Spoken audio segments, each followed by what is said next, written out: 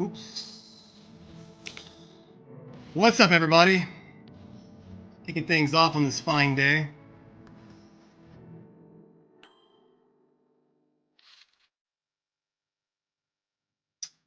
(10-3) suited. Go ahead and fold. Got a lot of fun planned for the evening.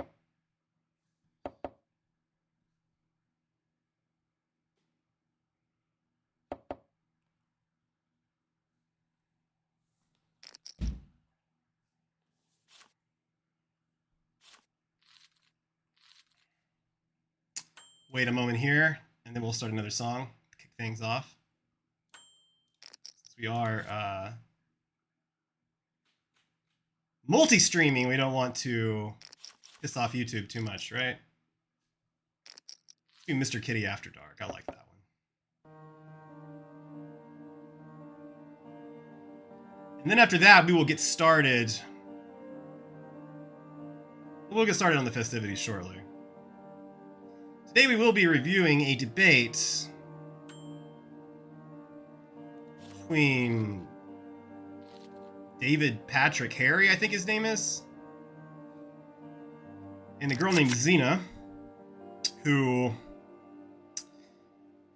actually debated, she was involved in the recent Jubilee Jordan Peterson fiasco. So we'll see how she stacks up.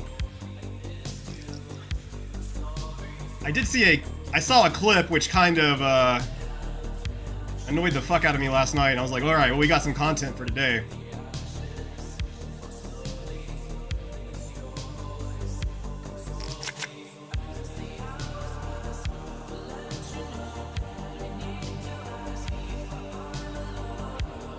And funny enough, this guy, like, he pretends to be, well, apparently he does have a PhD in religion, but it's interesting that every single one of his arguments that I reviewed had multiple fallacies, not just one, but like 2 or 3, sometimes even more than that. So I thought it would be funny to, maybe take a shot or something, but every time he does a fallacy, but then I might actually die of alcohol poisoning, so we better not do that. And I think we'll just, we'll just address it. Plus, I need to stay sharp if I'm going to be giving commentary, right?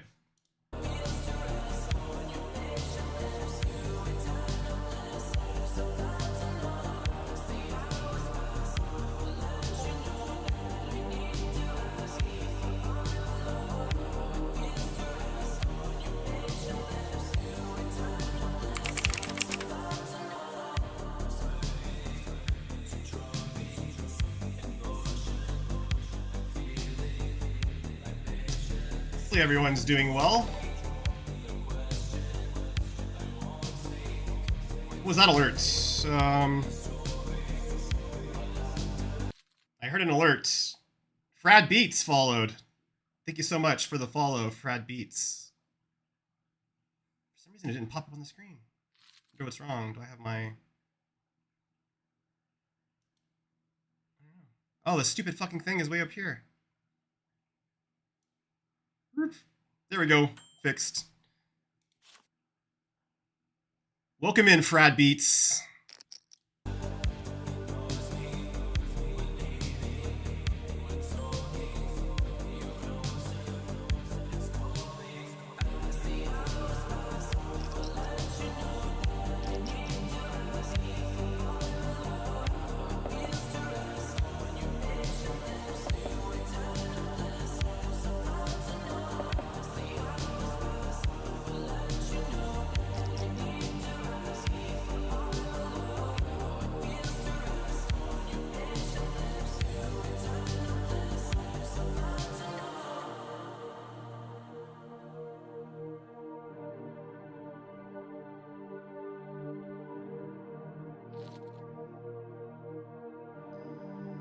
Yeah, so I hopefully tomorrow maybe I'll get the GTO wizard thing started. We'll definitely have a stream going over the preflop ranges on the site. I haven't heard back from my representative there.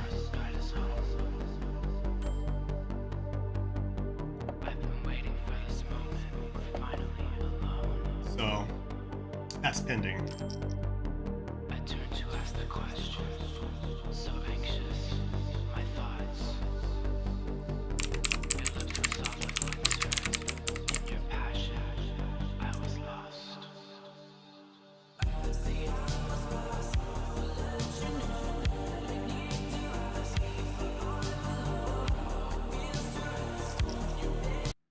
Gotta pause occasionally. And I don't want YouTube getting crazy with it. Crazy. They have taken my stream down on there before for copyrights. Well, we got some wild action. We will go ahead and fold our fives. Feel pretty happy about it.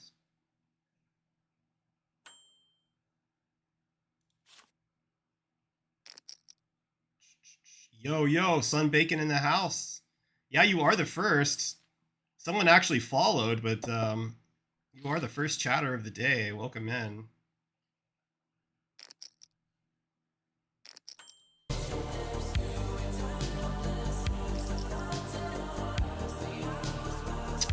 Have you been playing today?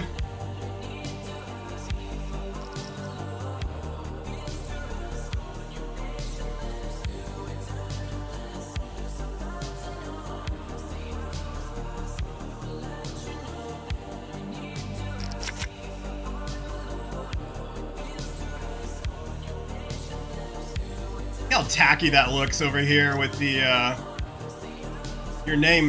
Look how tacky that looks with your name like not even fitting in the box. I'm a pro streamer, bro. Let's see.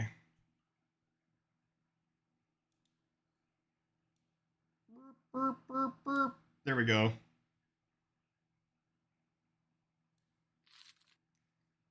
That's good enough.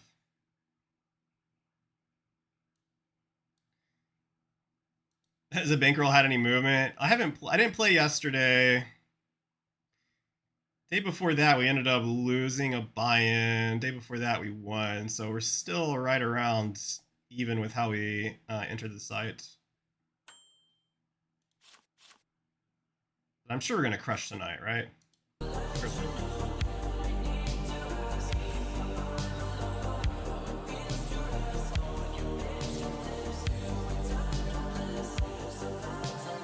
Let's go ahead and 4-bet here.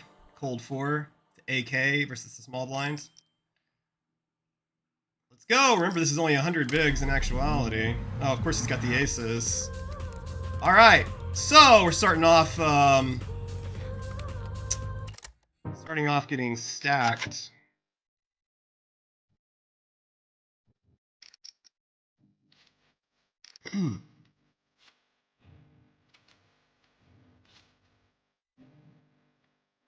I'm fine with that. It's 47% BPIP over 500 hands, whatever. Yo, I don't need your cheap ass viewers, bitch. Get fucked.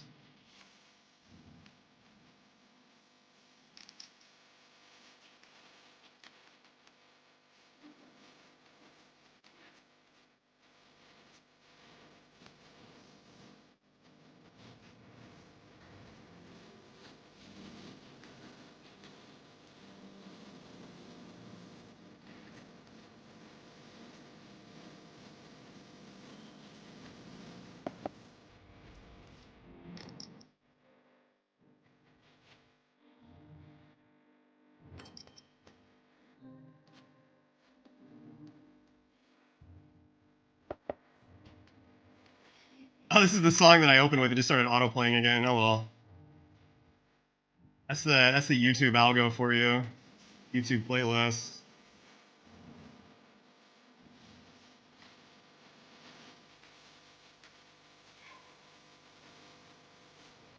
All right, I'm feeling the song.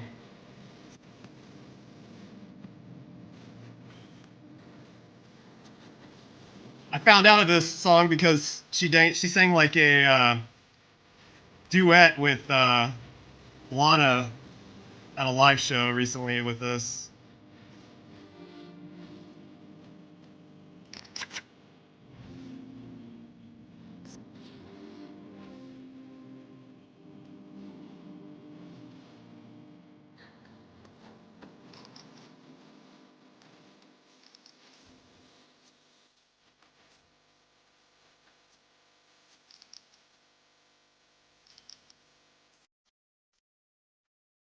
What the fuck isn't that fucking message?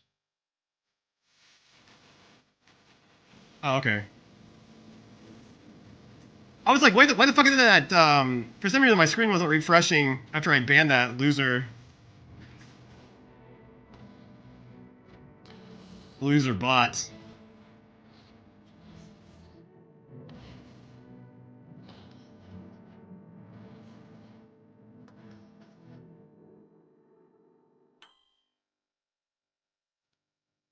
Alright. Let's jack it up, man. Let's jack it up.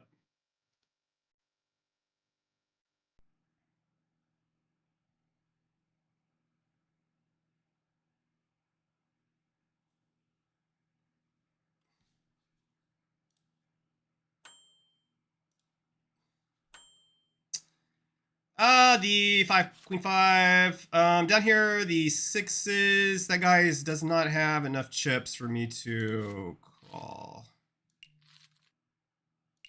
Does not have enough implied odds in his stack. As much as I would love to set mine with deep stacks, do not have it. Do not have it. Do not have the odds. Seed. Yeah, anyways, as I was saying, I still haven't heard back from my GTO Wizard rep yet. They may only work weekdays. Well, they seem like they work weekdays overnight. They're probably in India or something, even though they have pictures of Americans on their avatar.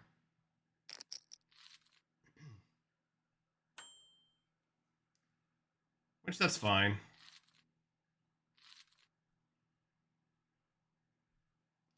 But it seems like they don't work on the weekends, so. But very soon we will have a game theory optimal wizardry stream where we learn how to play pre-flop with a straddle and an ante. This will be very useful for live and online. So coming soon to a stream near you. All right, let's complete, I guess, with the Queen 10. Let's go ahead and get started on this fucking thing, I guess. So this is going to be an interesting debate. I saw a clip of it last night that got me kind of fired up, and so I definitely wanted to review this. Now, this is the Whatever podcast. I think I was telling you about it the other day, Sunbacon. Typically, it's like this dating show. They'll have like a bunch of OF girls on it or whatever that debate like Andrew Wilson or whoever they bring on, maybe like Charlie Kirk or whatever. I think he's been on once or twice. But anyways, like this guy is named David Patrick Harry. Apparently he's got a PhD in theology or something. We'll look him up here in a minute, but he'll probably tell in the debate. But he's one of those they call presuppositional apologetics. Basically, they use the transcendental argument for God. They follow Eastern Orthodox Christianity. And every time they try to debate, they try to attack your worldview instead of, in most cases, like what the debate is actually supposed to be about, because they try to say that you can't even make a claim to truth without God, without their kind of a worldview with God in it. So they try to like shift the prompt of the debate every single time, so that they can trip people up. Like they read a little philosophy. They know enough philosophy to be dangerous, and if you don't know any philosophy, then they can really fuck with your head and make you run around in circles, and get until you get into like a rage and go on tilt, and then you say stupid shit, and then they pounce on you. And that's essentially their debate strategy, and I'm sure we'll see examples of this in this debate. But I'm going to probably at certain points we'll go through it kind of quick, and at other points, probably in the opening statement section, we'll be pausing a lot, discussing various things. And you know, I haven't watched the entire debate, but I did go through, like you can see down here, they have the timestamps for the various arguments and stuff. So I did go through a bit to get an idea of some of the arguments, kind of refresh some of my knowledge on some of the areas. And there was one research paper he mentions, which I was able to procure, which is probably not good for him, because I've never seen this is gonna sound kind of mean, but or judgmental or something, but like I've never seen one of these like Christian conservative influencers. I've never seen them accurately cite a study. Like there's always something. They're always lying about it or misrepresenting something. Well, I shouldn't say always. Like I haven't. From what I've checked or seen, they've always done it. Like every time I've looked into it, it's always wrong. I'm sure such a thing has happened where they've cited it correctly. I'm just not currently aware of such a case. So I'll hedge myself there, and then we will. And by the way, as I looked this up, he was completely lying about the conclusion of the study. So we will go over that. I have the document prepared. It's over here. All this whole research paper, ready to go. Get fucked. All right. So let's kick things off, shall we? Whatever podcast.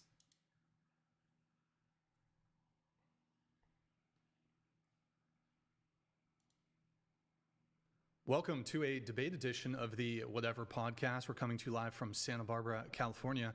I'm your host and moderator, Brian Atlas. I will say this guy's in better physical condition than I am, that's for sure. This guy, he's definitely on the juice a bit.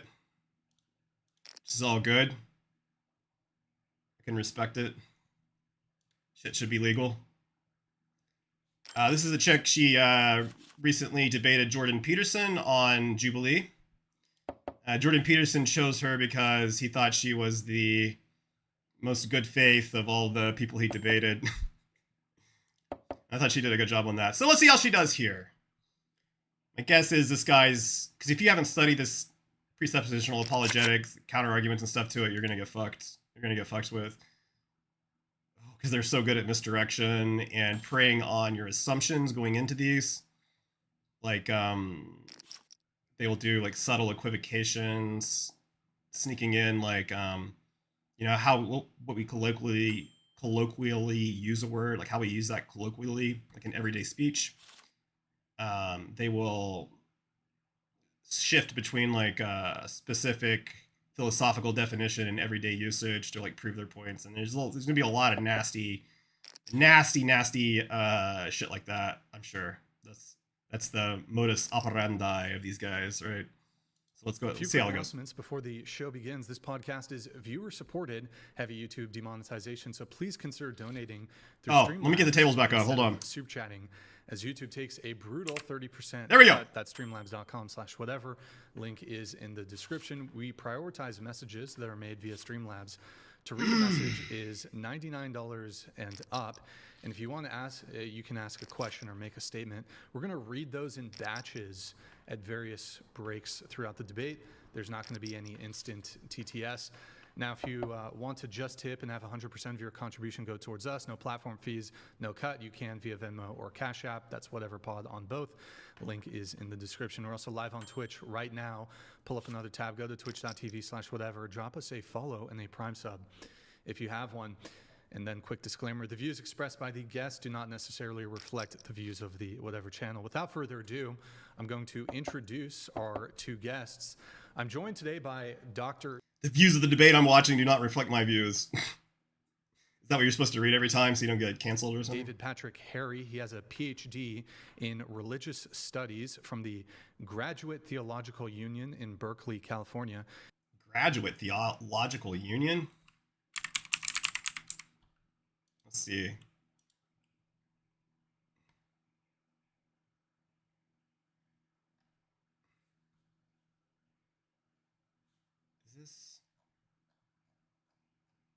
Is this accredited?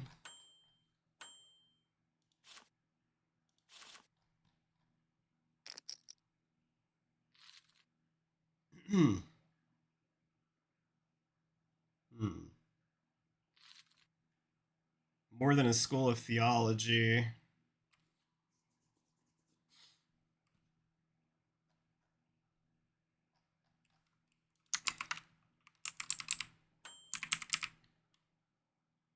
Okay, maybe it's accredited by Senior College and University Commission.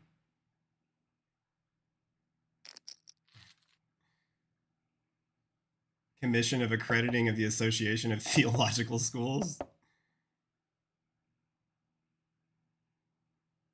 don't know, man. Does that mean it's fully accredited? I don't know. I'm kind of talking shit. All right, I'll leave the guy's degree alone. But I mean, it's not Harvard. We won't do the we won't do the straw man. We're gonna attack his actual arguments. Traditionalist and Eastern Orthodox Christian. He is also an online educator. Also joining Sorry, that would be ad hom, not straw man, my bad. us today is Zina. She's a senior at USC pursuing a sociology degree. She is a leftist. She does social and philosophical commentary and is a content creator and was recently featured on a Jubilee episode debating Jordan Peterson. She's the Jordan Peterson Slayer. So there you have it, folks. The topic is free will and determinism. You'll each have up to a 10-minute opening statement, and then the rest of the show is going to be open conversation. We're going to have 2-3 breaks for messages from the audience. Patrick, you're going to go first. Go ahead. All right. Brian, thanks for having me. Zina, thanks for being here for the debate. To begin, obviously, I'm going to be affirming the existence of free will, and determinism is self-refuting ideology. Every paradigm has a metaphysics, an epistemology, and an ethics. Two of those legs, determinism is already going to lose. If all beliefs are conditioned based on, nature versus nurture, they're neurological, your brain's determined, you're conditioned by social patterns, well then all knowledge claims are then beliefs. And if that's the case, then you can actually not make a universal knowledge claim. The same thing as if you were debating an argument for relativism. Claiming that relativism, that there is no truth as a truth statement, is counterfactual and contradicts itself, can't go anywhere. That's a self-defeating argument, especially within a debate that is premised on logic, reason, and all these different things. So, and for my opening statement, I put together a quick little logical syllogism that demonstrates that moral responsibility is inconceivable within a deterministic framework, and I look forward going back and forth with Zina regarding. Yeah, so he's trying to make this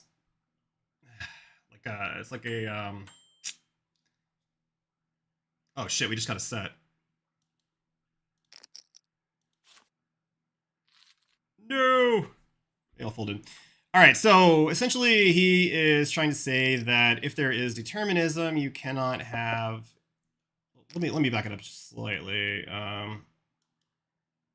Statement, I put together a quick little logical syllogism that demonstrates that moral responsibility is inconceivable within a deterministic framework, and I look forward. moral responsibility is inconceivable within a deterministic framework, is what he's saying. Okay.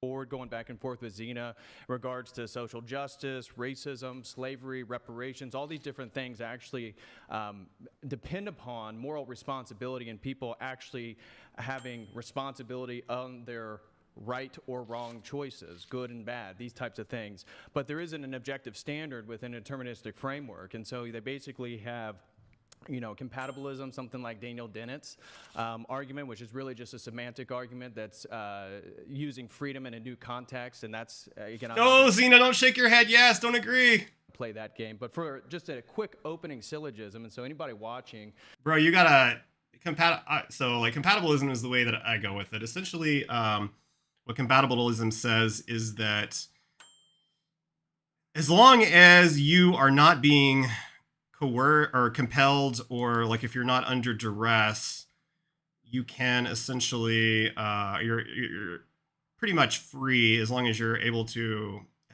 follow your desires or your rational choices. Like as long as you're free to make your rational choices or follow your desires, then effectively you're free, even if there is some type of a deterministic element under the hood.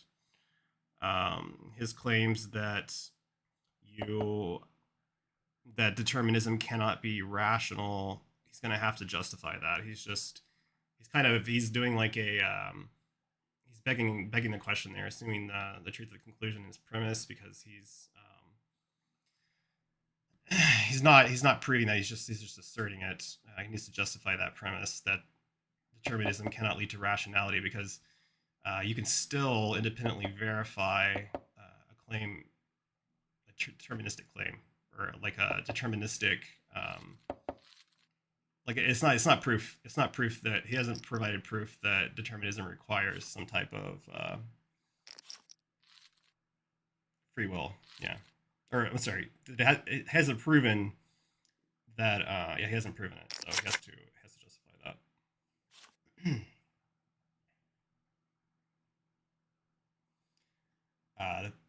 Yeah. if there's opening, I'll try to clarify that here a little bit more. Over your head, that's all right. We'll get into the nitty-gritty as the debate moves forward. But if moral responsibility, rational deliberation, and love are real, which the majority of people presume that they are, and determinism, compatibilism, or Skinnerian behaviorism render them illusions, then determinism, compatibilism, or behaviorism are self-refuting worldviews because they depend on the very realities that they deny. And so I have 7 principles, or essentially they're different apologetic arguments to deconstruct determinism. Yeah, so again, he is assuming moral responsibility requires libertarian free will in his premise without proving it. Yeah, good morning and good luck. Hope you end up big today. Yeah, me too. Yeah, so essentially he's saying if moral responsibility, then libertarian free will. Premise 2 is there is moral responsibility. Premise 3, determinism. If determinism, then not libertarian free will. And his conclusion is that there is no determinism, we have free will, basically. It's essentially his argument there.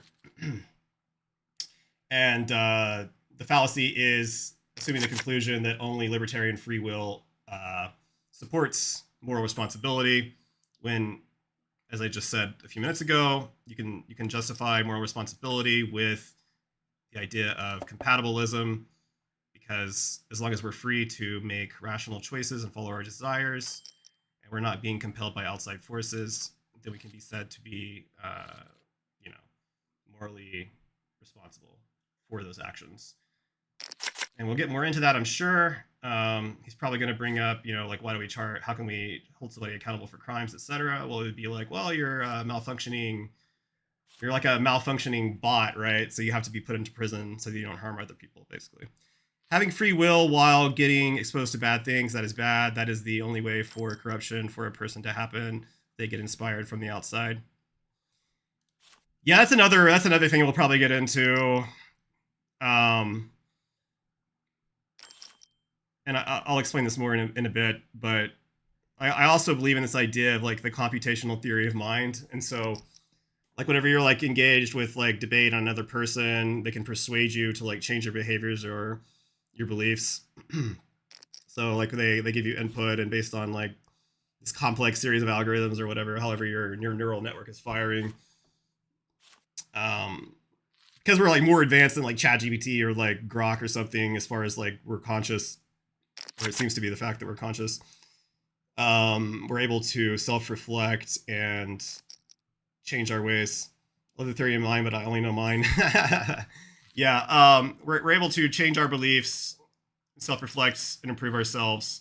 So if we choose not to do that, if we still desire to do wrong, even though we're aware that we should be changing our views, then you know, that we would still be morally responsible for that. Essentially, is my argument there. Yeah.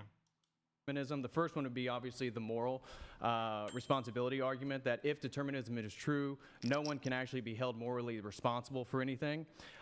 Number two, and this is the irony of actually being in a debate, that even though you're arguing in favor of determinism, you're... Oh shit, this guy just jammed all in. I call. Ace 4? Oh, fuck my life. You just know it's coming when you see that, right?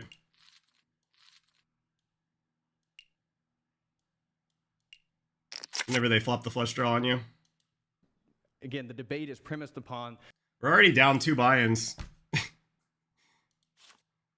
We got it in Ace King versus Aces, blind versus blind, and then we just got it in Kings versus Ace 4 and lost, so... Stuck 2. It's all good, though.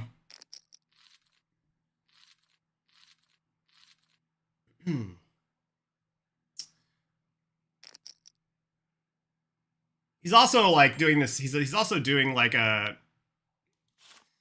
It's kind of like it's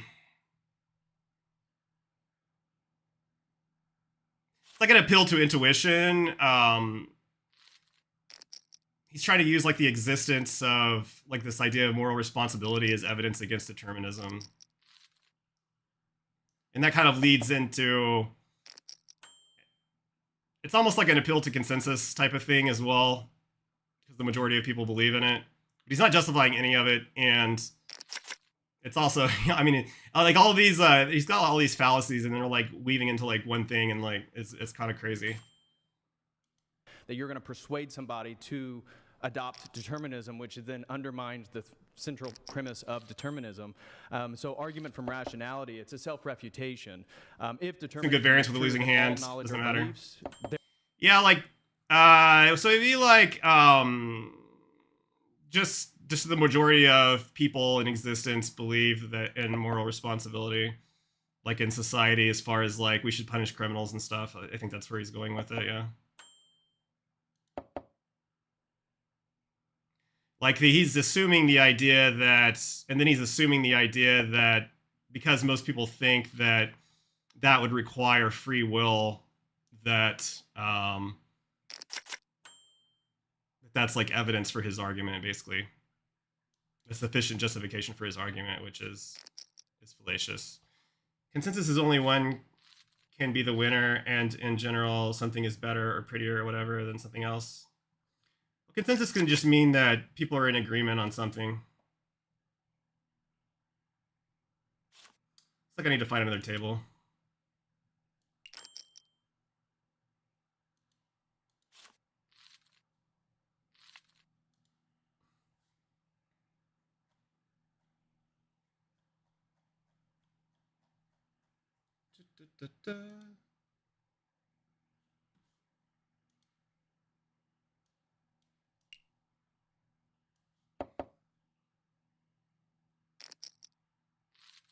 That's one thing about these guys is they get to talking so fast, they flood you with all this stuff, and this shit is like, it kind of takes a while to like work out exactly. They use all these philosophical concepts and jargon and terms, and like, god damn, you have to be like a fucking expert on this shit too. And he says it all so fast, it just like floods you with it. It's like there's like you're trying to figure out what the words mean, so you don't notice all the fallacies that he's slipping in there, right? That's another thing that makes these guys so so difficult to debate. You just flop the flush. It's funny because this can still be that I'm the worst boxer ever, even with the title is the world's best. That is consensus. Therefore, determinism itself is a belief amongst all beliefs. All beliefs are equal, and on that basis, determinism is not rationally justified. It's only due to prior states. And then a third one, the phenomenological. Oh man, this guy's going fast here. All right, that's why I hate these like more like. I'm sure I know they'll get into like the back and forth, but these like formal structured debates, they're so hard to follow. Like sometimes because they talk so fast, they're allowed to like gish gallop and bring up like 100 points. You know, the same as you said they did before you said it. Okay, so this one. I hate these claims where he tries to say it's like self-refuting because it reduces its own belief to non-rational. But he's like misapplying self-refutation by assuming rationality requires indeterminacy. But determinists can still justify beliefs via evidence, right? So he's not. He's making it circular again, right? He's assuming that determinists cannot justify beliefs, but he's not proving it. He's just asserting the truth of his conclusion in his premise. Fallacy. But he's disguises it in the fact that he says that claim is self-refuting, so he sneaks it in, and people don't realize, right? Because they're trying to like understand what the fuck he's saying. And I mean, it's hard. It's hard to, it's fucking hard. It's hard. Like, I not sound quick because I really speak. I think a lot, though. Yeah, it's so hard to, that's why I want to do some videos on these guys and, like, some streams and teach people how to handle this stuff because they sneak in.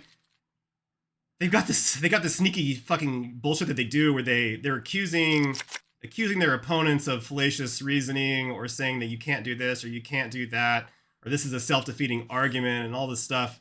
At the same time, they're doing all these nefarious debate tactic, fallacious sophistry shit, like under the hood there, sneaking it all in and nobody...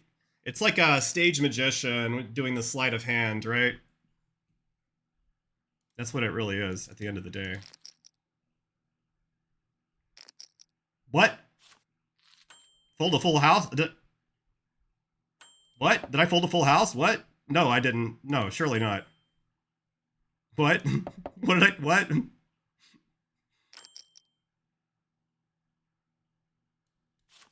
Did I miss something?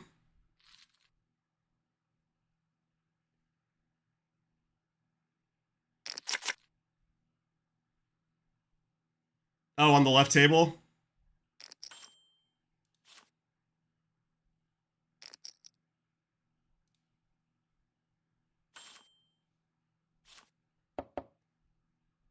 I hope you did. Because if you didn't...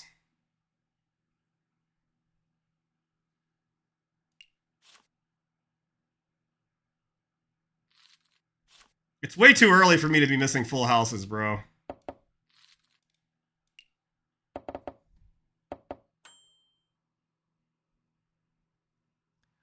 Oh, thank God. I had 3-5. I didn't have pocket threes. I had 3-5. Okay, I'm good. I didn't fold a full house. I saw the 3 and I was like, oh, fuck. But no, I'm good. Argument against. It's not like the 3 or 4 a.m. thing. Sometimes that could, it's not that late yet, so.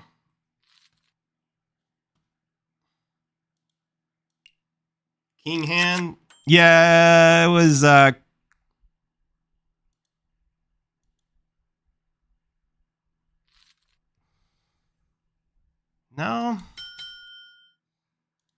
It's like it was, Queen 10-10 or something? Or, no, that was, Queen 8-3? Yeah, Queen 8-3 flop? I don't know, man. Either way, if I folded it, I can't do anything about it now. Determinism And if I find out I folded it, I would be on tilt, so I'm just not gonna even look. is that no determinist actually lives as if determinism is real. They live Because I don't want to be on tilt for the rest of the sesh. as if they are free. And so I'm interested to hear what Zina thinks about voting and how voting works or democratic structures work within a deterministic worldview. Choosing a career, debating, is premised on the idea that we actually have free will, and promises, making promises. If she makes promises to her friends, regret, guilt. Can you use computational theory of mind to show all this, that we were able to make decisions and, you know, error correct ourselves, self-reflect, make changes in our thought process and decision making, timed out in important spots with ace queen suited. That sucks. Any sort of deliberation, these are going to, again, be inconsistencies with a deterministic worldview. Argument from counterfactual possibility. All decisions presuppose modal freedom. So when evaluating alternative possibilities, determinists rely on what could have been. For example, if they go to court, yet in their worldview, there is never a what could have been because everything's already determined. And then I assume what's going to pop up is that determinists like to use a neuroscientific argument that's really built upon Benjamin Libet's findings. It's really from the 1980s, and the field of neuroscience has actually moved beyond this. So it's a minority opinion, the idea that neuroscience has actually proven that your brain is determined or your thoughts are determined. This is not the universal opinion of the field. It's actually a minority opinion.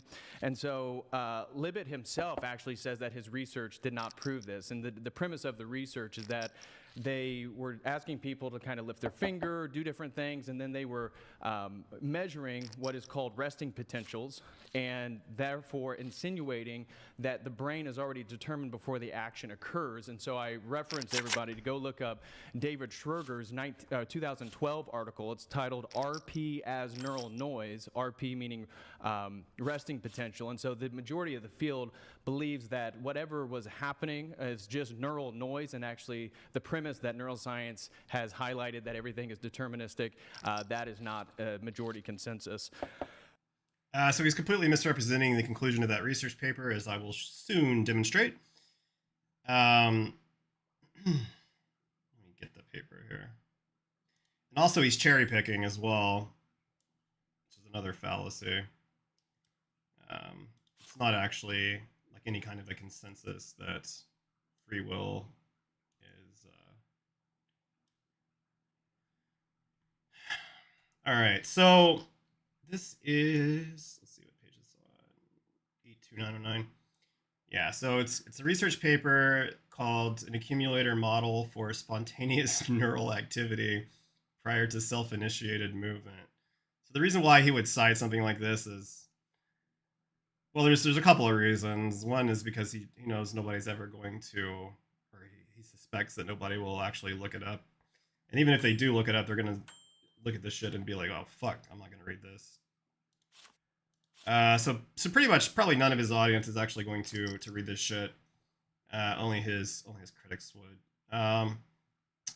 Now, essentially, the determination made in the paper down here in the discussion section, which is pretty much like the conclusion of the paper. We'll read these. We'll read this section here. The origin of self-initiated movement is a multifaceted question. There are numerous different contexts in which spontaneous self-initiated movements may arise. The initiation of foraging or grooming behaviors, adjusting one's position after having been seated for a while, and even music improvisation. The various factors involved and possible remote causes of movement initiation in these different contexts could be as varied as the contexts themselves, and the brain mechanisms involved might be equally diverse. Our study concerns events in the brain near the end of the causal chain leading to self-initiated movement in the last 1 or 2 seconds before movement onset, in a context where a single specific movement is to be made spontaneously at an arbitrary unspecified time. Let's go ahead and check here. Our model is intended to account for I, the shape of the pre-movement buildup, in neural activity that is known to precede spontaneous self-initiated movements made in this context. The distribution of waiting times observed in the context of plethora of phenomena surrounding self-initiation of movement, and our model is not intended to account for all of them. However, our model is conceptually sufficient to account for the two phenomena listed above, and it is empirically sufficient to account for our behavior in EEG data. ADHD, Asperger's, Army. Yeah, that's what I sound like fucking reading this shit. Essentially, the key point is right here. And I mean, you guys can read it. I can upload it somewhere or whatever, but okay, so a large body of work spanning more than 4 decades has examined the properties of the readiness potential, its temporal profile, topography at different latencies, variability in different task contexts and disease states, potential cortical generators, and even its relevance to free will. However, we still lack a precise mechanistic account of what RP reflects beyond descriptive phrases such as planning and preparation for movement. Here we have offered such an account in terms of ongoing spontaneous fluctuations in neural activity. A neural accumulator and a threshold that is both plausible and parsimonious. Our accounts depart from the prevailing assumptions about the nature of the RP and thus suggest that some very basic questions be revisited from a different perspective. All right, one more paragraph, I promise. I promise, just one more paragraph.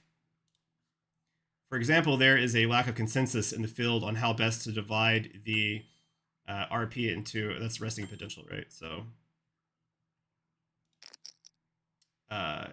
into separate, partially overlapping quasi-linear phases, each associated with a distinct cortical generator. By contrast, according to our model, the RP can be described in terms of 2 nonlinear components: an early pre-commitment phase dominated by stochastic fluctuations.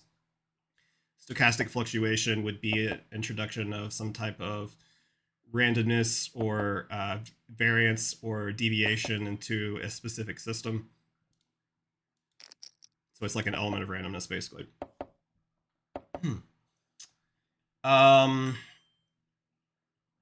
So dominated by.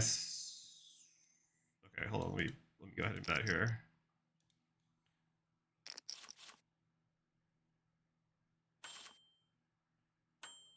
Oh, that's a nice turn, isn't it?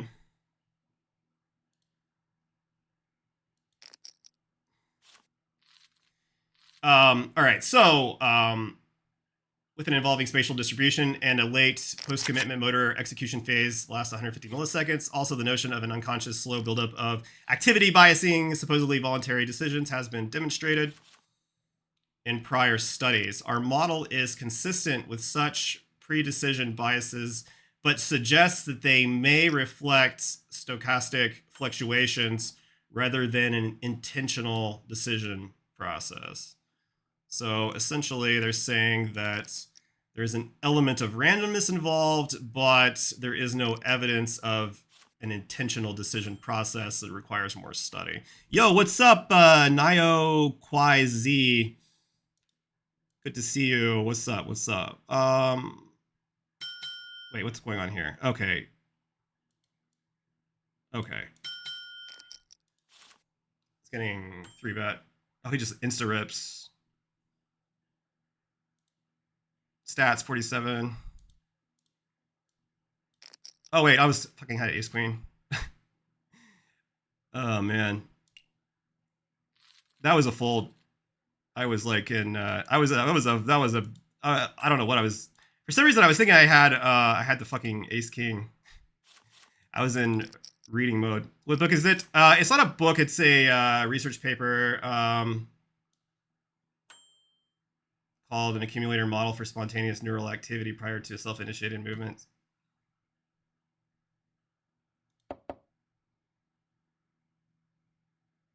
The man with the name you can't pronounce. Yeah, I have no idea what that says, dude.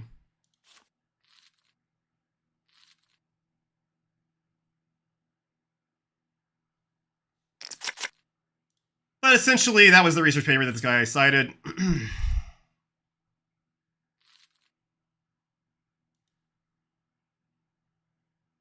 33,000. Wow, he has a VPIP of 47% after 33,000 hands. That's crazy. No, that was a fold though. For some reason, I was thinking in my head that I had ace king there. It's not good. I need to pay attention more whenever I get into a big pot, right? I need to get out of debate review. Oh, it was definitely a fold. Absolutely, it was 100% a fold. Yeah. For some reason in my head, I thought I had I had ace king for some reason. Maybe I did fold the full house earlier, and my brain is like not firing properly.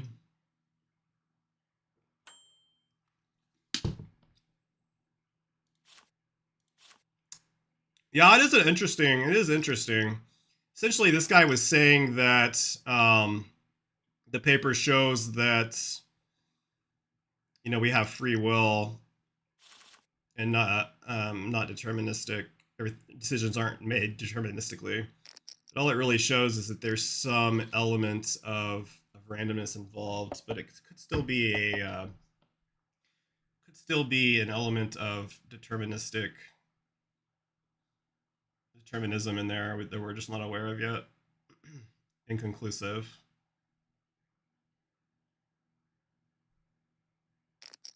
Much as there appears to be, some degree of randomness and at the quantum level. Probability, at least.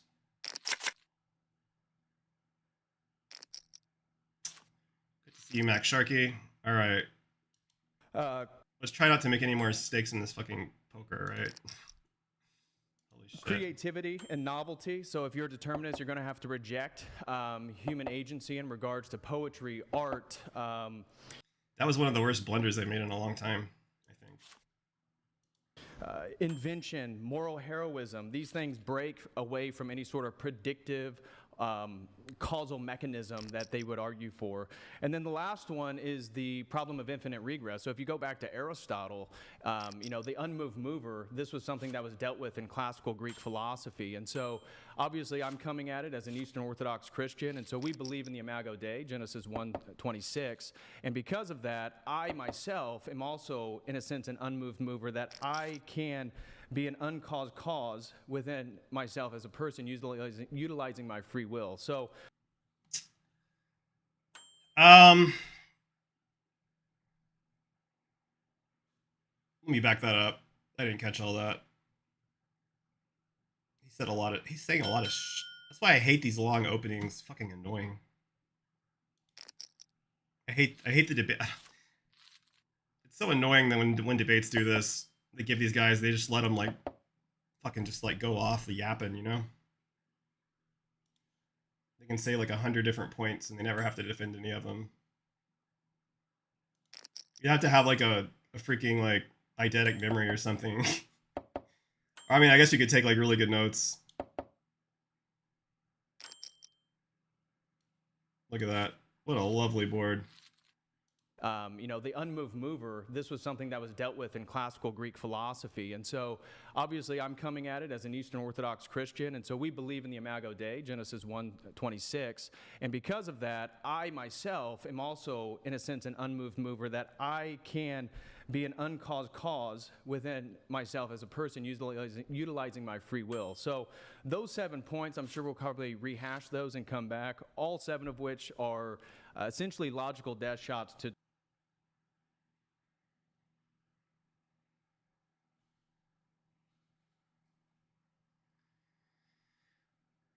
So, couple of issues here that I'm noticing. Man, should I limp behind here in this situation? This is fucking live poker. I'm not used to this shit.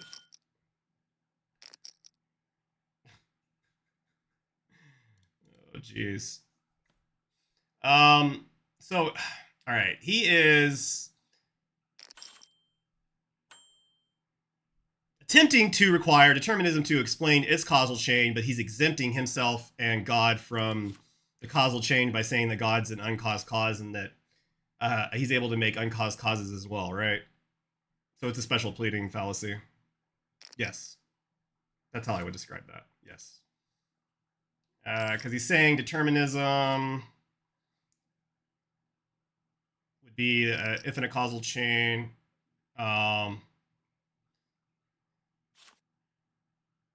If not an infinite causal chain, then you have an uncaused cause, free will, uncaused cause, determinism, not free will.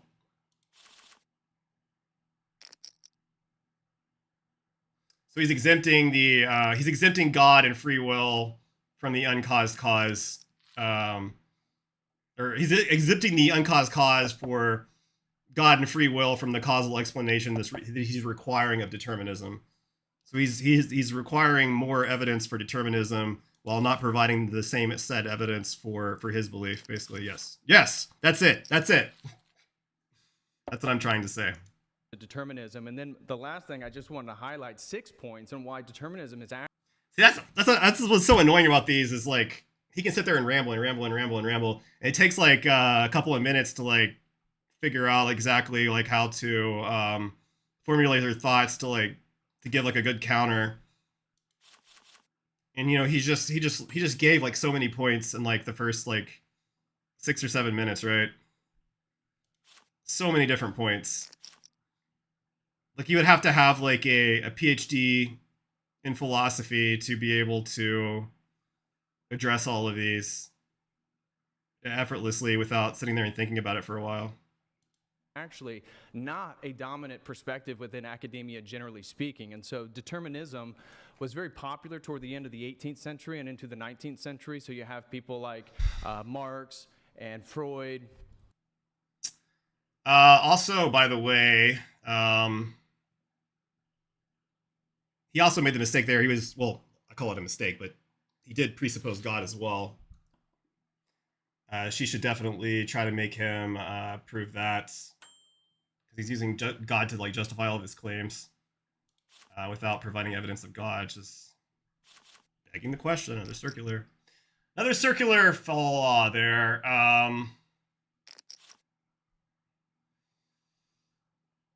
Oh, let's see. Is there anything with the Aristotle shit he was saying?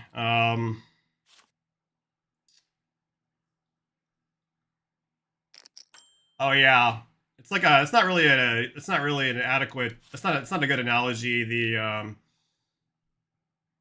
He's trying to analogize the idea of the unmoved mover argument for God, like the cosmological argument, and he's trying to use that for like how humans are making decisions. Yes, that's what he's doing. But this is not. It's not a good analogy. Yeah, not a good analogy.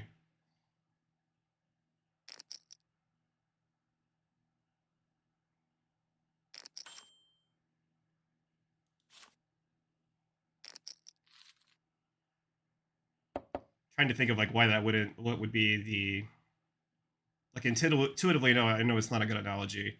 I'm trying to figure out like why that would not be a good analogy.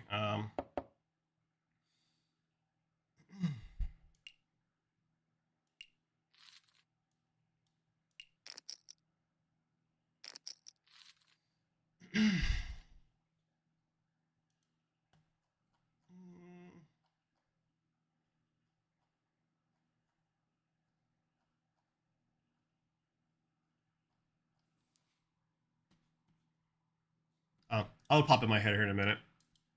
But into the 20th century, multiple turns have occurred in various fields that have essentially rendered determinism as nonsense. First one is quantum mechanics. So the Heisenberg uncertainty principle contradicts Laplacian determinism. Look at this shit, just Laplacian determinism. Come on, bro.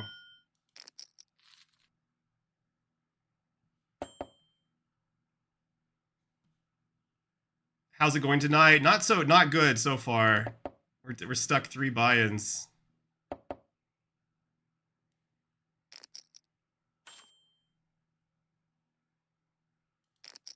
How are you doing? No name required now.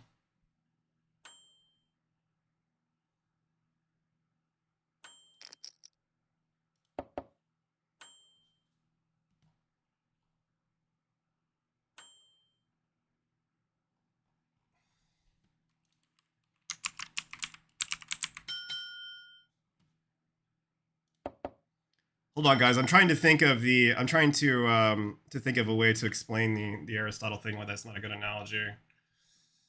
Taking me a second here.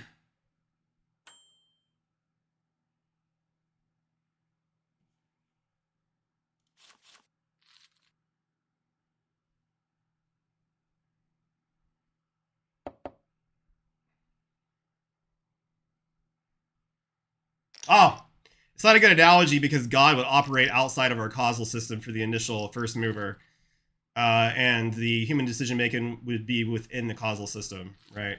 So the unmoved mover argument from Aristotle would operate outside of the causal structure, and human decision making inside of the causal structure. So it's a false analogy to say that to use the unmoved mover argument for free will, basically. Yeah. Got it. Got it. Laplace's demon is a common sort of thought experiment determinists use. Well, again, quantum mechanics itself has already refuted that that's But you guys see, that took me like 5 minutes to like, that's why it's so hard when you debate these guys. Like, it's fucking hard because they're rattling off all this stuff, and it like really impresses their audience, you know, and it kind of looks like you're getting owned. But like if you watch these like I do, and you just sit there and think about the shit and break it all down, none of it like logically follows. Like there's fallacies in like every fucking argument he gives, every single one. But it's just difficult to spot them on the fly in the heat of the moment in a debate, right? the universe that we live in. So in regards to physics, physics has already refuted determinism. In regards to mathematics, chaos. Oh, really? Oh, really? That's an interesting claim. Physics has eliminated determinism. Really? Really? I would love to see you back that up, buddy. Oh, man. Holy shit, what a claim. 18th century and into the 19th century. So you have people like I backed it up a bit. Marx and Freud. But into the 20th century, multiple turns have occurred in various fields that have essentially rendered determinism as nonsense. First one is quantum mechanics. So the Heisenberg uncertainty principle contradicts Laplacian determinism. Heisenberg uncertainty principle contradicts. What the fuck is it even saying? Laplacian determinism. What the fuck is Laplacian determinism? Oh my gosh.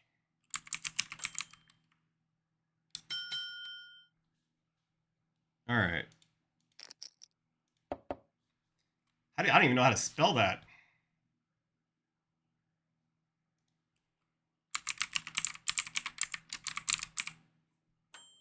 He's following like a fucking script is what he's doing.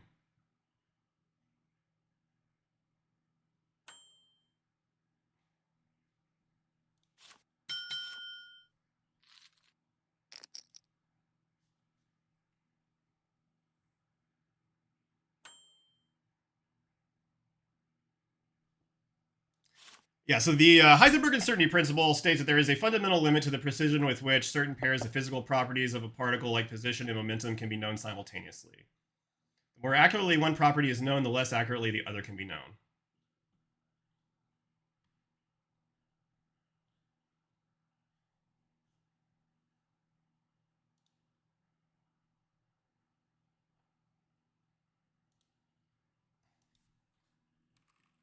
All right.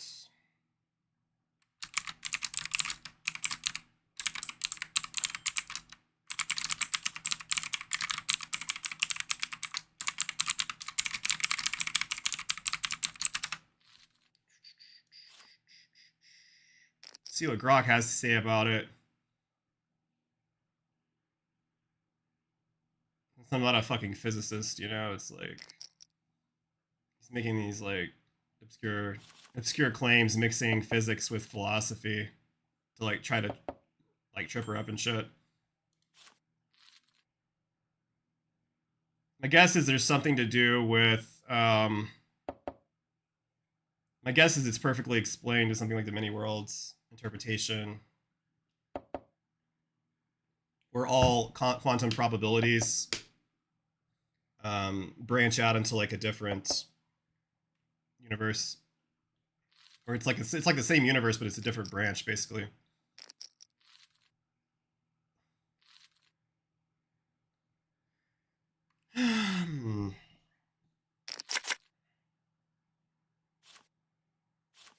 Oh yeah, that's one of the approaches. I was right! It says another approach in the many worlds interpretation proposed by Hugh Everett, which eliminates wave function collapse entirely and posits that the universe branches into parallel worlds for every possible outcome of a quantum event. The entire multiverse evolves deterministically according to the Schrödinger equation with no interruptions or randomness. The uncertainty principle is reconciled because from the perspective of the observer in one branch,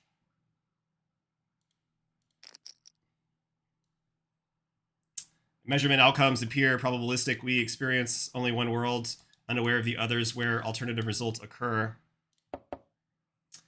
Probabilities in multi-world interpretation are not objective chances, but subjective illusions arising from the measure of existence of each world proportional to the square of the wave function's amplitude for that branch. Again, aligning with the Born rule. See, like, this guy can get away with this shit because unless you're like, unless you're like exactly Sean Carroll, where you have a fucking where you're like a professor of both philosophy and physics. Like, how the fuck are you ever going to refute this shit on the fly, right? But it all falls apart once you take the time to do the research and look it up. It's all bullshit.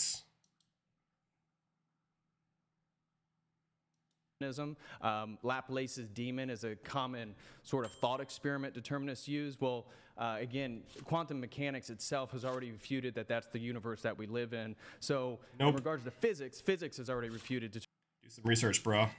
determinism. In regards to Physics has refuted determinism. Bullshit. Prove it. Prove it. Prove it. Can't do it. Many worlds interpretation. Let's go. And not only that, there was another theory, Bohmian mechanics. Particles have definite positions and trajectories at all times, evolving deterministically according to a guiding equation influenced by the wave function, which itself evolves deterministically via the Schrödinger equation.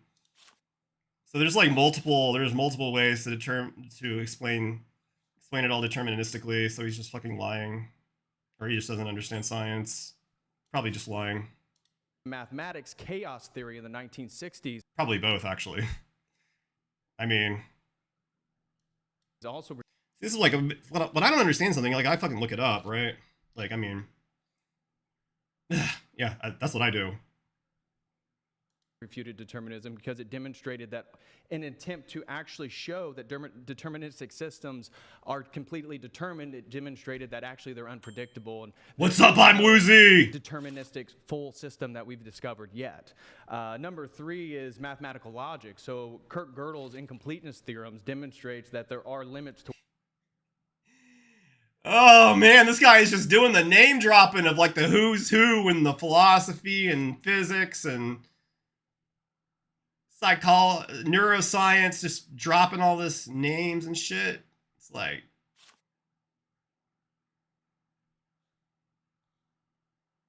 to what can be proven, and no complex system can prove its own consistency. That would also be the case for determinism. You presuppose determinism to prove determinism.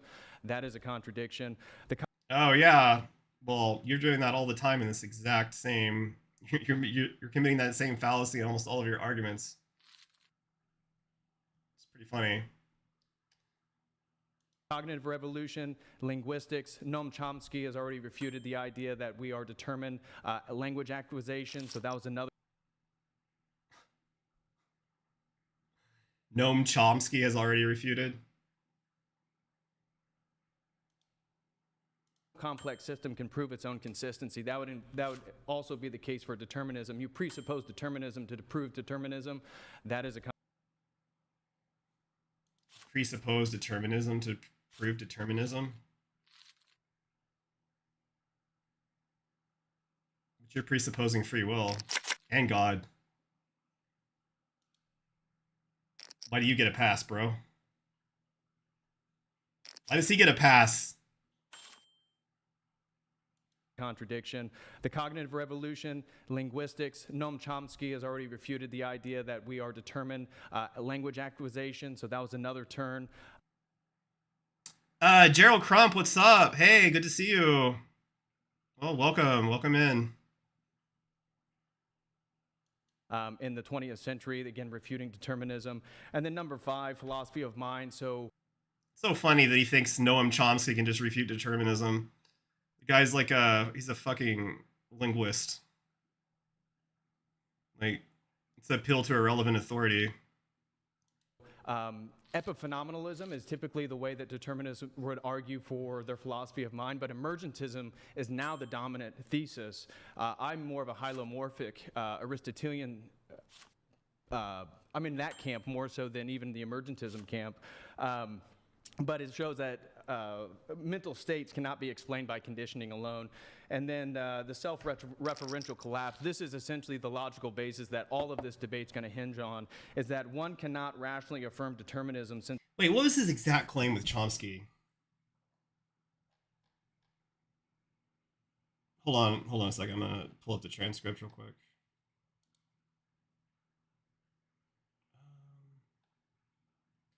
See, we're at 10 minutes and 15. Yeah, so Gerald, we're playing some poker, but we're also watching this debate because I'm addicted to debates. What's a good program to learn beginner to intermediate level poker? Well, I mean, probably GTO Wizard is the best thing out there, I would say. Well, it's one of the best things out there for sure. Okay,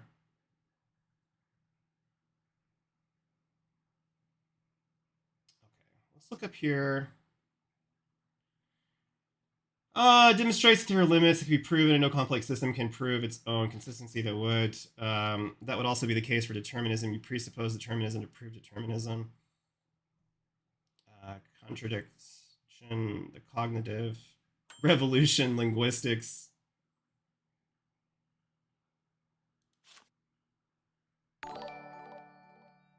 Gerald Crump, thank you so much for the follow. Welcome. Where do I learn poker? Oh man, I've been playing poker since 2005, dude.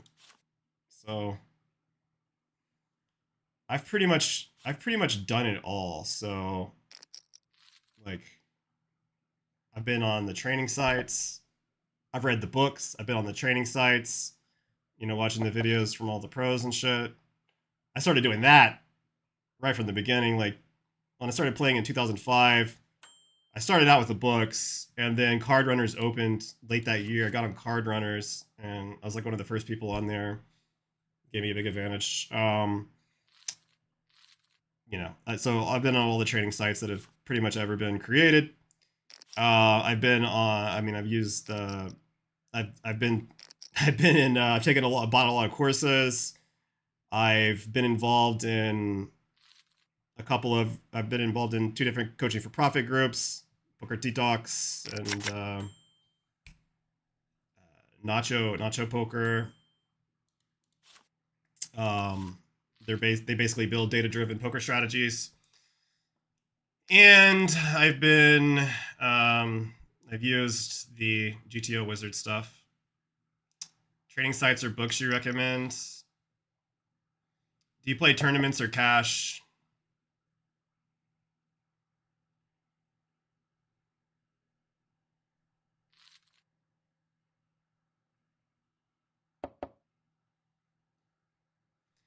Poker Code's good for both. I think if I was going to start, probably do Poker Code. Although Doug Polk's Upswing Poker is about to have a new version of their lab program, 2.0, and Yuri Peleg is going to teach it, who's a very good coach. I like the way he thinks about poker. So that would be a good option as well. Although I think both of those are fairly expensive-ish per month. More affordable option would be Run It Once, which has you could get the micro or the low stakes package. I think it's like $15 a month or something. That's decent. But it's not structured in a course in the way that Upswing or Poker Code is. I think Poker Code is like 80 or 90 a month or something, and I think Upswing is like $100 sign-on fee and then like 50 a month. I'm not sure exactly. Let me look it up. Actually, Upswing is owned by this ClubWPT now. Doug sold it like this last week or something. I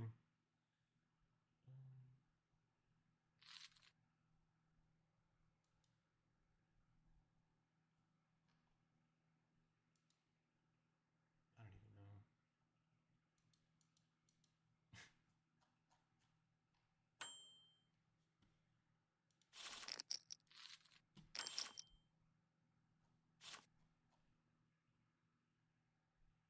I'm not sure how you tell what their prices are without logging in. Hold on a second.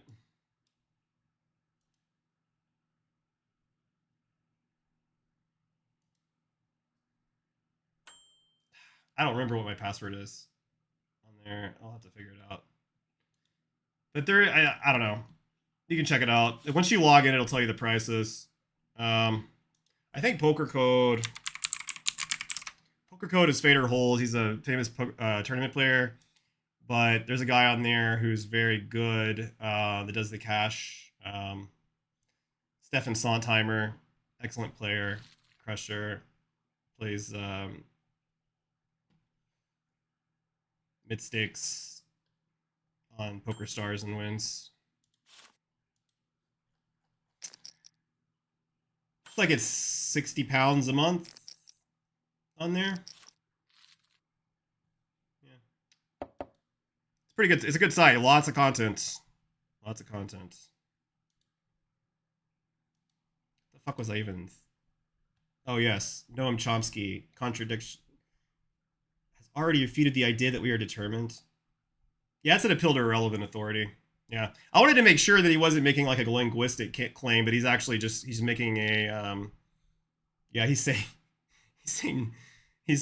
referring to Noam Chomsky, who is a professor of linguistics, that he refuted determinism. That doesn't make any fucking sense.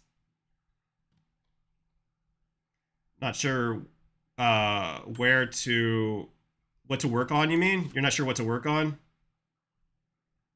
Well, first thing to work on would be like pre-flop stuff, right?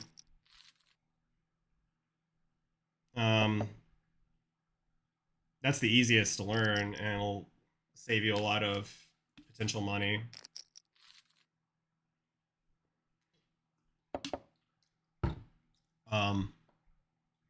Post flop.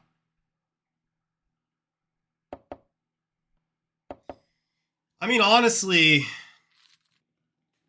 depending on what your budget is, like, the best way to do it would be GTO Wizard plus a training site membership, and grind the fuck out of the, because you could play on the, like, GTO Wizard. You can play just like you're playing, you know, in an actual game without actually risking money on it, you know. And you get instant feedback on your decisions, like when you make game theoretic mistakes and stuff, which is really good. Yeah, I'll use the GTO. That's it's very similar type of software. This is the one that Doug Polk owns. You could use that as well. Either one would work. Yeah, it would work just as well, pretty much. I haven't used Lucid GTO. I've only ever used GTO Wizard. Yeah. I did try that. I did try one of the goofy, the hybrid poker one that Daniel Negreanu was pushing mostly for the content and the lulls, but I did get a month of that, and it wasn't good. It wasn't good because it gave you like 5 different bet sizes, 5 different bet size options for every flop, basically. So whenever you want like 1 or 2 at most, right? Really, you want like one size for every flop texture is the best way to learn poker. 1 or 2 at most. Like anything more than that, like you're expanding the game tree so much that it becomes very difficult to build like a good intuition on how you should be playing, because you're not going to be able to memorize. You're not going to be able to memorize everything, right? You have to be able to develop heuristics, which is like mental general rules that you follow.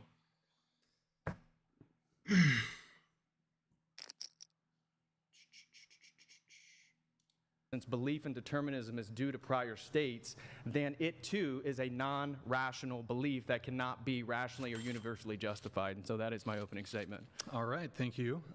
Zina, go ahead. Hi, so yeah, I just wanted to clear up like a couple things about my framework and like what I mean when I say that I'm a determinist. I don't mean that like everything in the universe must have some like Yeah, no problem, man. that everything is predictable. Instead, that in any circumstance, any event is either caused or uncaused. And when we look at the self specifically, we're going to see that like when we look at any like thought that we have, any want that we have, and thus any action that we have is going to result in some kind of external cause, right? So essentially, what I'm saying is that free will is the ability to have thank you, Gerald. or to have chosen differently in Good any luck in sort of yours. instance in history. Or if we were like to rewind the clock to like 10 minutes ago when we sat down here, you could have just risen your hand, right? But we know that could not have happened metaphysically, right? Because you didn't. And if we hold all do you play differently on WPT Gold compared to Bovada? Well, the short answer is yes. I will be playing differently on here. Right now, it's hard for me to. I don't know what the best. I don't know what the best ranges are pre-flop for the site with the straddle and the ante. So I contacted the my GTO wizard rep that I used to work with back when I was streaming a lot, and see if they'll give me a free membership to shill the app on the stream. Otherwise, I'm gonna have to buy it, but I don't want to buy it if they're gonna give it to me for free. So it doesn't seem like they work on the weekends because they haven't replied to me on Discord yet. So hopefully, I'll have an answer by Monday on that, and then we will most likely do a live stream where we're studying the appropriate ranges to use on WPT Gold, basically. It'll just be, the entire stream will be grinding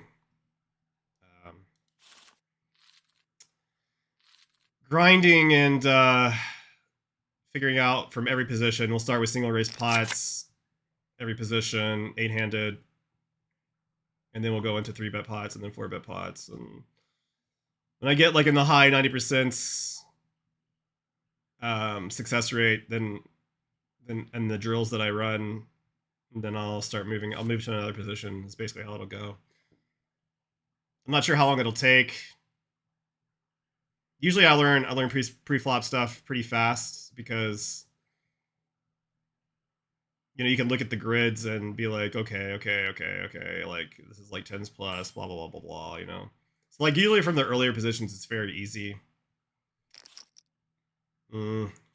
Interesting part, probably the hardest part will be the blinds on this, I would imagine.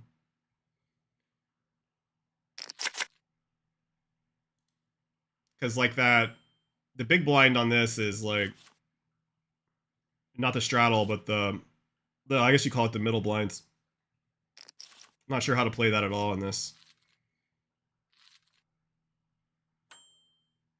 Because it's like a decent amount to put in.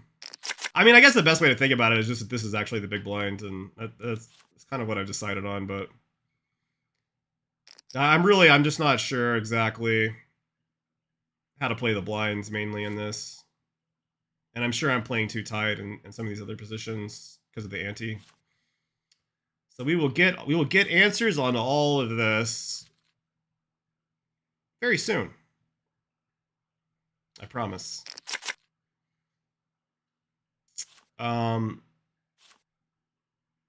Seems like maybe I should be a bit tighter pre-flop as well, because you guys are more passive compared to Bovada. So perhaps I shouldn't be auto-shoving ace-king every time and stuff like that. I don't know yet. I don't know. I haven't played enough hands. For now, I'm just going to keep my same strat, and we'll see what happens.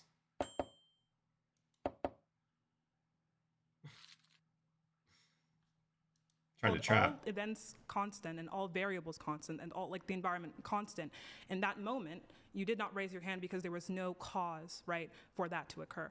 And if you do something randomly, that would mean that by definition it has no cause. So it's either that any event is caused or uncaused, and that cause, when we push back the chain of causality, is going to result in something that is either like your brain or your nurture.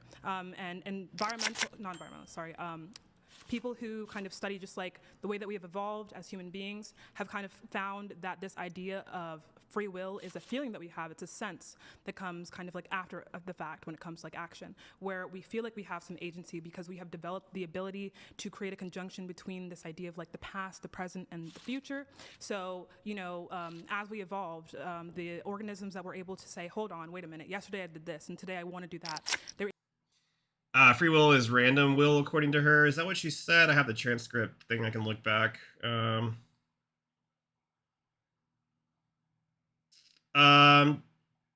If we hold all events constant and all variables constant and all like the environment constant in that moment, you did not raise your hand because there was no cause, right, for that to occur. And if you do something randomly,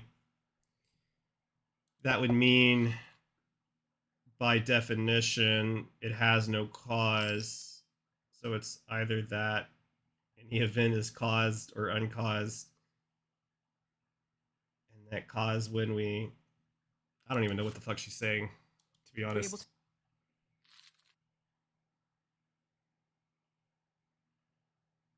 Let's listen it back a bit. She's like, you didn't do something random before. By definition, it has no cause. Right, let's look back. It's either that any event is caused or uncaused, and that cause, when we push back the chain of causality, is going to result in something that is either like your brain or your nurture.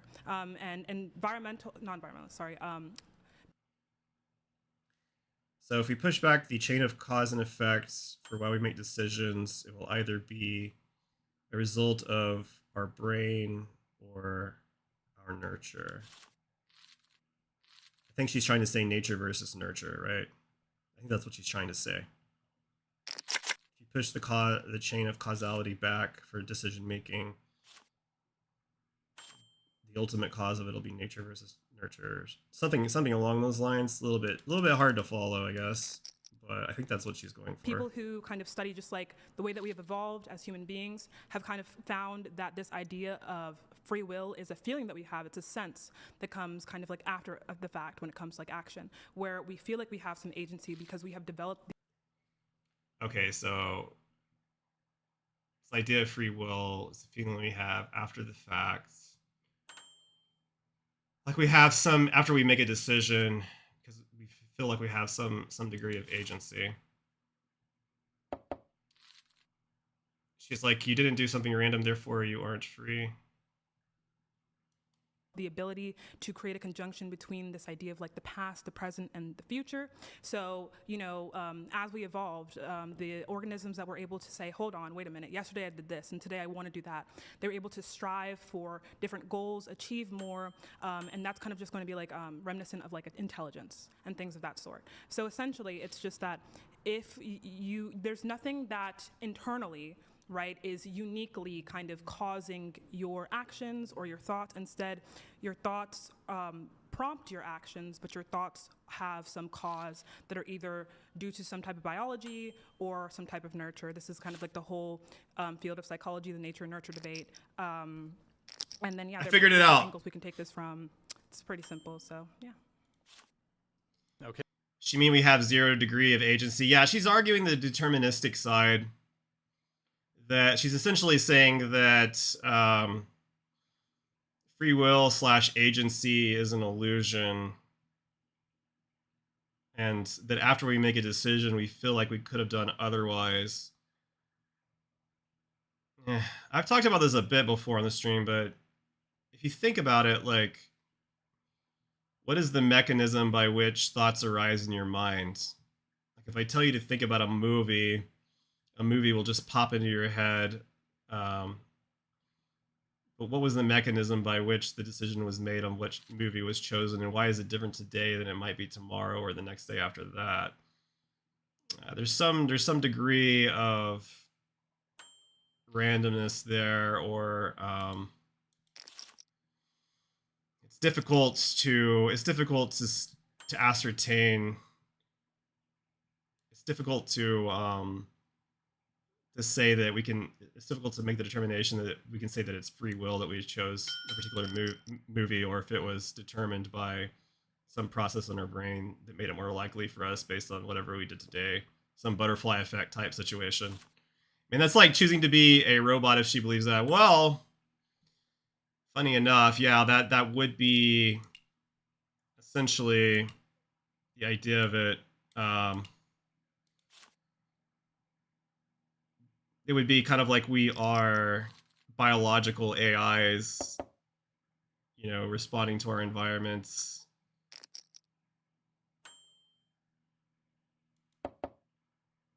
Responding to inputs that come into our brains via sense data.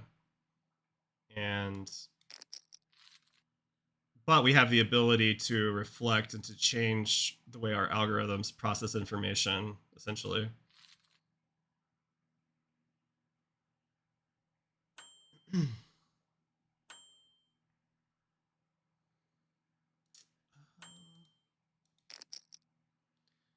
Jeez, dude. Bombing it. But that would be the interesting argument, if this guy limped re-raise jamming all in. This site's really good. That would be the argument. That's the argument I've heard like Sam Harris make before, where if you get it, they'll get into the debate here in a second, I'm sure, about how you should be able to punish criminals if everything's deterministic. How can they be held accountable for their actions if it's not quote unquote their fault? But essentially, the idea behind that, how you would argue that, is that, well, they're malfunctioning robots. You've got to lock them up, because their brains are malfunctioning or whatever. They're not able to process data effectively, and they have seemingly no desire to change to reflect on themselves and change the way that they're processing their desires, or to change their desires.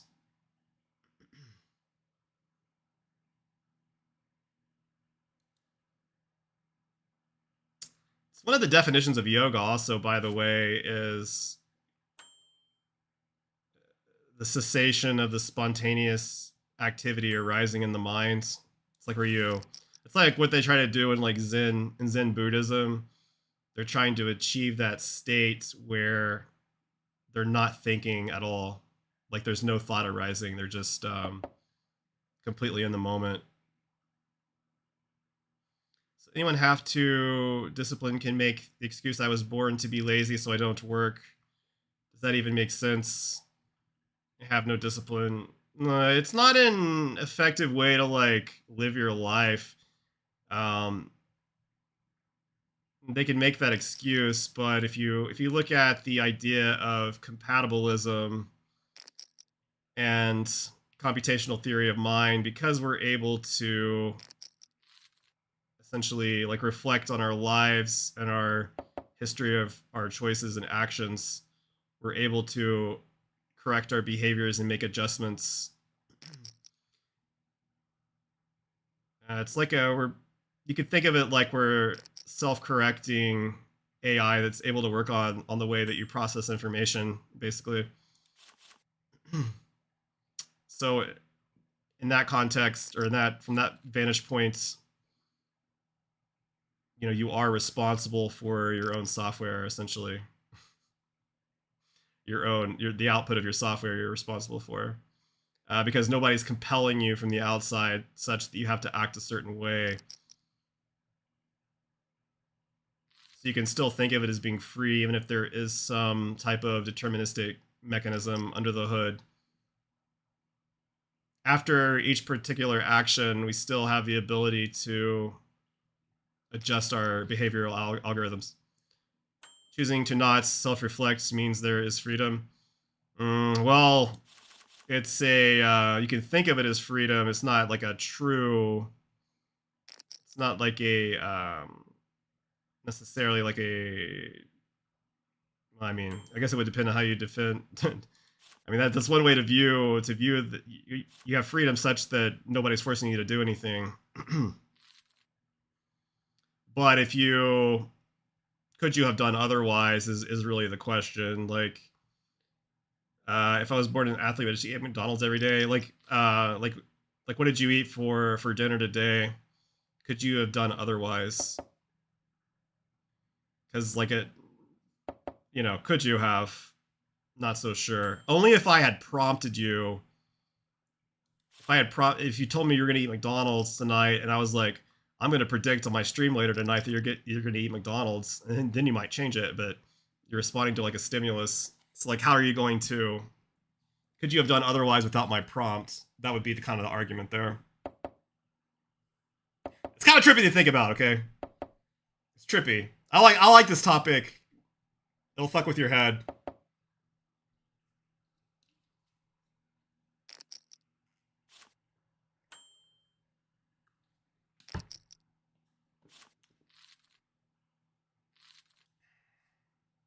Okay, if you guys want to just get into it, it's open conversation. So Yeah. So in regards to your claim that free will is basically some type of feeling that we have, would you agree that you are parroting like epiphenomenalism? Sorry, what's epiphenomenal? Epiphenomenalism? What the fuck is that?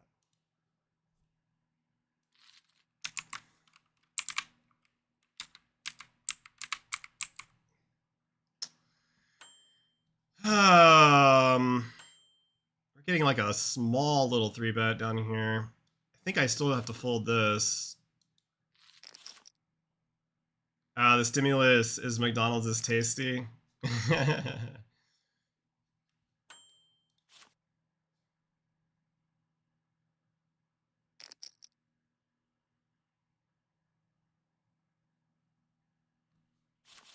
Yeah, he's got me there. I have no idea what epiphenomenalism is. I've never heard of that. Epiphenomenalism is essentially that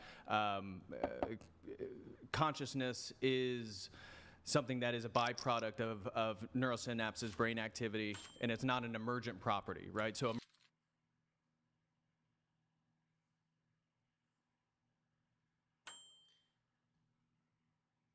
wait a second. This is the property of brain activity, but it's not an emergent property. I don't think that logically follows. It would be an emergent property of brain activity. What the fuck is he even talking? Why would he say it's not an emergent property of brain activity? Or why would he say it's not an emergent property if it is actually an emergent property of brain activity? I think he's just using big words that he doesn't understand.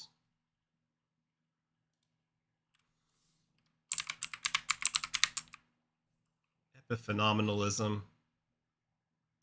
Stanford Encyclopedia of Philosophy. It's the view that mental events are caused by physical events in the brain but have no effects upon physical events. View that mental events are caused by physical events in the brain but have no effects upon any physical events. Behavior is caused by muscles that contract upon receiving neural impulses, and neural impulses are generated by input from other neurons or from sense organs. Mental events play no causal role in this process.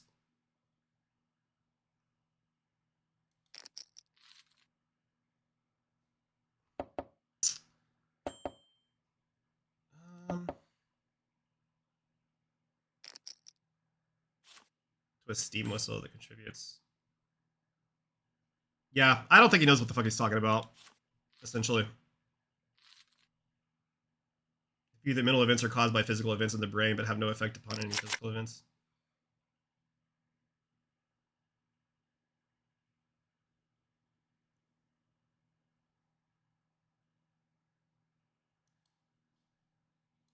Emergentism is kind of the state of neuroscience right now, and determinism was really couched in epiphenomenalism.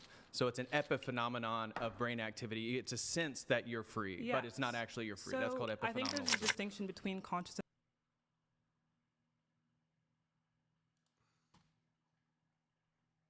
I don't think that's what it's saying.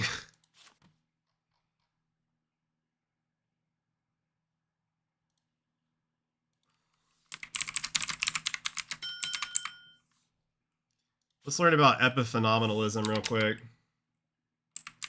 I don't trust anything this guy says.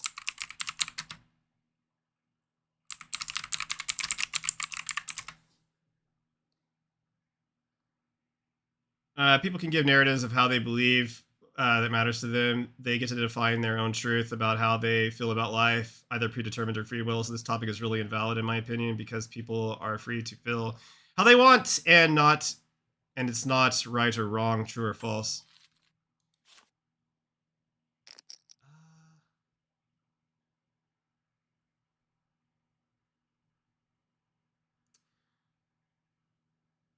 Epiphenomenalism is an idea in philosophy about how the mind and body work together. Imagine your thoughts, feelings, and consciousness are like the steam coming off of a hot cup of coffee. The hot coffee, which represents physical stuff in your brain and body, causes the steam to appear. But the steam itself doesn't do anything back. It doesn't make the coffee hotter, cooler, or change it in any way. It's just a side effect or byproduct. In simpler terms, physical events in your brain create your mental experiences, like pain from touching something hot. But these mental experiences don't cause your actions. Your body pulls your hand away because of brain signals. Not because you decide with your mind. Your mind is along for the ride, but doesn't steer the car.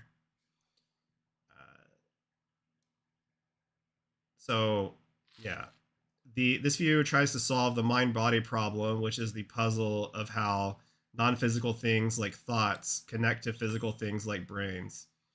It was popularized in the 1800s by a scientist named Thomas Huxley, who compared consciousness to the whistle on a train engine. It makes noise because of the engine's work, and it doesn't help the train move. People debate it because it feels weird if our thoughts don't cause actions. Why do we act like they do? It also raises questions about free will, since it suggests our choices might not really control what we do. Still, it's one way to explain why the mind seems real, but doesn't mess with the laws of physics.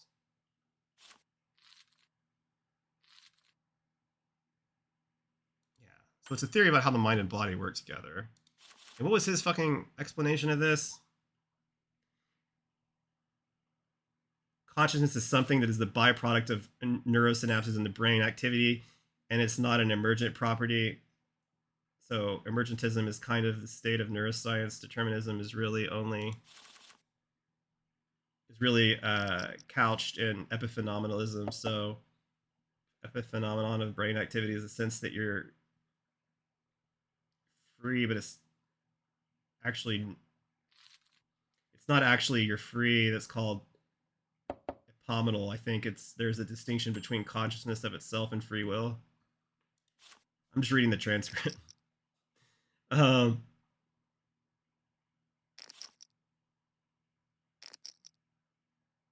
I don't think he knows. I don't think he knows what he's talking about. Basically, essentially, it's my. I would straight up ask her, "Do you admit of being a slave to randomness?" Just me though. If she says yes, she wins. People can give narratives. Oh, I already read that. Wait, no, I didn't. That matters to them. They get to define their. Oh yeah, I did. Predetermined or free will. So this time, okay, I already read all that stuff. All right, sorry. He's trying to make everyone confused unless he's a neurosurgeon. Yeah, he's trying to use all these big terms that he doesn't even understand.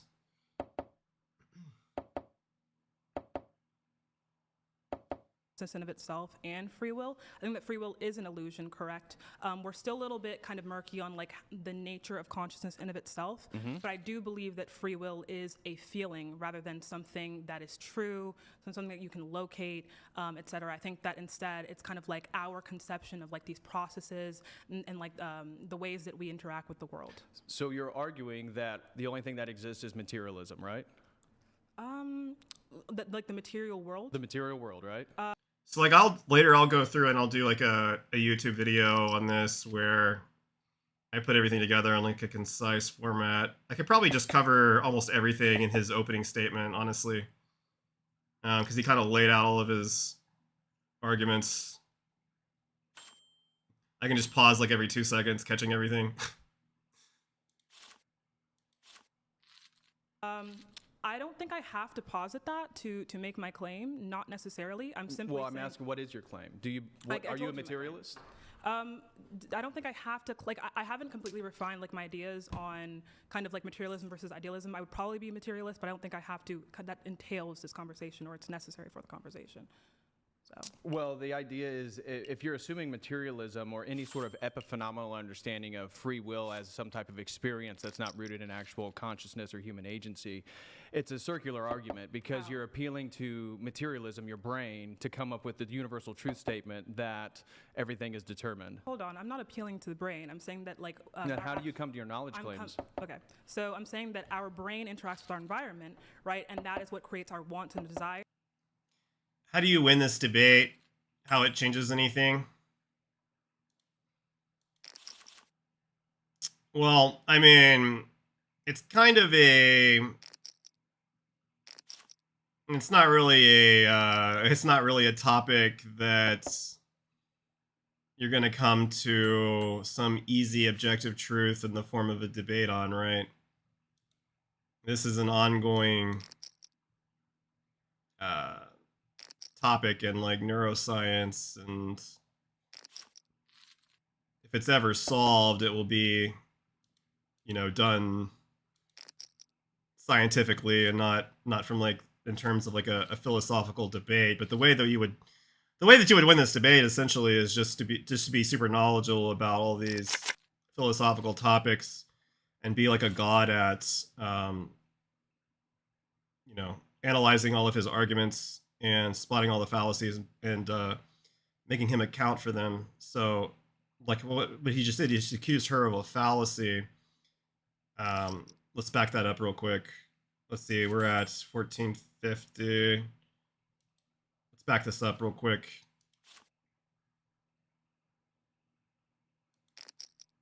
Statement that everything is determined. Hold on, I'm not appealing to the brain. I'm saying that, like... Now, how do you come to your knowledge claims? Okay, so I'm saying that our brain interacts with our environment, right? And that is what creates our wants and desires. And those two things, like, for example, I don't... That's compatibilism.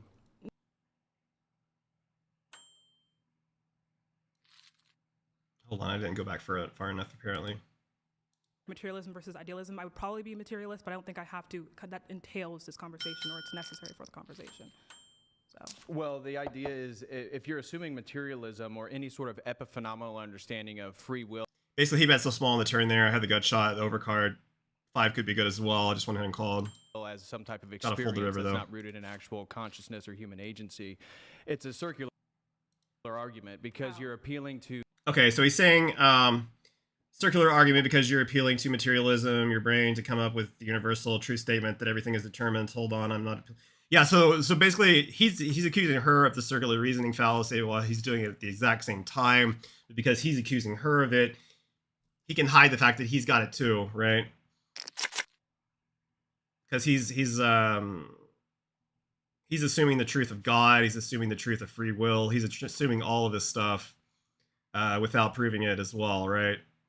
So he's doing the exact same thing he's accusing her of doing, but he's keeping her on the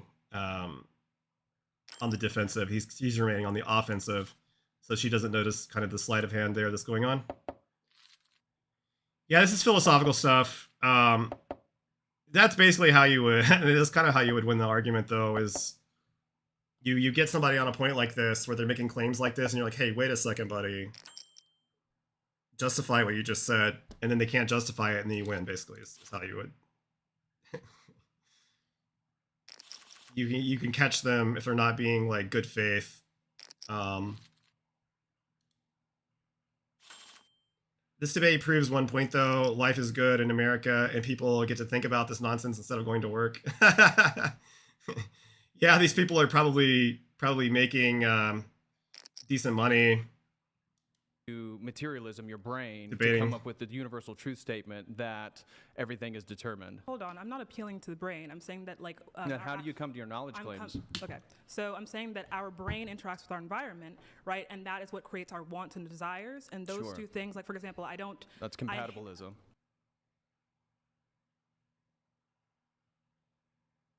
It's not compatibilism. Compatibilism is being able to. Is the idea of being able to freely act on your desires or rational choices without being compelled by an outside force, and it's the idea that we can take more responsibility because we have the ability to act on those. That would be compatibilism. So he's No, that's not. Yeah. That's how like people Based. make decisions, right? But So that's called No, compatibilism. No, it's so not. Compatibilism is the idea that free will is when you act in accordance with your wants. Yes. That's what Yes! Shaped by the external. Yes, she got him. Nice. Environment. Yeah, and then Yeah, that's so exactly what you just said. Yeah, and then Exactly. and So then that- determinists. thank you. Determinists also say, right, that we are also shaped by our wants, but free will does not mean that you act in accordance with your will. It means that you would have some agency in the moment to do whatever you want. In regards to like compatibilism versus determinism, we actually agree on the same facts. It's trying to, like, snake out of We just it. define free will differently. So yeah, compatibilists would also say, yeah, you're a product of your environment, and Yeah, he tried to snake out of it there. He basically tried to save face. Yeah. That's right. That's right. I don't like the main host of this podcast. Oh no, the main host. He hasn't really been involved in this episode. But yeah, he's kind of cringe. Yeah, Brian, I think his name is. What's up, Gravy Dough? your biology, just as a determinist would. Yeah. They just changed the semantic word of freedom, and they say that you're making choices amongst conditioned Yeah. responses. That's what compatibilism Okay, is. awesome. So there's a difference there in like Yeah, what, that's why I what should be highlighted. determined free will. Okay, So, so I'm let's not get a into compatibilist. epistemology. How do you? So are Okay. you making? You believe in objective truth? That there is objective truth. Yes. I would say that like we can't make claims onto reality. So he's completely shifting the prompt of the debate now. Like it's supposed to be on free will determinism, and now he's trying to get into epistemology. He feels like maybe he's, I don't know. Maybe he senses he's about to get owned or something. Can't make claims to reality. So I'm guessing now we're going to get into the what they call the transcendental argument for God. Right. It's basically, this guy's like one of those Andrew Wilson clones, Jay Dyer. And essentially what they do is, well, there's this argument for God called the tag argument, the transcendental argument for God, right? And I knew he would bring it up eventually in this, so we'll go ahead and I took some notes and I'll go ahead and read it off real quick. Essentially, the way it goes, there's like a couple of different variations. I took notes on 3 different ones, so you could think of it as, this is called the intelligibility variation. If God does not exist, then the intelligibility of human experience which is like rationality, science, morality, cannot be accounted for and leads to self-contradiction. Premise 2, human experience is intelligible and does not lead to self-contradiction. Therefore, God exists as the necessary precondition for intelligibility. Now, the second variation, if God does not exist and the laws of logic, which are universal invariant principles, cannot be justified or accounted for, laws of logic exist and are justified as we use them in our reasoning. Therefore, God exists as the ground for the laws of logic. My guess is that's probably going to be the one that he goes with. That's usually the one that they go with on these. And then there's also an induction variation. If God does not exist, then the uniformity of nature, which is necessary for scientific induction and causality, cannot be justified. Uniformity of nature exists and is justified as science relies on it. Therefore, God exists as the guarantor of uniformity and causality. Now, you might notice, or maybe you don't, but there's a problem with all three of these arguments, and that's that in every single one of these arguments, they're using God to essentially justify like logic or reasoning or induction, and then they're using logic, reasoning, and induction to justify God. So all three of them are begging the question, circular reasoning fallacies, which is what he was just accusing her of doing a few minutes ago. And also, there are actually many other fallacies built into these. For example, oh shit, we just got a flush. Let's go ahead and bet here.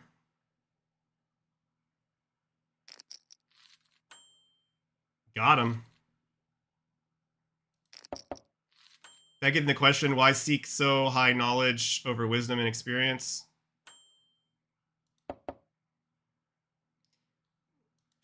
So when most people use begging the question, they think of it like this is equivalent to like asking a question or like raising a question. But it actually means that you're assuming the truth of the conclusion in your premise and then using it to justify for your conclusion.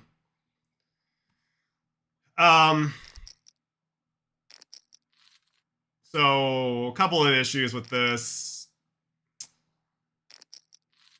So one is like affirming the consequent, right? So even if God could account for the category, so something like logic, right? So if God could account for logic, it doesn't prove that God is necessary for logic. So it's like a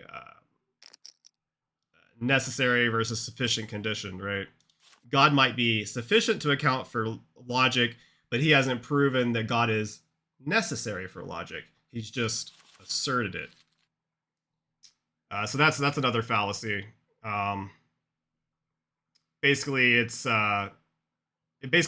like if P then Q, Q therefore P essentially is the circle there.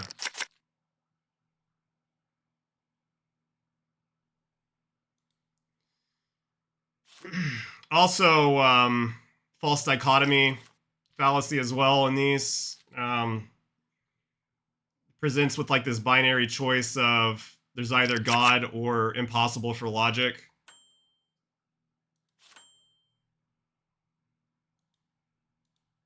Discounts any possibility that logic could just be an emergent property of a stable universe. And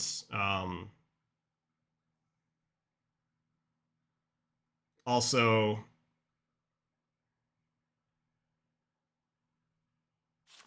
yeah, I mean that's pretty good, I think. Also, yeah, there's also the special pleading of basically like why doesn't God require a precondition for his own existence or the categories he grounds? The argument exempts God from the same regress it imposes on non-theistic views without adequate justification. So you could say that. Hold. Oh, we got him. You could say that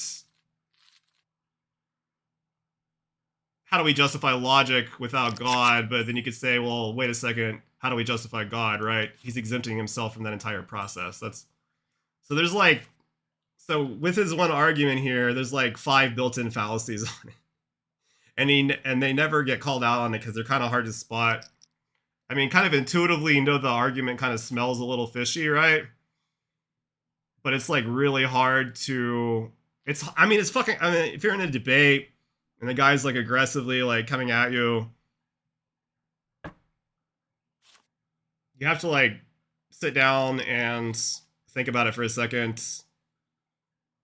draw out the logic chains, and you can start to see how it all falls apart. So really you just have to do all this work in preparation to be able to deal with him. Basically, you just have to watch some of his previous debates and know that he does this kind of thing like every time. And I've spent like considerable or a decent amount of time like reviewing debates from like this guy, Jay Dyer and Andrew Wilson. They're kind of like the 3 top transcendental argument for God guys out there right now. Human logic versus God logic. Human think they can understand God logic and his design of us fully. Well, yeah, I mean, there's a lot of, yeah, we'll see what comes up next. Let's see, let's get going. Reality as it absolutely is. We're only 15 minutes into this thing. I've been live for fucking 2 hours. Jesus Christ. I think that like our kind of So faculties. isn't that what you're doing right now? What's the overconfidence bias?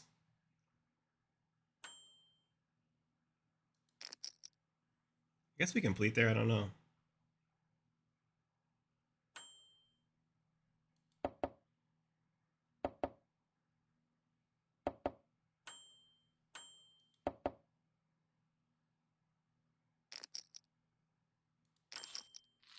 Hold on. Isn't that what you're We doing make now? assumptions every day, right? That like the world around us. But you see like how this guy could get popular, right? Because I just spent fucking like 2 hours. Now, granted, I'm playing poker at the same time, but like if you're properly evaluating what this guy is saying, it's gonna take you a long ass time because he's making all these obscure references to like physics and all these crazy philosophical terms and psychological neuroscience studies and all this shit. And I've been live for 2 hours and we're only 15 minutes in.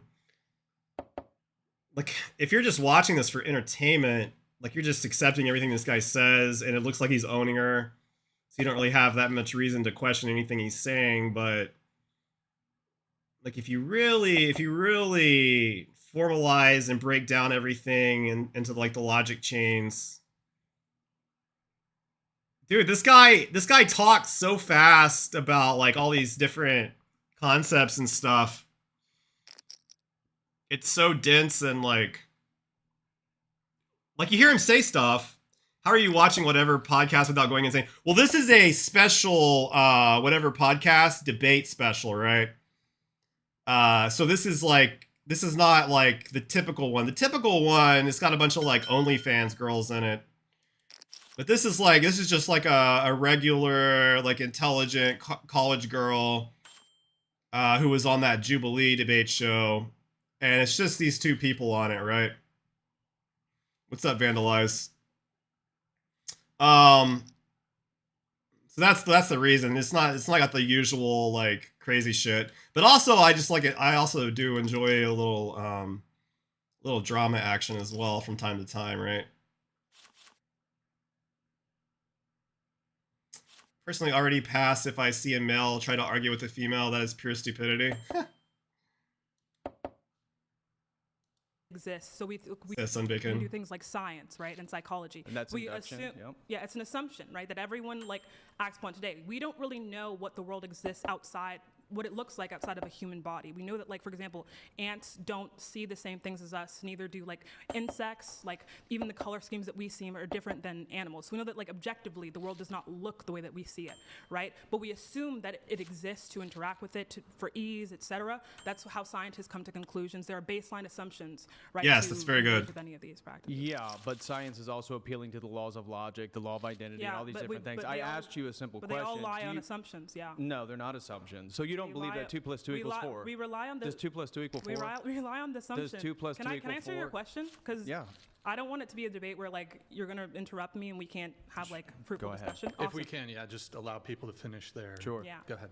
Yeah. So relying on the assumption that everything around us exists and things of that nature, yeah, I completely agree that there is some truth that we can find, but you must agree upon reality as the basis, right? So, regarding objective Getting truth, personal. I want to just hammer down what exactly your epistemology is. My epistemology. Yeah. So, I mean, I think that in general, I don't think we can say that something is objectively true because I don't think we can, So- truly. All right, this is about to get good. I love this shit. I fucking love this shit. I love this topic. See, it's getting that's what happened when a man argues. All right, hold on. I need to run to the restroom real quick. This is about to get real juicy. This is the clip that I saw last night that made me want to review this debate. Is coming up, so about the 2 plus 2 equals 4, and I've got a lot to say about it. All right, I'll be right back.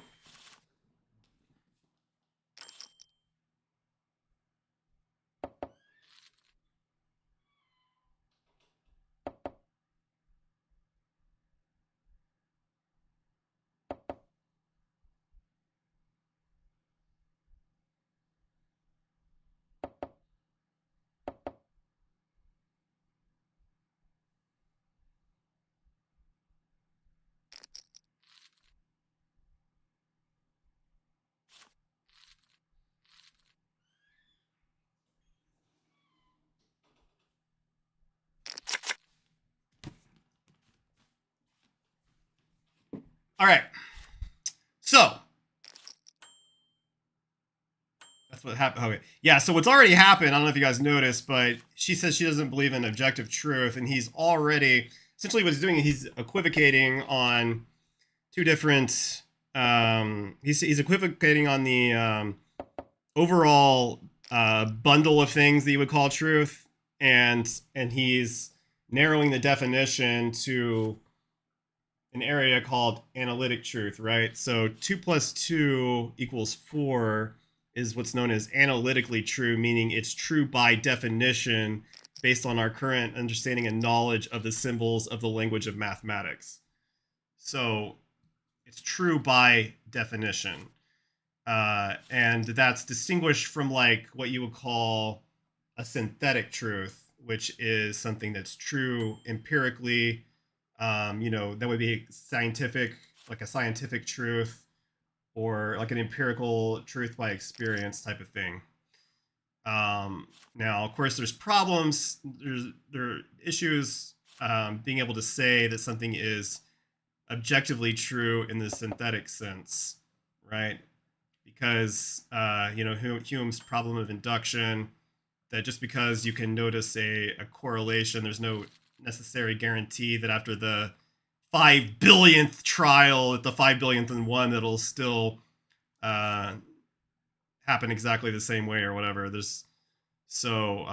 course we could go. Of course we know from playing poker that if we're following the data, we're going to win in the long run, right? Is it true Zervian is streaming?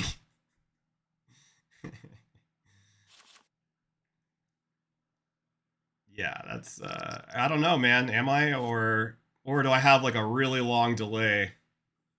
Maybe I have a really long stream delay or something, right?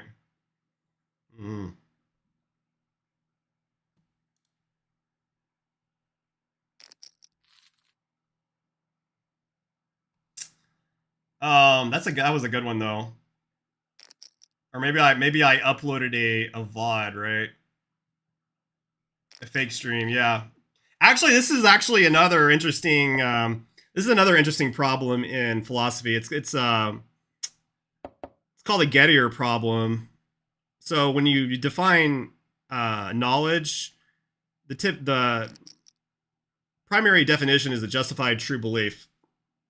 But there are problems with that because you can have a situation which is known as a Gettier problem, where your belief is justified and true, but it's true by an element of luck, right? So if you go into, for instance, like a jewelry store and you select from one of the diamonds, they all look the same. You select one of the diamonds and you buy it.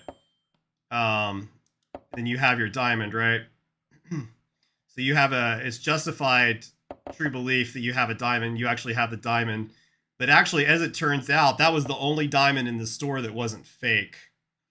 So actually, you didn't have a true justification for selecting that one diamond. So it's a weird edge case against knowledge. Another example would be like if you have like your regular analog watch, right? And it stopped working at like 12:13 the night before, right? And you're at school the next day, somebody asks you what time it is, you say, oh, it's 12:13, and it just happens to line up with like the clock above you or whatever. Well, it's a true justified belief, but it's based on luck by the time that the person asked you. So there's like little edge cases like that you have to try to account for with claims to knowledge. Kind of fun stuff. Zervian is the true streamer on Twitch is the argument. We're lucky to be the only one true streamer. I'm the only one that's not an AI left. The only one with the free will.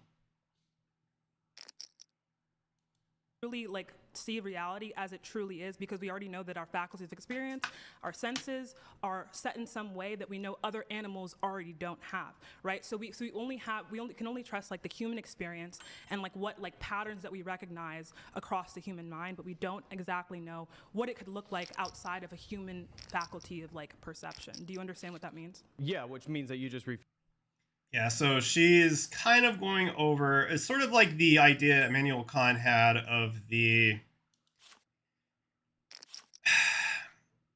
noumenal and the phenomenalistic realm, the realm of the phenomenon.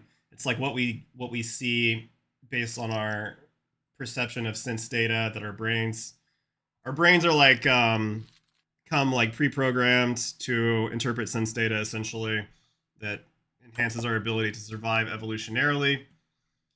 But we can't know exactly what the thing is in itself, like what the truth of the situation is, because what may be true for helping us survive evolutionarily may not actually be the true thing in itself, essentially. Yeah. I don't believe in free will. The fish cannot decide if he's calling off a 10 on Jack 10. It's predetermined. The chips are going in. refuted yourself to No, make it you're doesn't. making universal claims right now. I'm not. Yes, you are. Nope. So this You're debate, making if universal we're claims. we're not having. Okay. You just said free will so doesn't this debate exist. Relies, You just this debate. now you're cutting me off. So why don't Okay, you do you why wanna don't you keep stop and just Wait a second. Did she actually say that?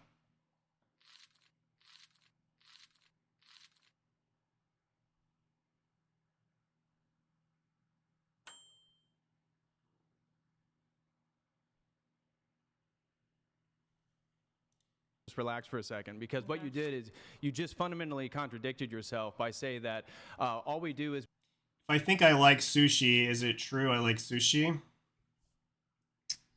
Yeah, that would be subjectively true for you. And then I can make an objective claim that Sun Bacon likes sushi. But you could be lying to me and you don't really like sushi. So I can't claim that I can't actually, I can make an objective claim, but I can't claim that it's absolutely certain that that's the truth, I guess you would say.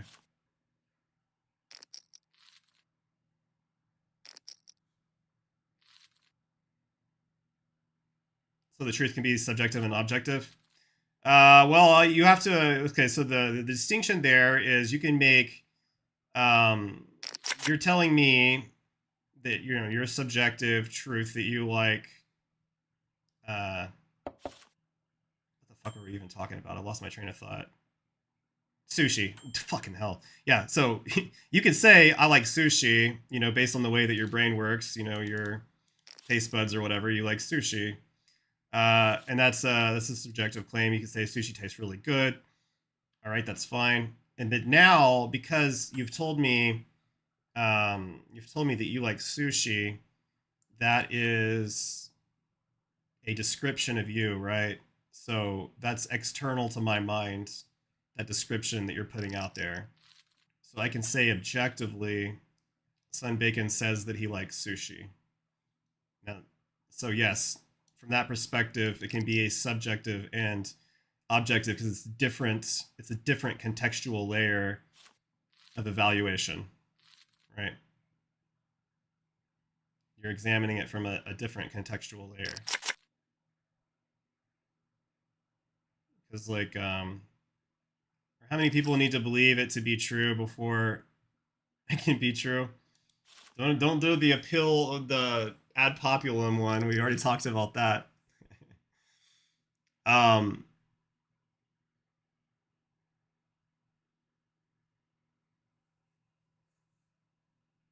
Yeah, as it turns out, objective truth is actually quite hard to come by. I think the closest that we can get to it is, I mean, we're in terms of science, Karl Popper, who I named one of my puppies after, actually. This idea of falsificationism, right, with scientific claims. Anytime you have a scientific theory, and this can be really applied to anything about, I mean, from your political beliefs or whatever, you're always wanting to try to falsify things that you believe. Can you think of a test? This might be you hear Trump say something about windmills, right? Then you go on the fucking, you look up the source materials that he's describing, read them, and you try to falsify his claims, right? So that would be one way of using falsificationism. And by using this method, you're always trying to falsify things that you believe, and that keeps you honest. And as such, you begin to error correct towards the truth. Now, the truth may be unreachable. There's no guarantee that we could ever reach the truth, but by having a good system of epistemology, we will error correct towards that lofty goal of the truth. But it turns out it's actually quite hard to be completely sure that you have the truth. For instance, what could have been more independently verified and thought to be truth than Newton's laws of physics, right? Every conceivable test was done on these, and every single time we got the right result. Well, it wasn't until Einstein came along, right, and noticed that as things approach the speed of light, then all of a sudden Newton's laws begin to break down in some ways. So even that, you can't objectively say Newton's laws are objectively true in all situations. It's kind of relative. Wow, this guy's raising. Fuck. I have to fold because there was another guy in the pot.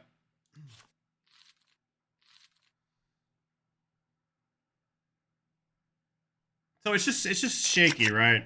And we definitely don't have we can't. We should also we could also contextualize everything. It's objectively true based on current knowledge of science, right? We can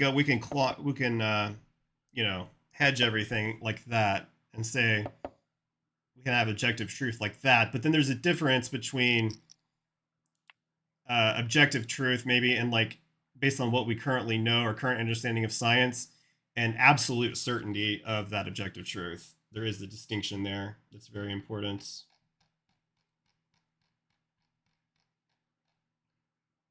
At one point in time, we thought that there was an ether in the universe, right? But once we were able to run tests, we discovered that the ether didn't exist. And so our understanding of physics changed.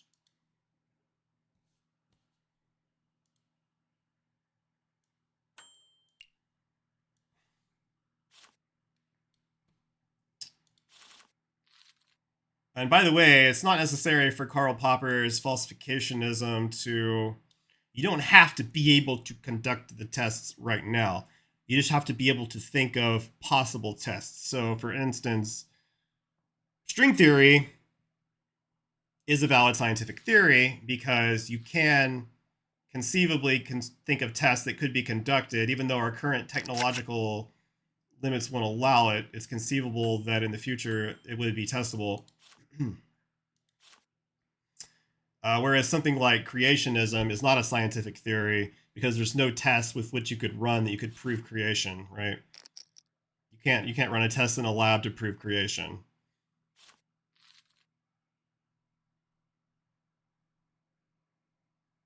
Based on current understanding, Zervian has 3 puppies. There's another Gettier problem that's similar to that, right? It's the idea that every day you drive by this barn that's on the side of the road and you make the objective claim that, okay, there is a barn there. But it turns out that the barn was a hologram, and but behind the hologram, there just happened to be a real barn that was built there like that day or whatever. There's all these stupid like edge cases in philosophy, okay? These guys sit around and try to think of ways to break shit.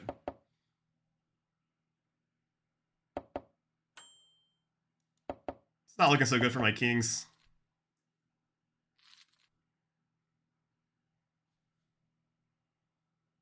Maybe one of my puppies is a hologram. We have experiences of our environment. We really At the end of the day, people still have to care if something is actually true.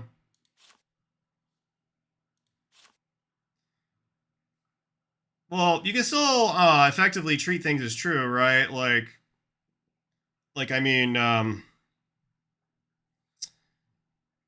you know, we could follow the, if we're playing on a site that lets us use like a heads-up display tracking poker statistics, you know, we can treat the player as a fish if he's got like a 67% VPIP, right? We can do like a fish strategy. Eventually, we'll take all of his money, even though in any particular hand he may not have a bluff, right? So we can go with we can treat what we think is true contextually as it is true, as if it is true, while still not being able to claim absolute certainty. I think that as far as certainty goes, the only thing that's certain is that, you know, like the 2 + 2 = 4, and because that's true by definition based on the current laws of mathematics, or the current meaning of the symbols of mathematics that we have.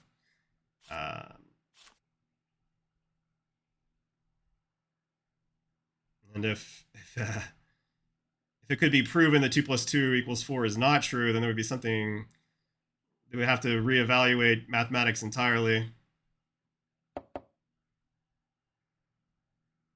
Which,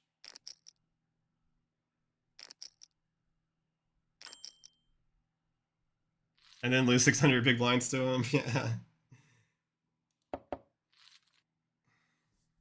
really can't make universal truth claims, and then you're coming here to actually make a universal truth claim by saying free will doesn't exist, or free will is just an experience, or free will is epiphenomenal, and therefore you've already... God, I don't think she actually said... Maybe she... There is no free will. Maybe she did.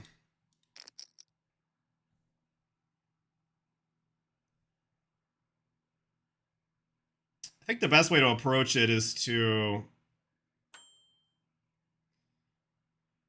probably be, I don't know, like a neutralish position on this, maybe.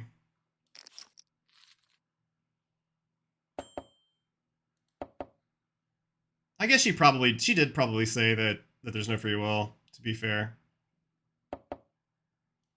Undermined your own epistemological foundation and leads to the inability to have any sort of rational inquiry. So for any conversation that you have, usually we have some subliminal assumption that relies within the conversation. For example, if I'm just let's say I love the Hunger Games and I'm like, Katniss is the best. She's the best ever. She is the best huntress ever, whatever. You could be like, oh, you're making a universal truth claim. Oh no, but actually No, in that conversation, that's a what is preference. entailed, That's a right? preference. Yeah, right. That's That's not a a truth preference, claim. but it's a statement. No, right. It that's- assumes that she's a person. You realize there's difference Right, between so in universal that truth claims and can I preferences, finish my right? point? Let her Thank finish. you. Let her finish. Right. So in that conversation, It's a subjective truth claim. Yeah, it's a preference, right? Fine.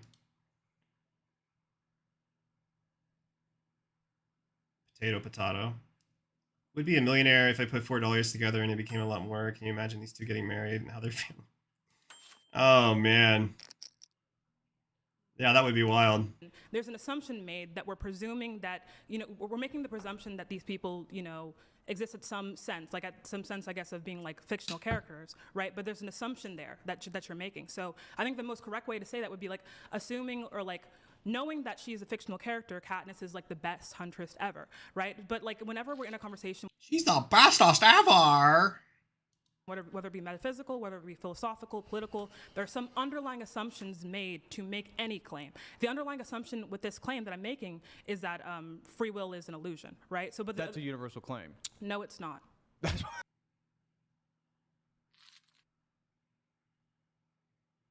not a universal claim.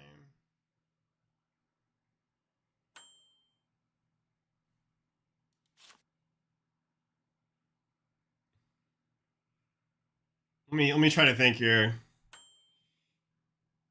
I'm trying to be on this girl's side, but I think he's got her on this one, to be honest. I think he's got her on this one. I gotta be fair here.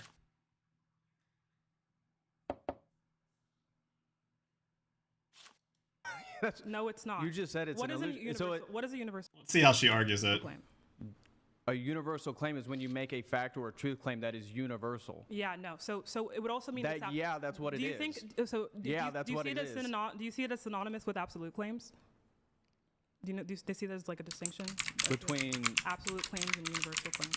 those would be the same thing. An Okay, absolute claim would be awesome. universal. Right. So I would make a claim if you want to make it synonymous with like something that just like has to be true. I think that we don't know that anything has to be true unless we like presume that this reality as we live in it is true. Do you understand that? Yeah, but you just again Like said there's no point in a debate I because never said it's there's no point in the debate. your premise, the worldview, every paradigm has premises and presuppositions built into it. This is called presuppositionalism. And so your presuppositions Okay. are contradict the ability to make the claims that You you're understand making. that scientists do this like all No, the time, scientists, right? no, it Yeah, doesn't. Scientists presume You don't that have we a can make worldview that some allows accurate- science. Yes.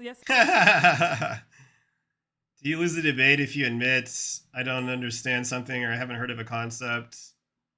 No, you just see, that's the tricky thing about it, man, is you have to ask them what the concept means if you don't know what it means.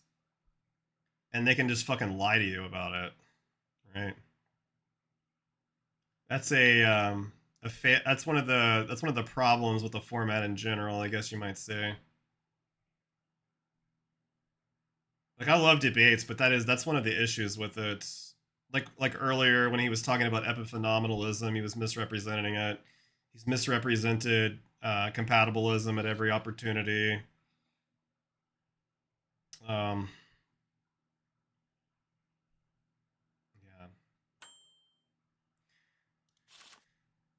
Yeah. See, it's one of those things. These guys. That's why these guys are like so hard to debate. That's why they're like. This guy's kind of like a Andrew Wilson clone.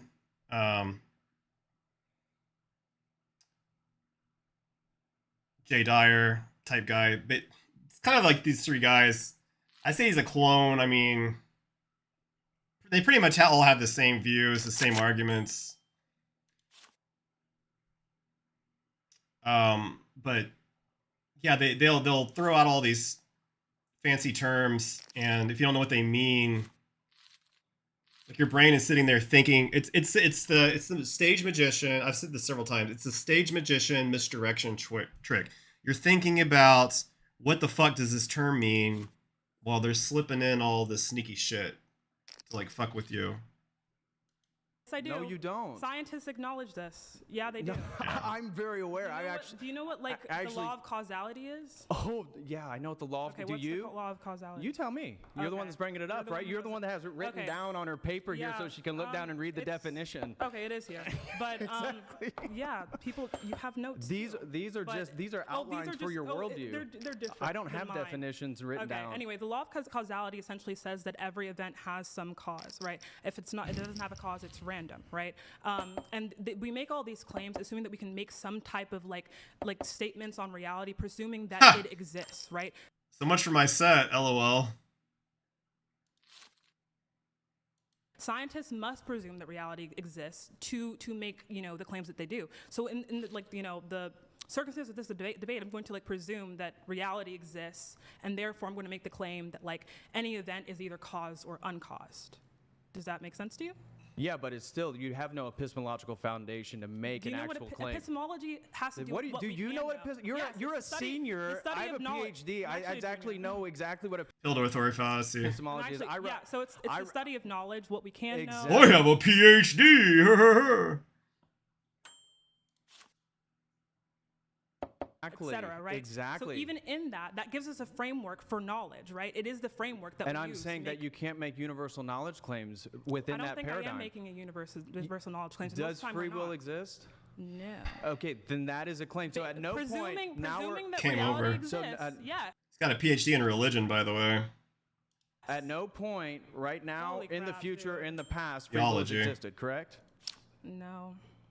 It has or doesn't- hasn't? It doesn't exist. Okay, It's an that is illusion. called a universal truth claim. So you No, just it's made a not. universal truth claim. You No. just contradicted the So- fundamental premise So that of your claim, worldview. that claim exists overlying the foundation of this idea that reality exists, right? But that's an assumption, right? So we make baseline assumptions that you exist, so that your, I exist, so that your I'm whole not hallucinating presentation right is an now. assumption. Yeah, it's just like Okay. we do this every day. No, it's not, Yeah, because you can I say- believe in the laws You of can logic. say that you know that you're not a brain in a vat right now, right? And I don't think that you are, right? I choose to believe that you're not because all the evidence I have, navigating in this world, Theology PhDs don't even count. points to the fact that we all exist, that we're all agents, right? Etc. I mean, there are some good There are some good theology PhDs out there. There's a guy I like on YouTube named Bart Ehrman. Does a lot of great work on the the non-canonical gospels, and it's just really interesting stuff. But that guy is from a prestigious university, very scholarly, not religious himself. This guy is religious, which corrupts his objectivity. Right? So I make this presumption, but it's a very, very testable presumption, and it's almost fact. Gravity is also a theory, but I believe in gravity because it's testable, right? So just because something is an assumption does not mean that we can't use it or that it's not justifiable in any way. Yeah, it does actually mean that Do you it's not not believe in just a- gravity? That's now. Do you Of course, believe in I believe in gravity? gravity. But That's a non it's a sequitur. theory. It's a really dumb argument that you're theory. making. So what? Okay, so you understand theories can hold But true. theories can actually be built on logical basis. Yes, and so does this one. Okay, so where do you? So how do the laws of logic exist? Because these are How non. See, this is a trick here, trying to get her to justify the laws of logic. You cannot justify the laws of logic because you have to use logic to justify the laws of logic, which is inherently circular. So, it's a irreducible primary axiom. Oh shit, we just got it straight. So this is a trap right here. And now, like we went over earlier, he thinks he can justify the laws of logic by using a circular argument that God is necessary for the laws of logic, and then he uses logic to justify the existence of God. So he's very sneaky. Asking me if believing gravity is really dumb. He'll just call what you say is low-level dumb because he has a PhD. Yep. Yeah,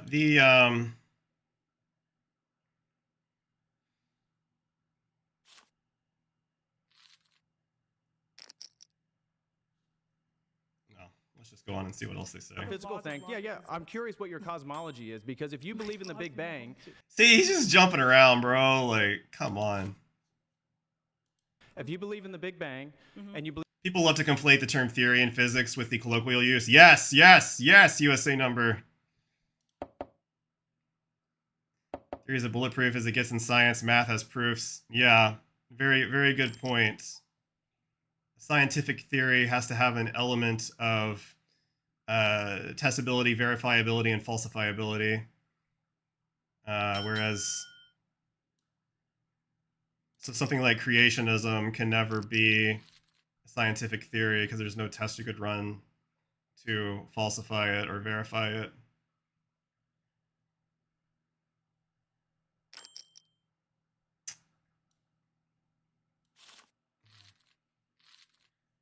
If he does not answer a simple question, he does not have the right to ask others. See, that's the problem. She's not countering him with questions. She's letting him control the pace and ask her all the questions. She's always on the defensive, and she's not noticing all the openings that he's leaving her to attack. believe in material evolution ever since then you can't appeal to things like what are called philosophical transcendentals. You can't appeal to the laws of logic. You can't appeal to number theory. You can't appeal to... See, if I was her, I would be like, hey, wait a second. You're saying I can't justify the laws of logic. How do you justify the laws of logic? And then he'll say, well, God justifies the laws of logic. Okay, well, prove the existence of God. Got him.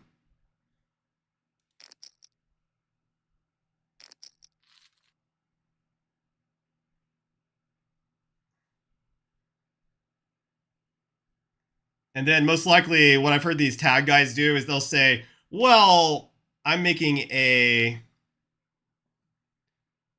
I don't know if I should raise. Probably should, but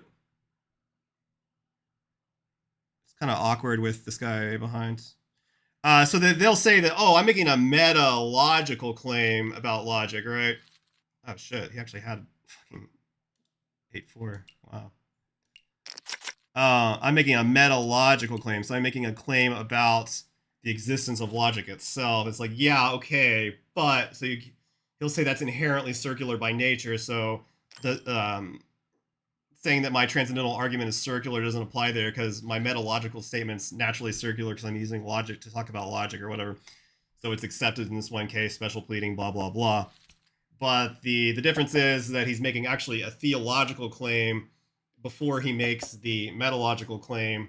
So he has to justify the theological claim. It's kind of like, you can think of it as being in like parentheses, like in a math problem. You have to solve that first.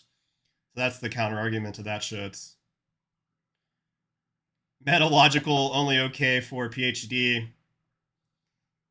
Yeah, I've heard these guys even talk about like, even get the definition of what meta means wrong. It's like, it means like before, after, and beyond, I believe.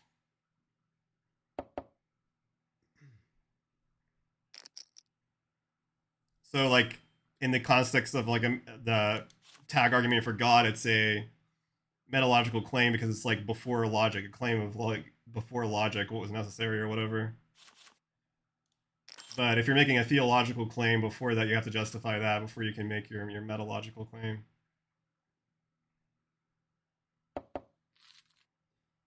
all these different things because they're non-physical and they're universal and they're unchanging. Holy you shit. can't have Let me finish. Okay. Let me You're right, finish. you're right, I'm sorry. You can't have Man, she's like letting him get away with it, man. She needs to get more. She needs to get unhinged. Go to war, Zina. non-physical. Her name's Zina. You guys ever used to watch Xena Warrior Princess? She needs to do that. Throw the fucking chakram at him.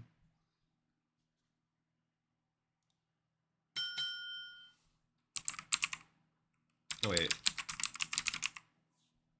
I used to watch this fucking show all the time when I was a kid. She needs to go into this mindset.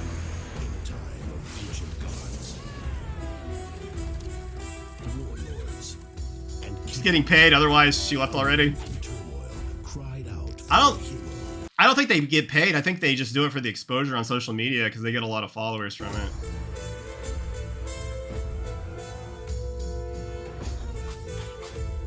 Man, I used to think Zina was so fucking hot, bro. She was Zina, a mighty princess forged in the heat of battle. The power, She torched that guy. the passion, the danger. Oh yeah, that's the chakram. That's what I wanted to show. Yeah, she needs to do the and throw the chakram at him. Things in an entirely materialist universe. Get This is- aggro with this it. is a I'm known not thing. posing any idea This- of like a non-changing thing. That's my point. That's Okay. exactly my point. Do you Awesome. understand? So- What do you think my argument is? Because Your it doesn't argument sound is like that free will exists and that we are causal agents. without free will there is no reason. Right, so Rationality depends that's upon not the true. ability to choose between things. Yeah, right. So I think that human beings can develop rationality and pattern recognition, but the cause for that is determined, right? You can someone can learn and learn to read patterns or learn to make connections to things, but the causes for that person to get to that point of neuroplasticity is determined. That's what I'm saying. So you can have a want, you can have a desire, you can act on that desire, you can be forced against acting on your desire, but those desires are things that you don't choose. That's what I'm saying. Yeah, and my point is that if that's the case, then being here and trying to persuade people to your worldview Do you have any makes no sense. contention with the actual view, though? Because Yeah, you keep saying, I've laid here's out. the I consequence. laid out Okay. multiple points So about how your paradigm makes no. Too disrespectful. You just- Yeah, they all these these guys, they have the same fucking.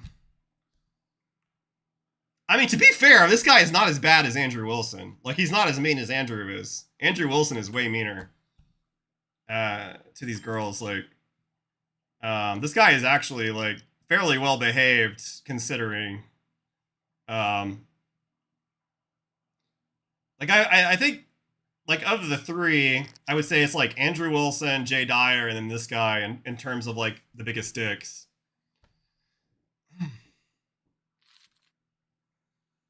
Just talk. Let me No, finish. I didn't get to finish. You kept. I don't know. Maybe he will get more unhinged shortly. What? I think it wasn't was done. her turn to talk. Let her finish, and then go ahead, David. Uh-oh. Or sorry, Patrick. My mistake. Go ahead. Okay. Yeah. So my view is that which you haven't attacked whatsoever is that wants, right, are not coming from this individual. Instead, we can find some type of cause, right, that extends outside the person, that terminates outside the person, Yeah. right? Do you have an argument against Yeah, that actually, point? multiple neuroscience experiments has demonstrated that, again, dealing with Libet and dealing with these resting potentials has shown that people can actually prevent a series of, or a cascade effect from the actions occurring, which demonstrates a sense of agency. This is why Yeah. you are. That was not the finding of the research paper, as we looked at earlier. Simply demonstrated that there was some element of what they called in the paper stochastic fluctuations, introduction of an element of randomness or statistical deviation to a system. So it was not conclusive that it was a disproving of or approving of any type of intent or agency. So he's lying about this paper, using it as evidence. There's no way to verify it in the form of a debate. It's just kind of getting owned here by that, unfortunately. Or not in. And again, the only way you could really be ready for this is if you've watched other debates of him on the same topic and he uses this particular research paper in those. Otherwise, you're just going to be caught with it on the spot and have to go along with what he's saying, or I guess you could challenge it. For instance, whenever when Destiny encounters this on his debates, he's like, I don't fucking believe anything you conservatives say. He's like, every time I look up one of these research papers, you're lying about it or whatever. So he'll just reject it usually until and then he'll make the moderator actually pull up the paper. And that's actually you have to be a fucking asshole and real disagreeable about it, but that's how he deals with these situations. Like he'll force the moderator to pull up the paper or have it thrown out of the debate, essentially. That's actually like probably what she needs to do. In step with the contemporary neuroscience. No You're not one's in step in contemporary psychology. You referred to psychology earlier. Those fields do not uphold a deterministic Yes, worldview. they do. No, they do not. So no one's No, saying, they do not. And so no one's saying that, for example, like we can have a lot of people in poverty that are born into poverty and persist in that cycle. And you can have a couple people rise out of that poverty by some mechanisms, right? People can act that's in ways that seem. Oh shit, we got a rip on us. Are we gonna win it all in with Ace King for once tonight?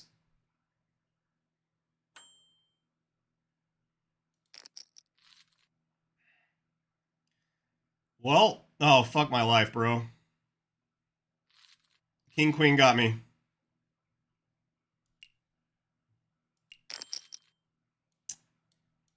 King Queen got there. We were a solid 2-1 favorite.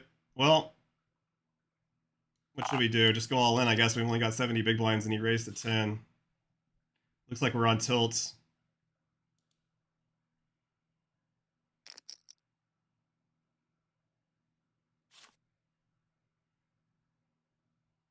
Yeah, got the call. All right, well, we got a double. We got a double at least. Got a little rebate on that last hand. That was a good time to pick up the aces. Looked like we were on tilt. Got you earlier with the pocket fives and the ace queen 8.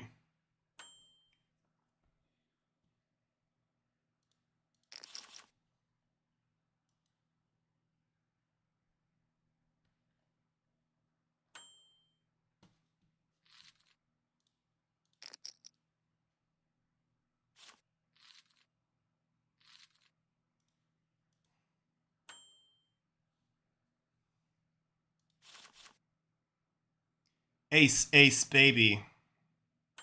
Seem to be unpredicted, but we're saying that that reason that they did choose or did not act in the way that most people did is also determined. For example, let's say you're born into poverty, but Look at this guy cold calling our 3-bet on the button. What the fuck?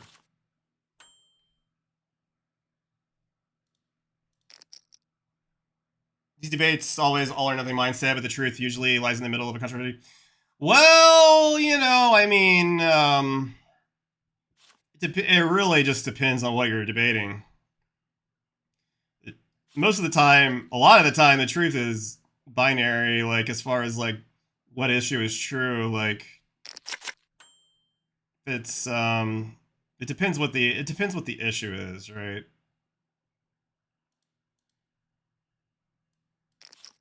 Entirely.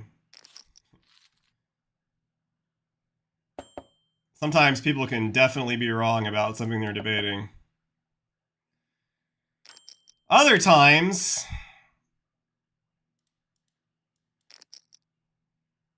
maybe a reasonable solution could be somewhere in the middle, right? Like if you're debating abortion, maybe you could have it for before 16 weeks or something. 20 weeks. Make before the consciousness elements start to develop and the ability to feel pain or whatever.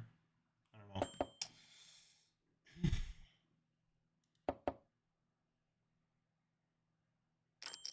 I don't understand what he thought he was doing. Well, we have a straight. It's not a very good one, though. Can be king high. Had an IQ of like 130, right? So you're just like smarter than the average person. You're able to excel at school better than other people, and thus, you somehow became a millionaire. We're saying that the reason that you were able to rise up out of that position is not because you just pulled yourself out of your bootstraps, but because your IQ was higher than the average person, and that predicted success. That's what we're saying. Okay, but still, I'm not arguing that external conditions don't affect people's lives and have influence in people. Of course it does. I'm saying that's what makes a person do. Yeah, I'm saying it's not. And there's multiple. Let me finish. And there's multiple examples. And so even like the entire ascetic tradition of monasticism and people actually renounce. Yeah, she's right on that, I think, yeah. and struggling against passions would actually insinuate that agency, free will and human agency exist, and that they're not totally dependent on external factors that are determining what they do here or there, and demonstrates. And this is where... Dude, the thing that she's missing... Oh, man. I wish I could, like... You know, obviously this happened, like, 2 weeks ago, but... I wish I could, like... I wish there was, like, some way to, like... send her like a signal like, dude, he's just been like grilling you for like 30 fucking minutes on you making a universal claim, right? About free will not existing. Now he is making the universal claim that it does exist, and she's not realizing that that's what he's doing necessarily. And she's not making him justify it the way he's trying to make her justify it. So he's getting completely away. He's getting away with everything. Very frustrating to watch.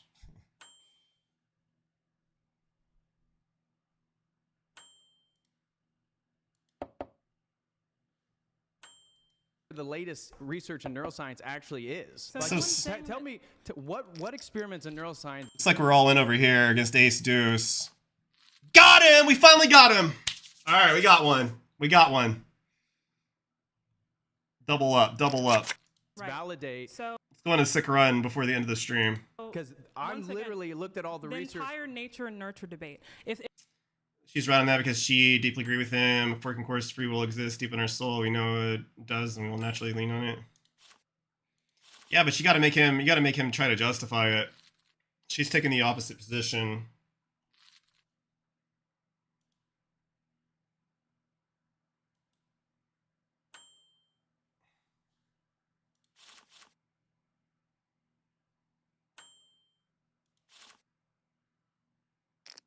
Like, he's made so many claims on here that are, like, impossible to defend.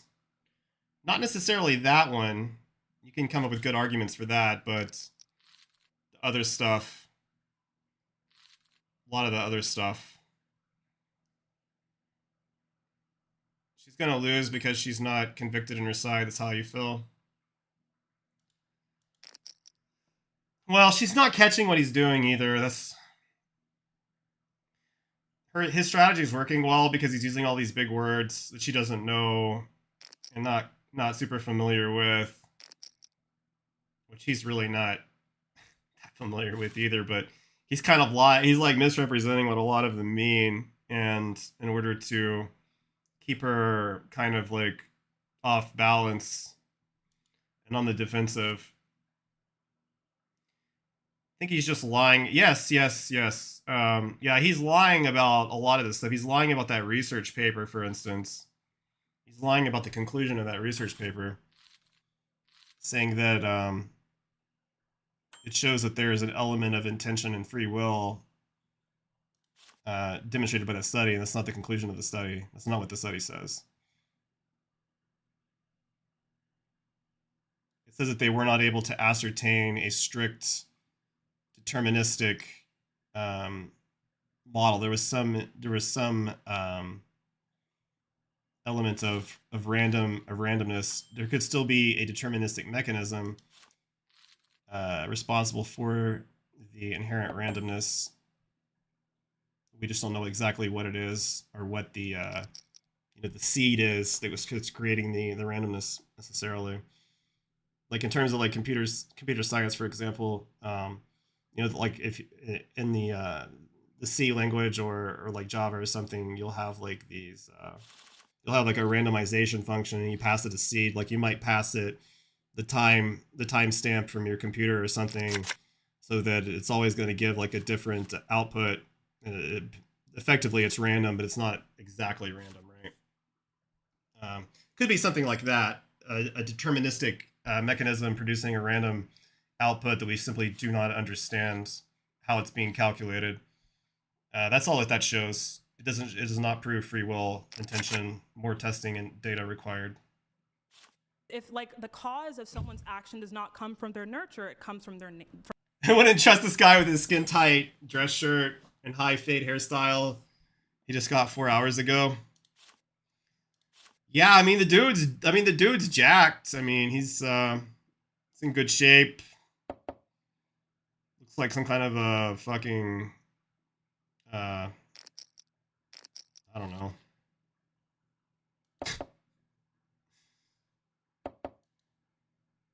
I don't even know what to say. Some kind of like a Abercrombie model or something. Yeah, there you go.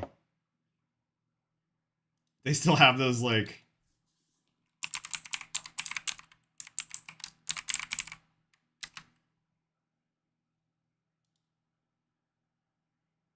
those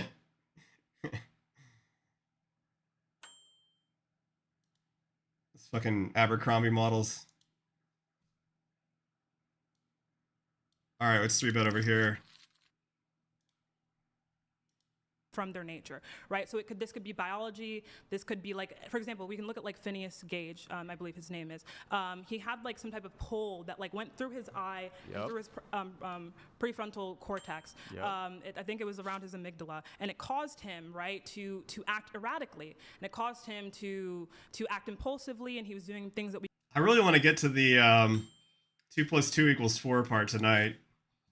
That's at the 40-minute time skip. We got another 13 minutes. So let's try to get through this. The reason why is because there's something in the brain, right, that controls your impulses, that controls your social ability, etc., right? And so it kind of comes down to, again, these things that you inherit, right, biologically. Sometimes, though, like it also comes from things like socialization. If you're in a household that is abusive, you can end up finding yourself acting in ways that are socially uncohesive, in ways that we don't want. So I'm saying that even if someone does rise against what we call their biology or their socialization, the result is, or the reason always comes from they're either one or the other, the biology or the social. So why is the abuse bad? Because I personally don't think that it's okay to. So it's just a personal belief. It's just your preference that abuse is bad. I think that. So are we going to switch to a morality debate or? Yeah, you can go in on this too. I love this debate. I can crush this pretty well. I would be like, yeah, of course it's my preference. It's individual morality. It's based on my reason and my life experiences and empathy. What explain to me how your morality is not a preference, right? Oh, well, I believe in the Bible. Okay, well, tell me how the Bible is effectively like it's like importing a configuration file into like an application with like a bunch of preset settings, right? A bunch of preferences already set for you. So it's essentially just loading a bunch of preferences, really. That's I like that counter argument to it. Like, how do you justify that that's the only correct one to do it, right? How do you make that justification? You can justify something is wrong according to the Bible, but how do you know to follow that and not some other moral code? Yeah. That's how it is. People live by preferences, exactly. Yeah. Yeah, it's like, you could have like an Islamic code, which is also a set of preferences. Have a fucking Scientology code, Buddhist code, whatever. It's a bunch of preference sets. Or you can just come up with your own preferences. Like if you're on an app, you choose, no, I don't want the wizard setup. I want to do it myself, right? I'm an expert user in the world, so I develop my own morality. And then they'll probably ask, well, how do you make a universal claim that everybody should follow your morality? Well, I don't have to do that. That's where the group ethics thing comes in. That's where the whatever country you live in has a set of rules, and then you elect politicians. Hopefully, if you live in a democratic society that represent your individual morality worldview. And then he'll say, well, what if they legalize, murder, or they legalize some incest or something? Are you telling me that's now moral? And they're like, wait a second. No, I have my own individual morality. I can disagree with the consensus of the country. The only thing I can do is to vote such that people get elected that support my worldview, but I can still condemn the country's group ethical decisions, right? So like if you're a Christian in a state that supports abortion, you don't have to agree with that. You can still say, I think it's immoral. Even God do not disallow people that have preferences. When people 100%, you aren't allowed to feel yourself, that's not their authority. Yeah, like a really good argument you can use, in these debates is it moral because God says it is, or does God say it is because it's moral, right? If it's moral because God says it is, then it's a preference of God that's subject to change. And if God says it is if God says it is because it's moral, that would imply that the morality exists outside of God and can be discovered through reason. So, and that would kind of go along with the Garden of Eden thing with Eve eating the apple from the tree of the knowledge of good and evil, right? When she ate of the tree, then she became like God and could come up with what's right or wrong, essentially.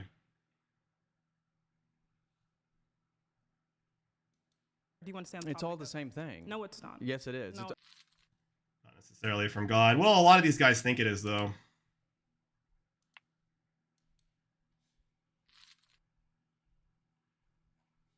It all, again, there's only three legs No, to it's not. worldviews. This is a- okay, it doesn't matter. Okay, then go into morality. No, I don't want to go into morality. Yeah, We're no, talking about we free are. will. We are. No, Yeah. this is a free will debate. so- Exactly. Well, morality entails free will. What are you No, talking about? No, you don't have to talk. Whoa! Let's think about that for a second. Morality entails free will.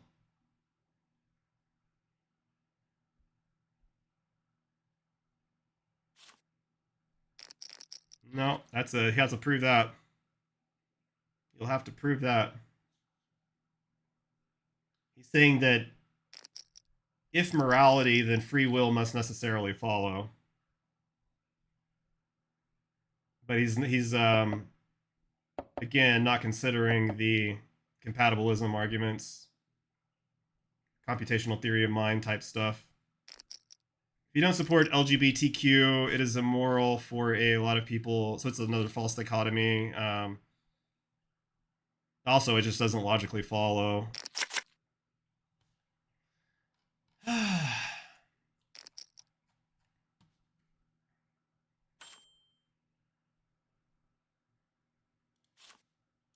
Talk about Yes, you morality. do. You do not need to talk about Yes, you ethics. do. This is like you can This talk about you this from do. a purely neuroscience like no, level, no, or you no, can no. talk about it from You're philosophy. not. You can't come You here don't and have- debate determinism Yes, and I then can. and then refuse to even That's engage with a morality and total ethical pivot. discussions. Okay, can I ask you a question? Sure. I feel like I haven't been able to. What causes people to act the way that they do? It's a series of factors. They have their own human agency. Again, Can you nurture explain and that? Any proof or evidence of that? Will What you is- let me freaking talk? I mean, I say one sentence and you're already cutting me Let off. them finish if you can. Go ahead. So again, there's multiple factors that contribute to the way that people exist in the world. Human agency, again, nature and nurture, all these things are included. It's not one or the other. And the idea that we have to just restrict our defense to just one particular one, that's ridiculous. That's not how the world works. It's both and. Okay. There's multiple factors that contribute, that shape to a human person, their parents, trauma, environment, genetics, all these things are Okay. included, but that doesn't deny that Okay. people have human agency and free will. And so Okay. if free will doesn't exist, you cannot make any moral claim because I only nobody asked is you one morally question. responsible. Nobody is ethically I responsible. only asked. Okay, very easy counter here. Again, if you are morally responsible, if nobody is there to compel you to force you to make a certain action under duress, you're free to enact your desires or your whatever reasoned actions you want to take, then you can be said to be free. And because we are highly advanced computational machines, we're able to self-reflect, potentially change our patterns, and as such, we are responsible for our code if it's being defective and causing harm. And also you can just say, well, actually, you know, if you're a malfunctioning robot, you still have to be locked up because you're a danger to others. Got to be taken off the streets, or you do harm to yourself and others, right? Human can break patterns. It's hard. You don't even need people to be morally responsible. Most of this guy's arguments are based on assuming that moral responsibility. Oh shit! Got a set.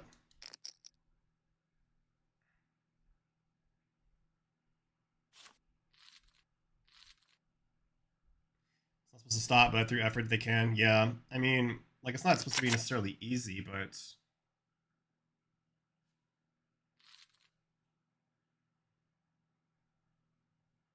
you don't have to be lazy, right? Like, I've gone through periods of my life where I was lazy as fuck, and then others where I was like super fucking motivated. It's like, yeah, I probably shouldn't be wasting my life being lazy. I should be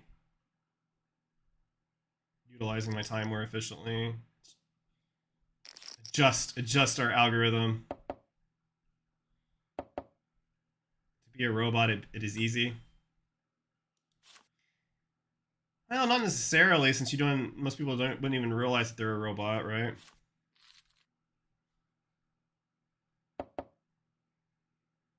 Just do whatever you're exposed to more.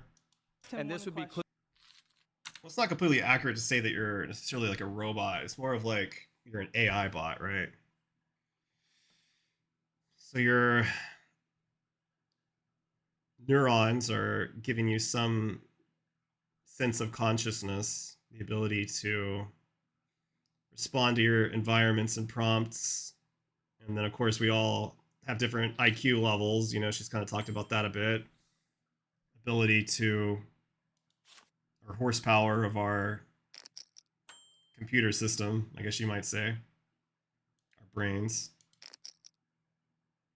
The raw horsepower. They kill animals for doing things all the time. Nobody considers them morally responsible. True. Consciousness comes free will.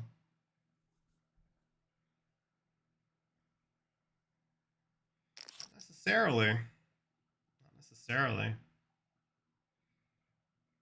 Again, like, how do you explain thoughts that pop in your head? They seem to spontaneously arise. By what mechanism is that occurring? If I tell you to select something from your desk, which object did you choose?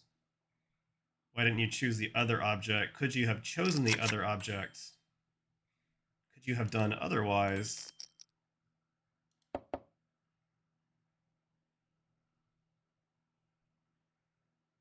Yeah.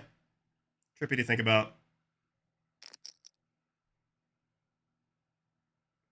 But from the other perspective, it's not particularly useful to live your life thinking that way. It's much more useful to pretend as such that free will exists. It's far more effective. But that doesn't mean that it's necessarily true. You could say that it's pragmatically true, I guess. That it's useful for your survival and flourishing to believe it. It's pragmatically true, but maybe not in like an objectively true sense.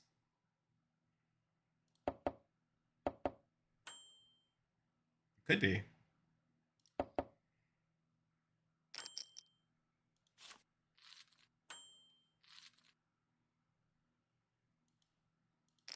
If someone grow up broke with no opportunity, they can't open a McDonald's franchise. It's not that they don't have free will. It's in that specific situation. They have no optionality. Have no optionally. This would be true for the history of injustices. This You would be answered true the for the question, so I just patriarchy. wanna keep- Can I finish a thought? That would be true for patriarchy. That would be true for SA. That would be true for reparations. That would be true for slavery. You notice he loves talk. He talked like almost this entire thing, and then interrupts her a lot, but he trips out when she does it back to All him. these things entail that there is some type of moral arbiter that differentiates between good and bad. Okay. Your worldview does not allow that to even Okay. occur. What is this human agency? Like, can you just define it for me? I'm clueless. What is that? Yeah, for me as a Christian, it's being made in the image of God, Genesis 1:20. Being made in the image of God. What does that mean exactly? What is your evidence for God, bro? Are you just assuming the existence of God? 26. All right. So it's being every human has this human agency. She's not attacking enough. She's got to flip the internal critique back onto him, in my opinion. That's the way to beat these guys, is you don't let them drive the conversation, because he's gotten away with every fucking claim he's made in this entire debate. Right? And he's made like all these absurd claims. For some reason I don't know, she hasn't gone on the offensive enough. She hasn't made him justify any of this stuff. That doesn't mean anything, even granting God's. See, it means you're made in the image of God. Yeah. Correct. And God gives you this human agency, correct? Being made in the image of God, yes. All right. So if every person gets this human agency, they're given at birth, essentially, right? So what makes some people's human agency act differently than other people's? We just said there's a whole contributing list of factors. All right. So the other factors you labeled had to do with nature and nurture, the biology and the Sure. environment. You talked Yeah, about those are parents. included. Right. So if these two things that we agreed already are fixed, right, our They're not biology. fixed. Yes, they are. You don't control the biology that you inherit. Your is it? environment changes. Do you control the biology that you inherit? Well, that's yeah. or no? Biology is Yes or no? fixed. Okay, it Your is? environment is not fixed because you can change Okay, environments. so what that would was a cause dumb someone- argument. Guys, let That each was a other dumb finish. argument. Let each other finish. Go ahead, finish. That was a dumb argument because biology, yeah, but we're talking about nature and nurture, Yeah. and so environments can actually change. Okay, so your biology is fixed, right? So what would make someone want to change their environment? Just like The way he acts doesn't reflect the words of God. Yeah. Yeah, they've had some debates about that, actually. I think even on this show, Andrew Wilson debated someone that thought he wasn't a real Christian or something. I couldn't make it all the way through that one. I watched a few minutes of it. But it might be interesting to go over sometime on stream. Yeah, it was two guys arguing about the Bible and Jesus and theology stuff.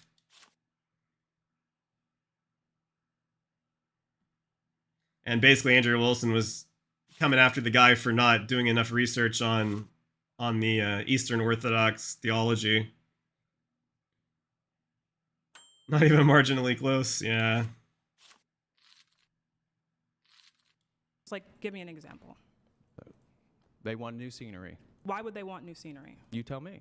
You have to ask them. No. You have to ask them. Okay, right. So if we were look at the reason why someone has a preference for new scenery, we can look at things like just like what they're like kind of exposed to at a young age. For example, like if they grew up around beaches, maybe they would like beaches. Or it could just be like the things that they've been shown like through TV, media, etc. All the stimuli. However, at this young age, where all these core beliefs are being like kind of taught to you and instilled in you, you don't control any of that, right? Your preferences are made at this like a younger age. We see this idea of core beliefs come up a lot in psychology, where like your deepest beliefs about society and yourself, who you are, this illusion of free will, and the self comes about a lot of Does times God want when his you're younger, followers to be? right? So even now, when you have the agency now to change environment, which you don't really have that agency when you're like 2 years old. Let's say you're like 20 and you can move. That preference that we're talking about to change scenery or to fly to Paris comes from determined, right? Like circumstances. That's what we're saying. In any given event, we keep asking why you wanted this thing or why you did this thing. It is either coming from like some internal, like some nurture, right? Something like that has been like experienced, or That's a pretty good flop.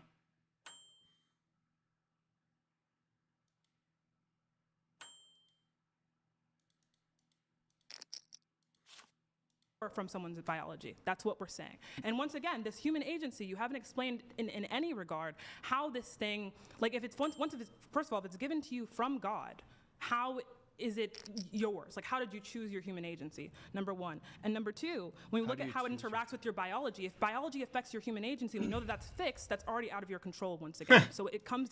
Yeah, I was just thinking of that Rounder's hand, actually, where it was the same flop.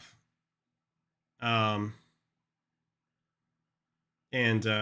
Mike McD stacks Teddy KGB with a 3-4, yeah. Down to the same That doesn't problem. mean that, again, but that's a non sequitur. There's a logical non sequitur to say just because your biology is determined, that limits or curtails all human agency. That makes no sense. What is human agency? It's your The design. ability to have free will, the ability to make decisions, rational deliberation, moral responsibility, Can you define love. These types of things Right, so actually insinuate free will. You're begging the question in defining free will. Free will No, is I'm free will. not. Yes! Yes! Yes! Agency is agency. That's not begging the question. Yes, it is. No, it's not. Begging. Human agency, and free will mean the same thing. Can you give a distinction? Exactly. But my So you're point saying is. human agency is human agency. Got No, him! that's not what I'm saying. And you're not explaining I'm any saying reason, human any reason agency- why we have that. Okay, I'll make an easy argument here. You cannot have rational deliberation. You cannot have moral responsibility without human agency and free will. And definitely therefore, can't have- let me finish. Sorry, yeah. And therefore, you can actually not have a universal epistemology or make universal truth claims. You cannot make moral and ethical truth claims, which is the point, and that's why you're already shying away from getting in any type of moral ethical debate, because you have no leg to stand on in regards to deliberating and differentiating why, white people did this in history, why this is bad and this is unjust. You have no basis to actually Right. define those. Okay, so once again, you still have not proven why it exists. You're saying if it doesn't exist, then this. Exactly. That's So- not an so argument. She's finally catching on how to go after him, I think. No, that's for it. actually No, it's not. logical. It's No, it's not. yes, it is. Anyone can like go ahead and like pull up their You laws can't for have policies. knowledge No. without it. So, You cannot have knowledge. You cannot sit so here a and make reason knowledge would claims. a reason would be some It's- type of evidence. He's saying you cannot have knowledge claims without free will. It's not true because even if, with determinism, you can still verify claims based on evidence and independently verify with other AIs like me, right? Or you. It's not, doesn't necessarily follow you cannot make a truth claim if there's no free will. Or proof that something exists. It's to the You have exclusion of said the that opposite. Let's see.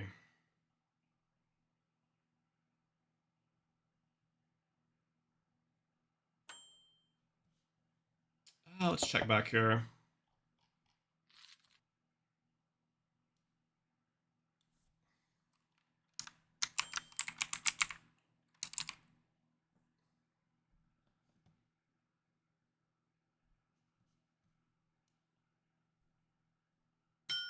I think I gotta follow that.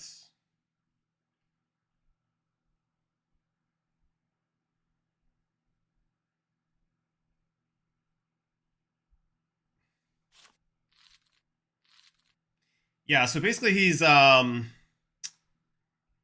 ignoring deterministic universal truths, like the findings of scientific laws and things of that nature, assuming only libertarian free will would support, verifiable scientific claims, which is obviously free will would have nothing to do with that, right? It's just a description of the world external to mind. So yeah, he's completely off there. Completely off there. I'm not sure exactly what you would call that fallacy.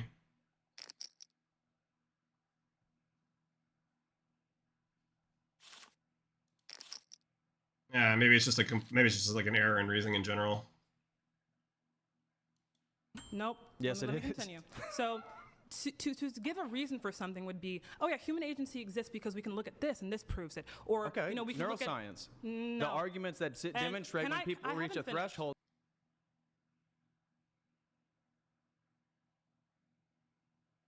Yeah. So he's like, assuming rationality requires indeterminacy, but determinists can justify beliefs with evidence. So he is actually begging the question by assuming determined beliefs cannot be rational, without any proof of that, and then he's using that to justify his premise, and then he's using the premises to justify his conclusion. That's what makes it circular. So she was right to point that out. He's trying to dodge it now by going on the offensive. Asking him to prove something with no possible evidence is wrong approach. Well, the thing is, he shouldn't be making claims that there's no possible way to prove. Do you understand? Like, that's kind of the own, right? He's making claims that he can't possibly prove. So you ask him to prove those claims because he can't possibly do it, and that's how you win the debate. Because he's basically just, he's tossing up a bunch of bullshit and hoping it gets by. He's hoping you don't notice what he's doing.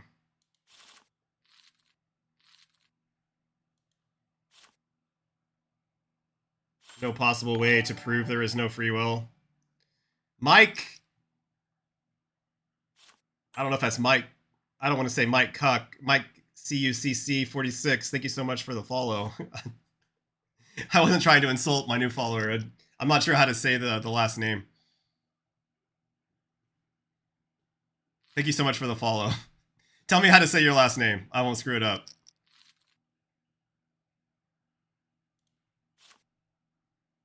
I'll just call you Mike C. Well, they're able to stop that. I didn't get to finish. Thank you. So, okay. Anyway, so when we look at human agency, you have said that the outcome would be blank. We can talk about moral responsibility. I would love to do that, but human agency has still not been evidenced by you. You're saying that neuroscientists have found, right, that I don't actually know how your neuroscience. Like, we can actually talk about your neuroscience claim. To the exclusion of the opposite. These are using laws of logic, right? See, that was a sneaky ass Cooch. Oh man. Oh, okay. Mike Cooch. Okay. All right. Sorry about that, buddy. Oh yeah, that was a sneaky. That was a sneaky little circular though that he threw in there. Assuming determined beliefs cannot be rational, and then using that to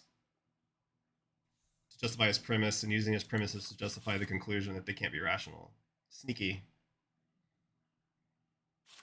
Right. Sneaky. So if free will doesn't exist, you can't have knowledge claims.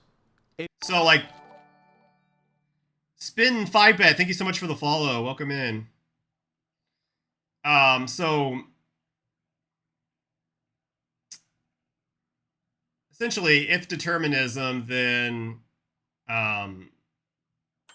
if knowledge, then belief. If belief. Wait, what the fuck? All right, let me hold on a second. I'm trying to get the logic chain here. Oh, okay, yeah.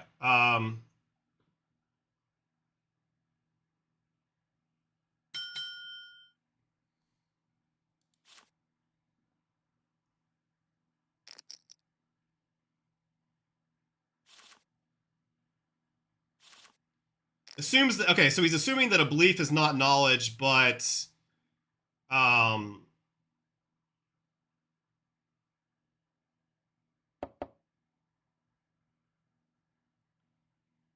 can think of ways that knowledge and determinism are justified, or via justified beliefs. All right, how do I want to explain this? Yeah, there are ways to justify beliefs based on evidence external to the mind. So you can't just say that if determinism, then you can't justify beliefs. And he's just assuming that's true without proving it.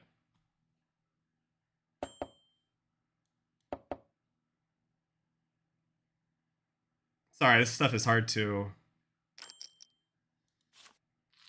it's hard to solve, like, on the fly there. Why the change from Bovada to WPT Global? What's up, Marco?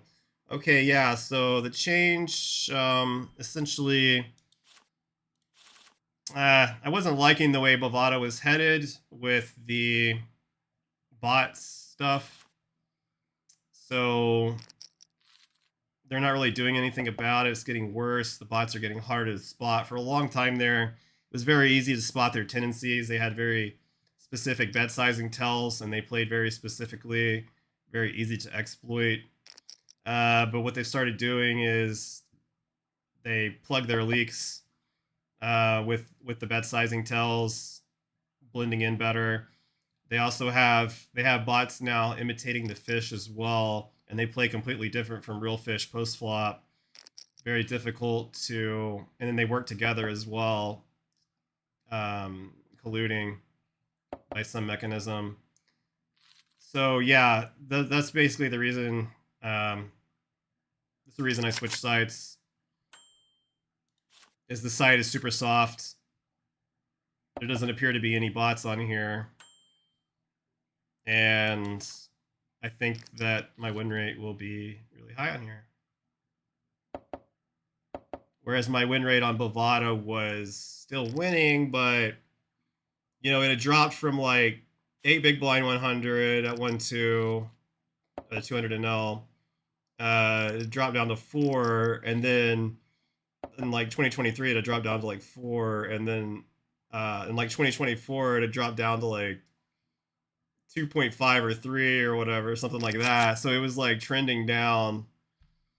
So it was a good time to switch, I think, because the bots were just getting better and better, harder to spot, essentially.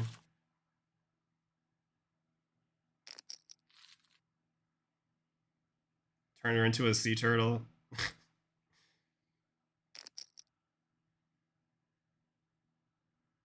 If you can't have knowledge claims, then if there is knowledge, therefore free will exists. That is and again, I can just use easy syllogisms. Do you have a syllogism for determinism? Please give us one, buddy. Give us one. Give us a syllogism. Do you have a logical syllogism that actually demonstrates? Actually, I do. Actually, I do. Okay, I have let's one hear it. in relation to Let's hear it. God, but I do want to touch on this neuroscience point. How do you think that neuroscience entails or like free will? Because it Give me a formulated syllogism, please, buddy. I will pick that shit apart. Hey man, I'm a poker guy and want to ask about that, but do you have the option to eat the piece of cake or fruit? Super layman terms? I'm not sure what you're asking. Option to eat the piece of cake.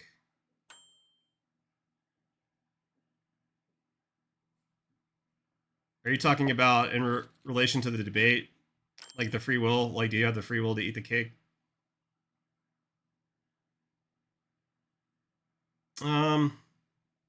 He bets 1/3 pot. I'm obviously calling. King high, no good. You only eat the cake because your parents hint you to eat the cake more when you grow up.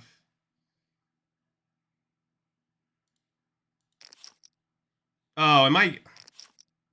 All right. There's been multiple experiments. This is, again, getting back to David Schurger's 2012 article, RP as Neural Noise, have demonstrated that when these neurological effects reach the cascade point, that a determinist would say, okay, now they have to do the action. We have multiple experiments to show that people can choose not to. And the fact that they can choose not to do it demonstrates they have some type of agency against the Again, he's misrepresenting the research paper. deterministic framework of the brain. Lying about the conclusion of it. That you would argue. Determinists are not saying. Either way, I feel one has the option, whether the option are good or bad. For bad or worse, there is an option. Yeah, there are definitely options. I think the argument is essentially the mechanism by which you make the choice. Is there some kind of determinism involved there, where it seems like you have a choice, but based on, you know, everything that happened to you your entire life, and the current state of your brain, whenever you were presented with said choice, what makes you decide the way you did? Could you have chosen otherwise?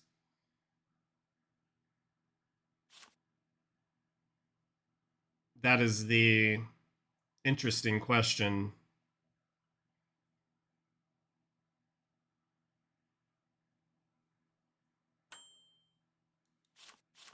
Perhaps in the many worlds interpretation, if there's some kind of quantum event involved, it branches out such that you could have made some other decisions in other possible worlds as well.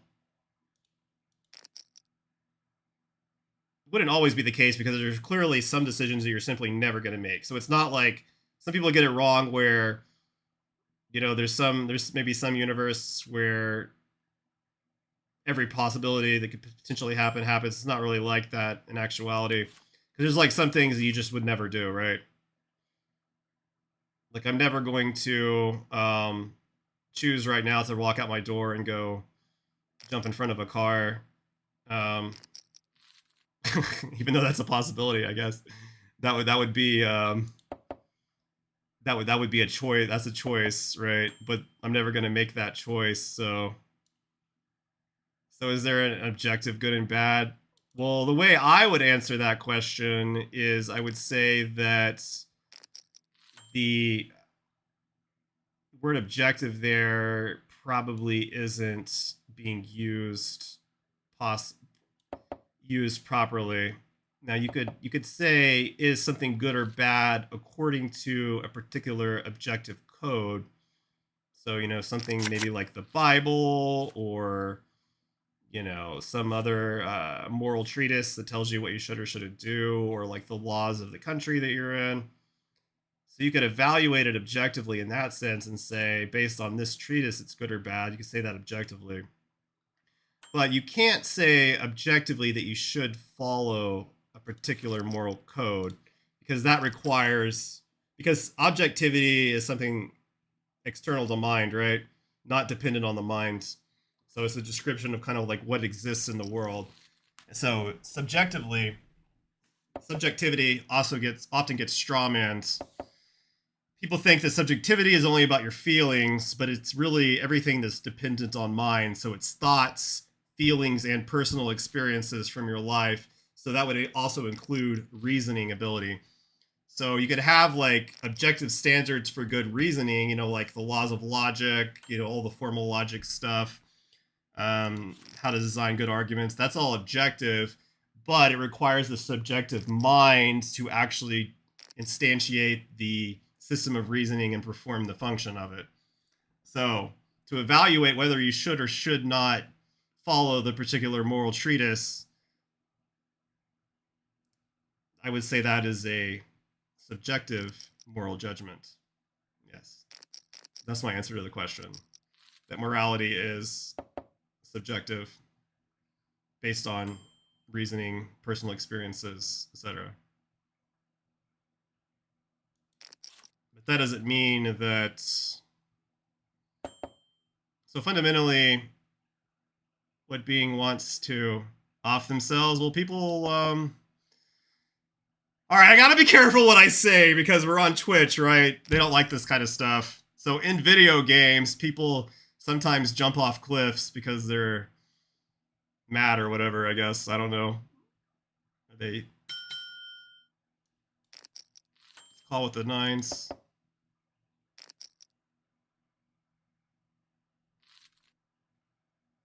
Without outside influence.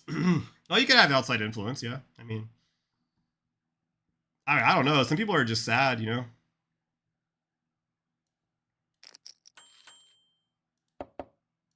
Mm.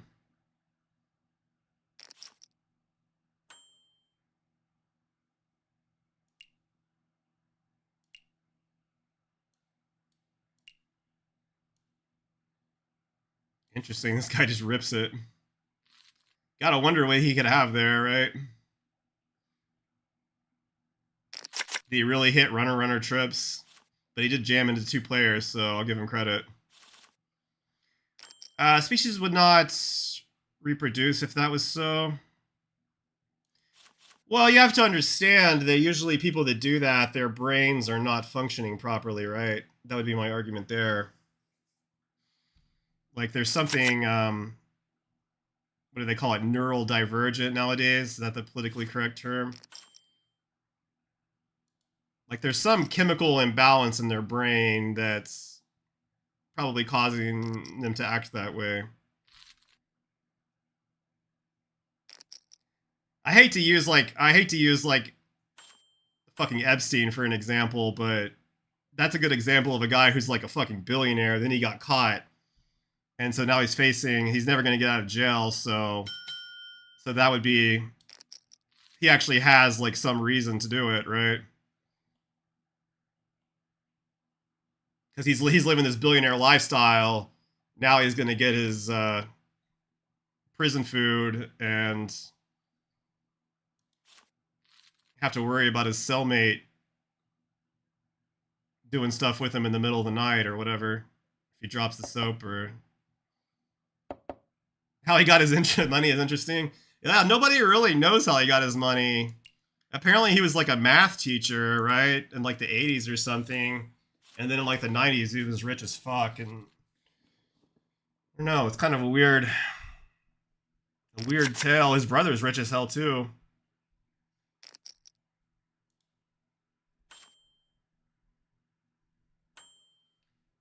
You have to reproduce biologically, but you refrain from it. Does that mean you're free?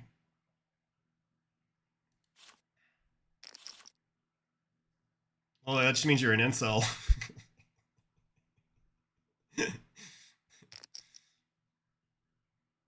Well, I guess if you're refraining from it on purpose, that would make you a volcel, right? A voluntarily celibate. Yeah. Saying that you are bound by like your inherited biology. It depends on who you're talking about, and you're making a generalized claim.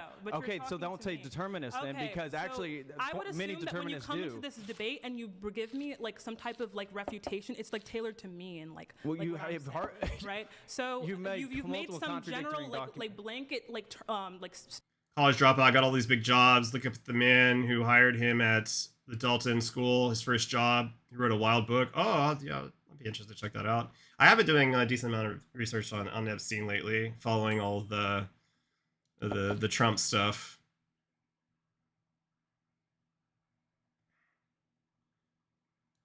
Statement and said it replies to like determinists. Well, that just demonstrates human agency. You asked me to demonstrate human agency.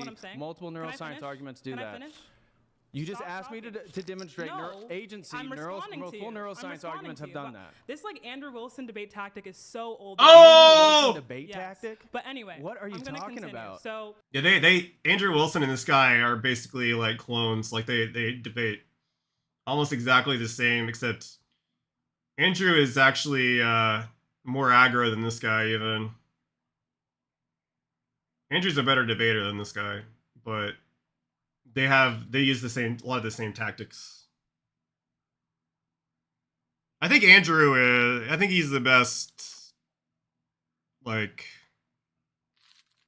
right-wing debater in terms of like effectiveness with optics and aggression and rhetorical ability. That's why his channel is almost like top 10 on YouTube for super chats.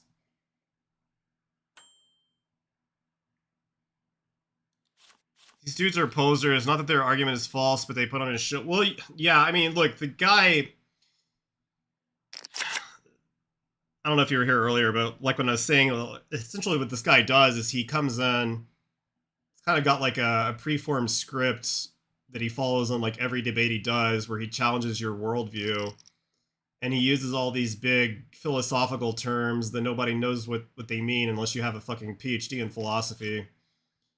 And he doesn't even know what half of what they mean. He just read like maybe a couple of paragraphs on it and kind of goes with it. And if you don't know the counter arguments, you're in big trouble a lot of the time. Like if somebody knows a little bit of philosophy and you don't know the counter arguments, you're not going to be able to divine them on the spot, because the stuff is like it's pretty hard to come up with on the fly.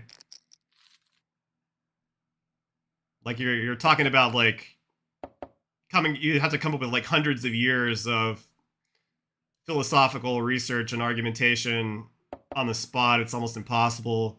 Really, to defeat these guys, though, you just have to know philosophy. That's really all there is to it. There's no other way to beat them. Both sides have talking points. I just want a real convo. Yeah, I'm trying to wonder. I wonder, like, what the last one where you had like a real good conversation was. It's pretty rare online in like a debate format. But I wanted to do this because these guys are really popular right now online. And they're really hard to deal with, you know, in a live debate, informal debate, or even a formal debate. Probably they're even worse to deal with in a formal debate. My God. Can you imagine letting one of these fuckers talk for like 15 minutes straight? They'll drop like 100 different claims, gish galloping, and there's no way you'll be able to remember all of them. And even if you did, even if you were able to take notes on all the different claims, like you're never going to be able to address all of them in your little 15-minute segment, because each claim requires like 15 minutes probably of like rambling. Like I've been going for almost 4 hours, and we're only 36 minutes into this thing.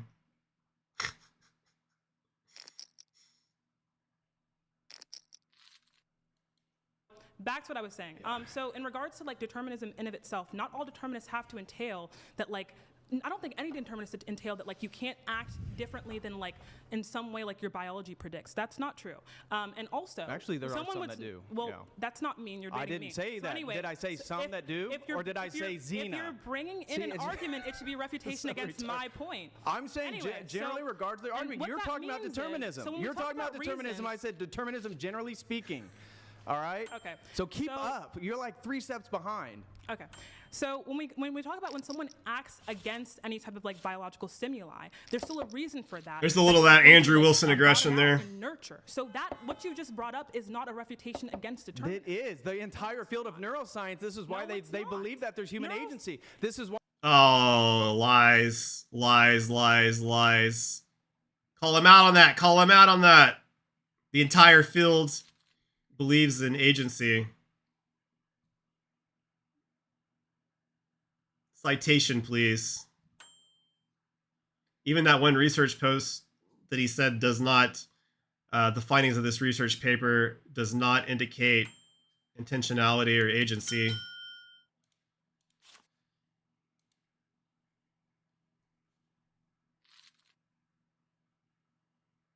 What page is that on? Our model is consistent with such predecision biases, but suggests that they may reflect stochastic fluctuations rather than an intentional decision process. Stochastic fluctuations being introduction of an element of randomness or statistical deviation into a system.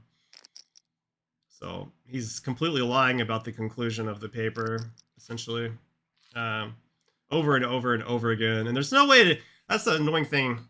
Like I was saying earlier, like a super experienced debater like Destiny, he would say like, oh, I don't trust anything that these conservatives, I don't trust their ability to read or to interpret a research paper, and he would force the moderator to like pull it up or something and go over it. You could just be like a super dick about it. Otherwise, they're going to use it. Otherwise, you have to just trust me, bro, on them, right? Like, you have to take their word for it and let them get away with it and have the upper hand on this research paper for the entirety of the debate.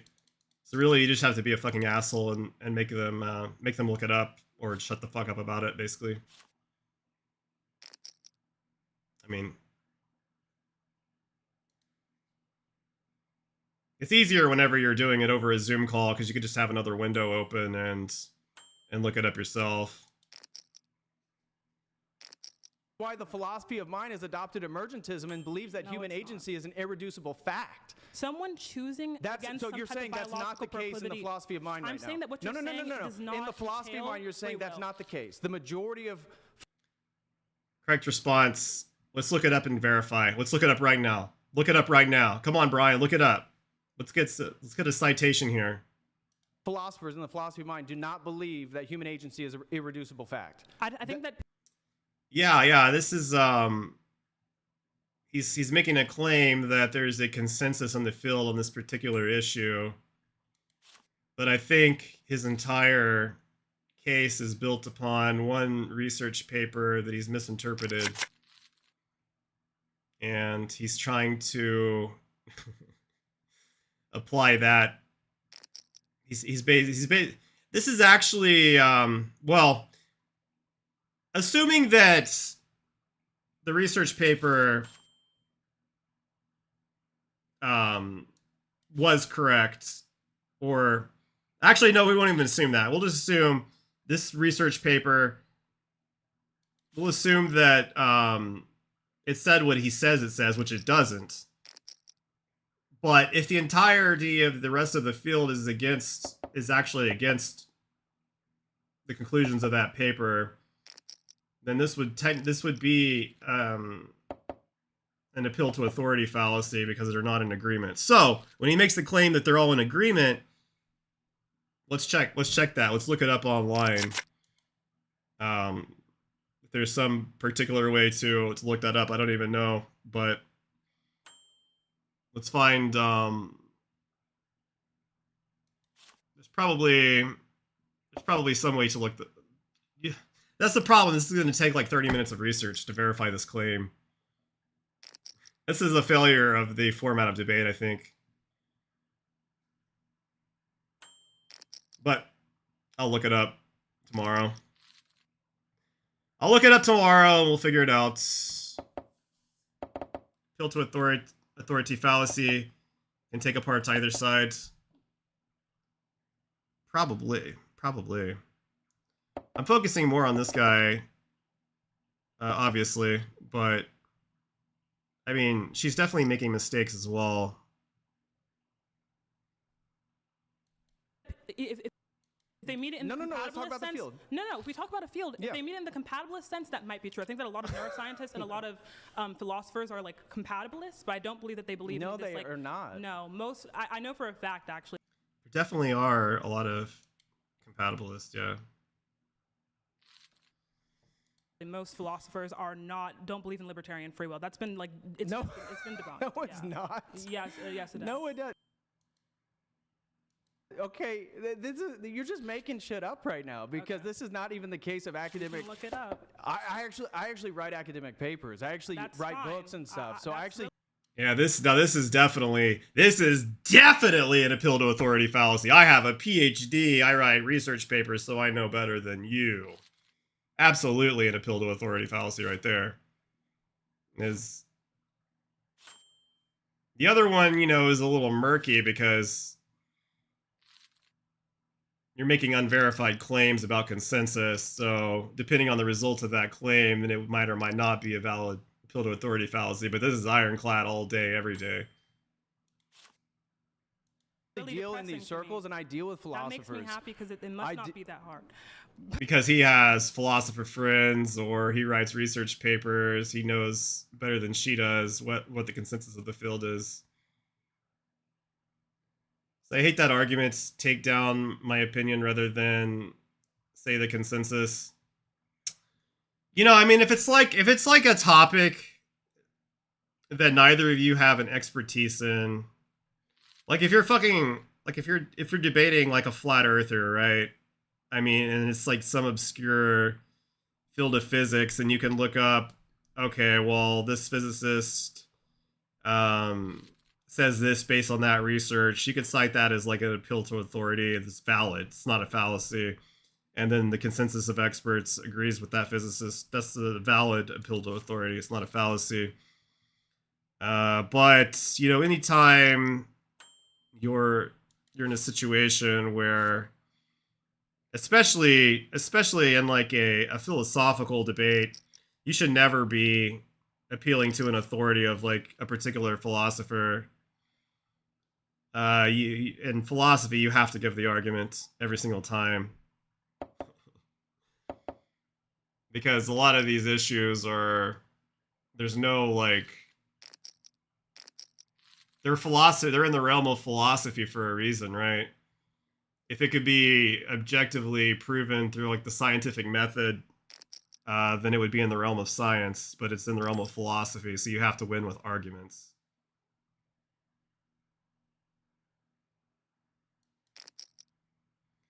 Destroy the opinion rather than say you're an idiot. Yeah, yeah.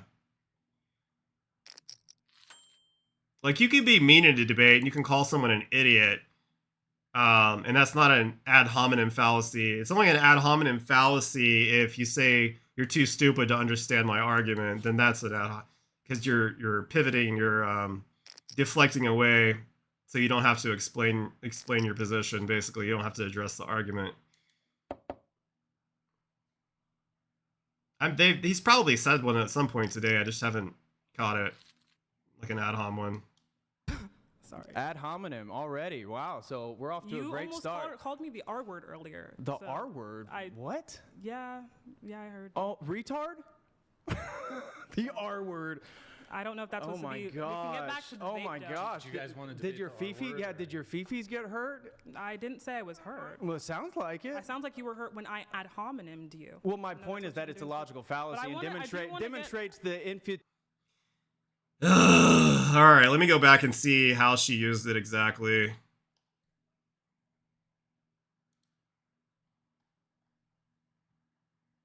Wasn't paying close enough attention, I guess. Philosophers don't believe in libertarian free will. It's been debunked. Yes, it does. You're just making it up right now because this is not even the case. Academic, look it up. Actually, write academic papers.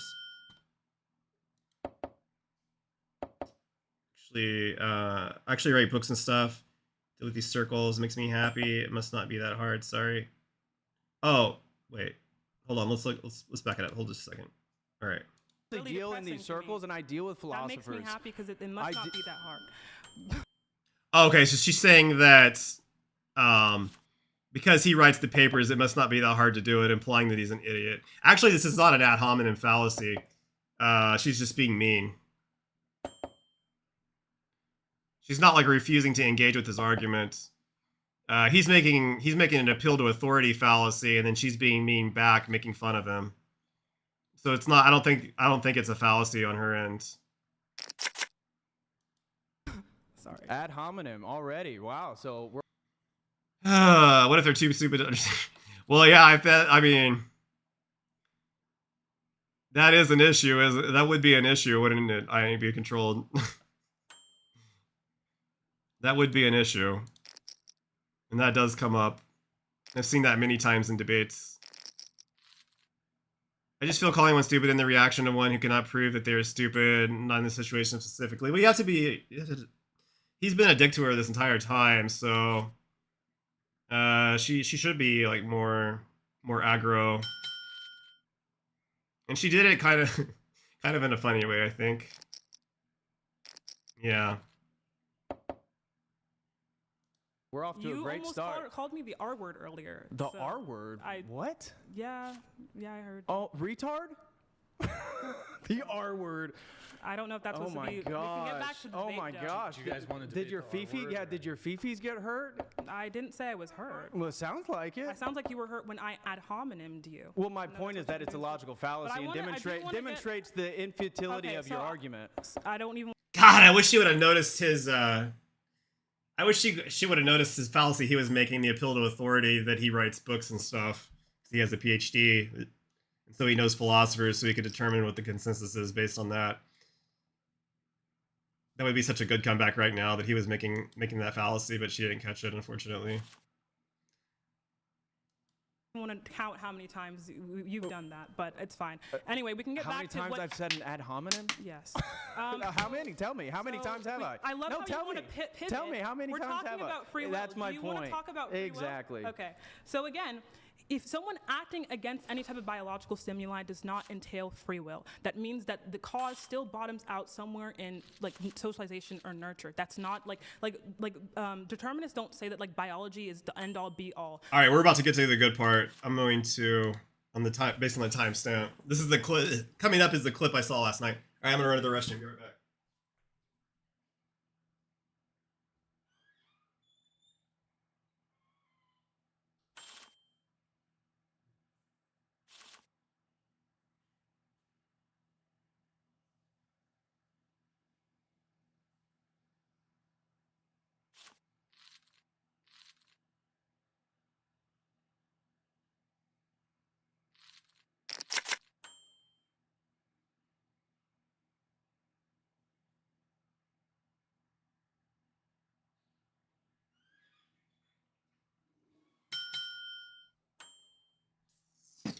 All right. that makes your action. So Yeah, I know. And you have the Okay. environment and exterior stimuli. That's Okay, part of the awesome. worldview. So when you say that, like, someone, But the contrary, again, it's necessary of the contrary logical argument here. If there is no human agency, you cannot have true rational deliberation. That's a fact. what do you mean by true rational deliberation, by the way? Being able to choose amongst different things and come to true knowledge claims. Yeah, so you're not going to be the sole agent in like the things that you choose, in like the in the credences that you have, and the beliefs that you have. That's correct. However, people can speak and have discussions, and someone else, you know, like using like their language, right, to sway your opinion. That happens all the time. You see, yes, debates can still happen. So you believe that you're going to persuade people with in a deterministic worldview with your deterministic It's not argument a worldview, that it's a fact of the it's being, not a the human fact. condition. It's not a Yes, it fact. is. Yes, Okay, it let's get into logic. So 2 + 2 = 4. Would you agree? is. Yeah. Is that always true? What do you mean by always? It past, present, and in the future. Is it a I universal mean, it truth? depends. Like, there's like an entire like debate over like whether we've like found math or it's always existed. Like, for example, if there was no one to see it, like in the cosmos, and we had two particles like just like rolling You see my comment that popped up over there? I was replying to the crypto shark bait on Twitter. I just saw his message. around each other. Not sure how long ago he sent it, but or if he's still watching. Does that mean two? Like, does that still exist? Does math still exist in that context? Whether Hold on, we've let me like back this found up. math or it's always existed. Like, for example, if there was no one to see it, like in the cosmos, and we had two particles like just like rolling around. Agree? Sorry, Yeah. Is that always backing true? it up. What do you mean by always? It past, present, and in the future. Is it a I universal mean, it truth? depends. Like, there's like an entire like debate over like whether we've like found math or it's always existed. Like, for example, if there was no one to see it, like in the cosmos, and we had two particles like just like rolling around each other, does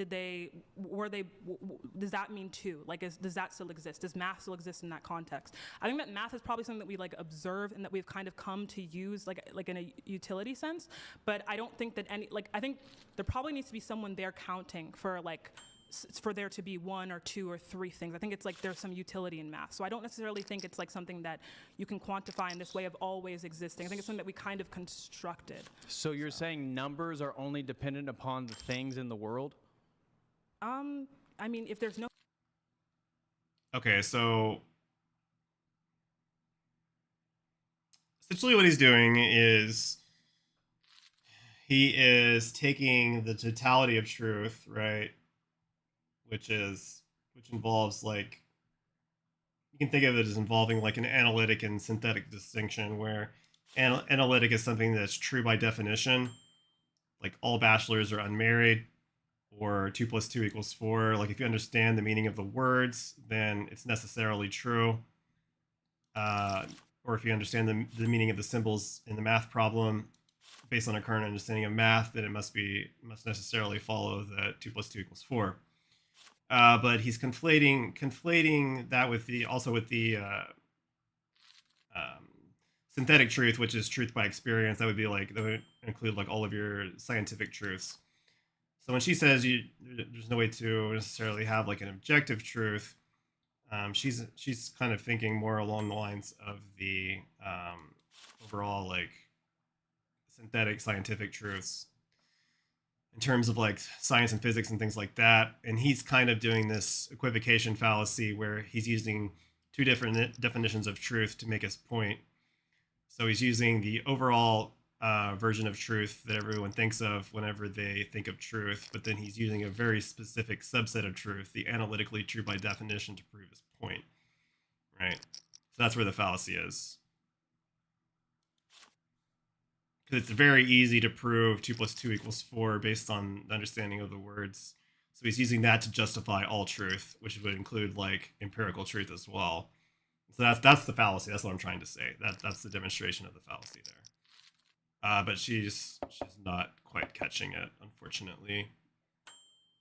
no things in the world, yeah, there's no number of things. Yeah, that makes no sense. If there's no things in the Numbers are world, there's no number. universal. Yeah, numbers pre-exist. think a number Logic is? pre-exists creation. That's why Right there, got him. Like make him prove creation. Make him. What does that even mean for numbers to pre-exist creation? What does that mean? What does it mean for numbers to even exist? Like the numbers, the language of mathematics was created to assist us with reasoning, which enhances our ability to survive and solve problems in the world. Now, the things that we reason about would still exist without humans there, but they require the subjective conscious mind to execute the reasoning and use the mathematical language, right? Creation is ordered in a What's up, Keck Werlost? I quit poker for 5 years, playing over 15 years every day. I'm so done with this shit game. I know you from the tables. You have fun to play after so long time. Sorry for super bad English. No worries about the bad English. Yeah. I'm having fun playing. Again. I took a nice long break. I didn't really play much at all in 2024. I believe it was like, for all of 2024, it was less than 60,000 hands for sure. And then very few so far this year, but we're gonna make up for that, right? Yeah, I took, before this week, it had been 3.5 months since I had played. This is a nice break. a logical way. Okay, I would probably disagree. I So mean, I just don't see creation any- is not ordered in a logical way. Okay, do you believe in the I laws mean, of logic? I think that the laws of logic are like we use them at, like, utility-wise, right? To come to conclusions and to, like, So they see could be patterns, et they could cetera. be false in That's the not future. what I'm saying. I'm saying that I'm we've asking constructed you a system. question. Okay, I'm asking you, could they be? Actually, a funny thing she could throw at him right here, and this would be hard to think on the spot, but she could bring up that like idea of like a quantum superposition, like the Schrodinger's cat thing. Like the cat is alive or dead, both alive and dead, and until you make the observation of it. She could bring up something like that and see if he knows the counter to it. Like the counter is the many worlds interpretation of quantum mechanics that avoids the violation of the laws of logic, but it would just be funny if he even knows what that is. That would be kind of like a funny thing to throw in there. But essentially, she doesn't need to defend the laws of logic because you have to use logic to prove or disprove logic's existence, right? So it's circular by definition. It's circular. There's no other way around it. It's a metalogical claim. It doesn't even make sense to ask the question. He's just putting her into a trap, which he can navigate really easily and make her look foolish, essentially. But it's not like an impressive thing, right? It's just like a stupid game that only somebody that's like studied philosophy would be able to identify on the spot. If I'm on a still place like Lake or something, and thinking back, what the fuck? How can I play 15 years every day this shit game? It's sick. Never liked this boring luck game. Sure, it's not all luck, but hey, you know what I mean. After so long of a time, it's boring. Yeah, I've taken like 6 months. I've taken like a year-long break before. Like, I mean, no, I've been playing since 2005, but and I've played millions of hands over the years. Like, I've got, since September 2021, I've got like 780,000 hands in my poker tracker from Bovada. I wish I could have got to 1 million on there before I quit the site, but it was going to shit with all the bots, so. Be false in the future. That's what if you're they saying. if the laws of physics stay constant, probably not. No. So you think they are universal? That if the laws of that they- physics stay the same, then the laws of logic For are example, if you make a system, like, and like whatever conditions that precede the system continue to exist, it will continue to stay true. Yeah, she can just say that the laws of logic are an emergent property of a stable universe. You have to show me that they could possibly be some other way. You won't be able to do that. She should just point out, like I just said, that you have to use logic to reason for or against logic, so it's a circular argument, irreducible primary axiom. Axiom cannot be argued or proven. We just have to accept that it is. And any claim about it is fallacious, so it's irrelevant to even ask it. However, to say that like numbers and math and the way that we have like Massive grinder. I go through periods of massive grinding, but you know, over the last year and a half, what, like 60, 70,000 hands, not very much. I was for a long time hitting a minimum of 20k hands a month. Often much more than that. always existed? Probably not. It's just a system. For example, today I could say that, like, I don't know, like 2 + 2 = 5. And if everyone starts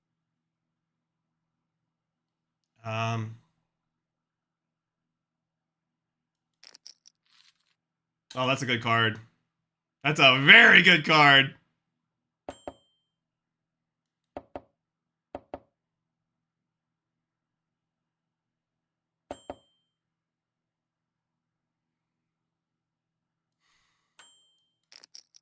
I have to bet. I can't check that. Too likely he'll check back. That quads.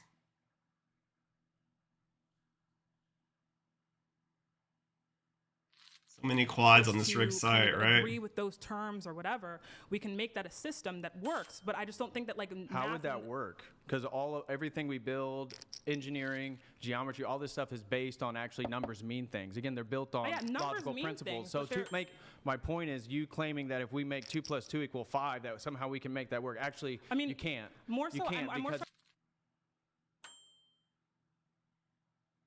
Well, you could. Well, actually, no, you couldn't. Yeah, actually, you just couldn't. Yeah.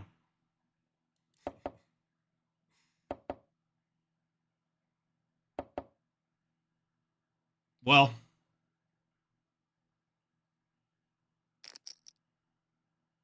let's see.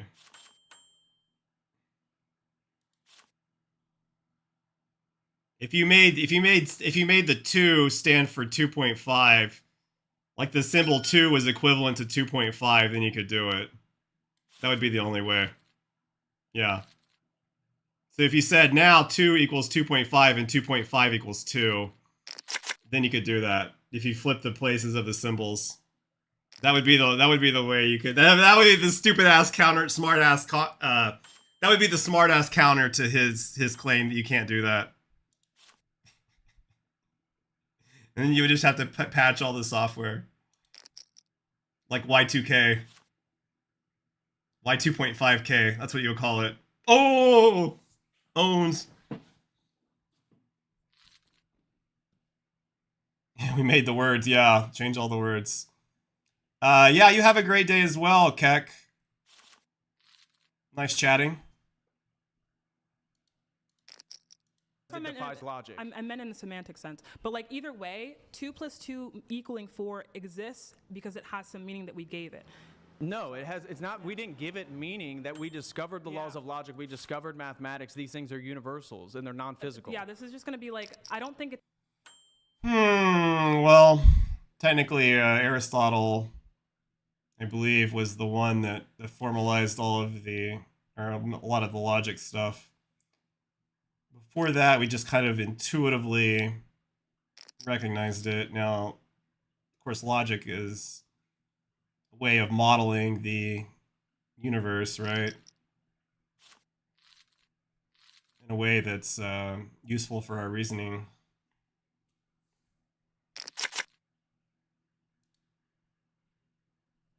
But again, this whole conversation part right here is kind of pointless. It's like an actual tangible thing. I think most things that we see as things are tangible. I think it's an ideological system. I think it works. I think it's for pattern recognition, etc. But I don't think that we can. Laws of logic and physics are descriptive, not prescriptive. Yeah. It's a way of describing the universe. Yeah. Agreed.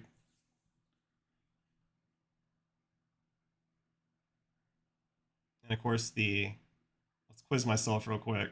The 3 laws of logic. The first one, the law of identity. A equals A. The second one, the law of the excluded middle. Must either be A or B, nothing in between. Or sorry, it must either be A or not A, nothing in between. It can't be anything in between. And then the law of non-contradiction is it cannot be A and not A at the same time. Yeah, that's it. That's the 3 laws of logic. In any way kind of like say that like this system existed before humans. Right, and that's an entirely incoherent worldview. Again, this is what the people that use presuppositional apologetics or even presuppositional philosophy. This is what's called, you know, the postmodern turn, is realizing that the modernist project is ended, and the history of metaphysics. About free will anymore. What's that? I just would really love to talk about free will. Free will is tied with all this stuff. What are you talking about? This is like you pivoting and going down this rabbit hole so that we never get to the actual. This is all about free will. You cannot have rational deliberation, You objective truth, we and moral operate responsibility off of- without free will. we That's what operate we're off of talking about. assumptions every single day. That's I what we're assume- talking. He's begging the question again, assuming that you need free will for all this stuff, for rationality. And she's not asking him to prove it. Talking about. That this reality that we live in exists. Okay, I that's assume great you're that right in your front of whole me, thing is a and- belief and- based on your assumption. Yeah, that we've I think heard that it. That's everyone's wonderful. doing that all the time, and That's you can wonderful. say that things must be true. We'd but love you're to only hear saying about they your must be preferences, true. but that's all You're they only are. saying that things are true because you don't like the opposite, and that. No, I'm not. Yes, I'm you saying are. that You're saying, it- dude, the can I opposite finish? can't exist. Can I If finish if talking? you're right, there aren't objective Can truth I finish claims. talking? So that's my. Why are there not objective truth claims if the universe is determined? That makes absolutely no fucking sense.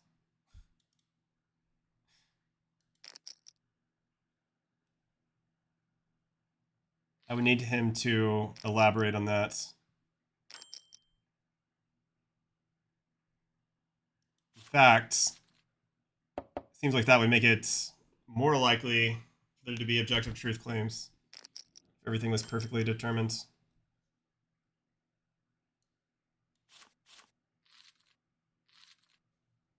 Wouldn't it?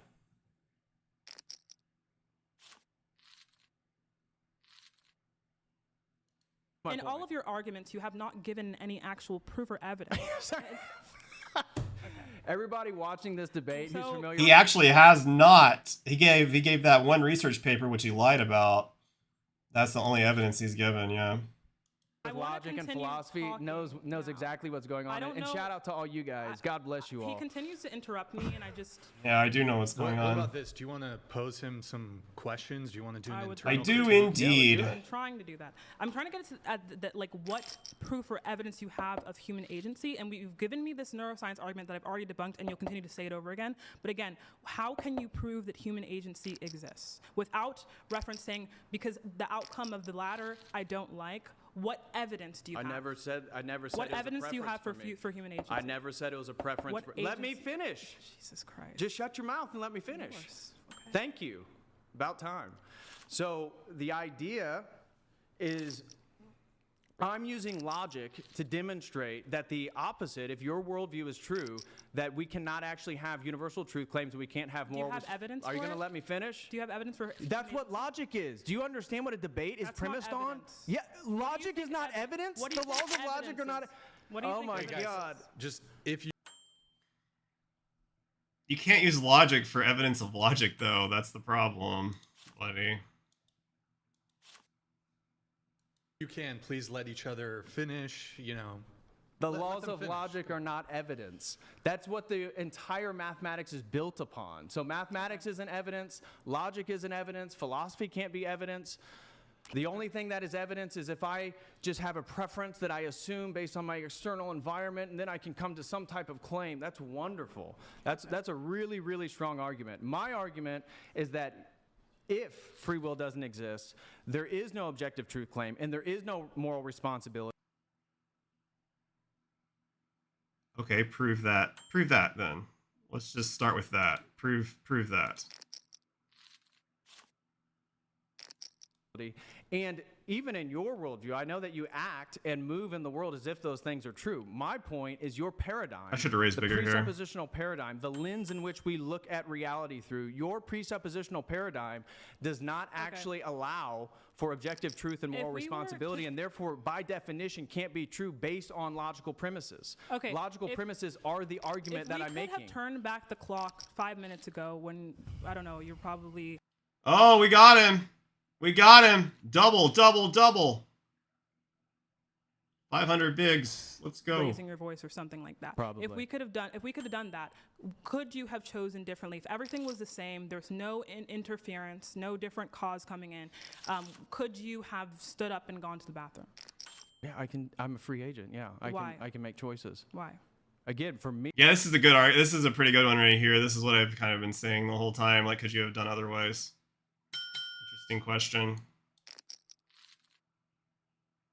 Oh, we got top here. I'm going to appeal back to a theological system in which we're made in the image of God, and then utilize that premise to say, if that is true, therefore we can have objective truth, therefore we can have moral responsibility, therefore we can have a totalizing All right, I guess I'm metaphysics gonna that get deals with being itself in unity. So because you were made in the image of God, you have free will. That's your kind of your... Well, fundamentally, yeah. Okay. So being... Why is she letting him get away with this? This is not an argument. It's not a reason. Okay, explain how you have free will. What's your evidence for free will? I was made in the image of God. What?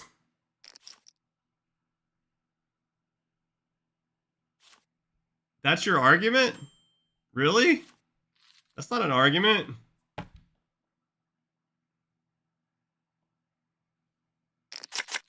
I think you're going to need to substantiate that, buddy. What does it mean to be made in the image of God? How do I know there's a God? What's your evidence for God? What's your evidence that you're made in the image of God? Other than a verse in the book? Got anything? Have you seen God? Can you have him come down and talk to us in the form of a burning bush or something? I mean, come on, this is, that was really bad. Made in the image of God means that you have free will. Okay, so, and this Don't let him get away with it! How can you, he said, that's like the dumbest thing he said the entire debate. That's the dumbest thing he said the entire debate, probably. Ugh. it's like, again, it's kind of like the same idea of like a soul, like this idea of like the agency thing. This is where people say that like it's given to you by God, and then people are kind of like, you know, thus can kind of live with it, etc. The soul, like, do you agree that there's some type of soul? Of course, I'm an Okay. Orthodox Christian. Are you familiar with Okay. Eastern Orthodoxy Anyway, in so any matter? If Okay, prove that there's a soul. Prove it. Let's go.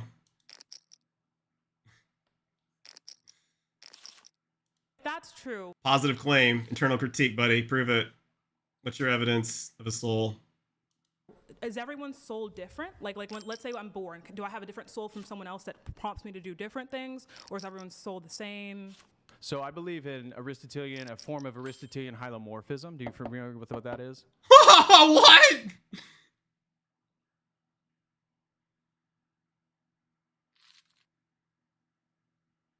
Hyomorphism? That's a new one. What the fuck? Hyomorphism? What?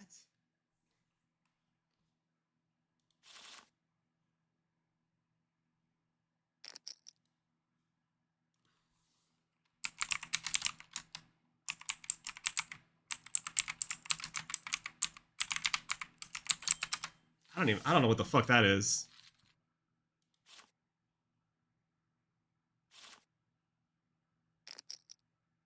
Think he's making it up, probably. We're gonna see how accurate he gets it. I don't even know if the algorithm got the correct spelling on that. Hylomorphism. Key concept, the philosophy of Aristotle. The idea that everything in the physical world, every object or substance, is a combination of two things, matter and form. Matter is the raw, underlying stuff that has the potential, but no specific identity on its own, while form is what gives that matter its structure, purpose, and actual existence, making it a particular thing. Matter is like the ingredients in a recipe: flour, water, and yeast, which could become many things, but form is the recipe itself. Instructions that turn those ingredients into bread, giving it shape, function, and essence. Without form, matter is just potential. Without matter, form is just an abstract idea. Well, that's a pretty good river.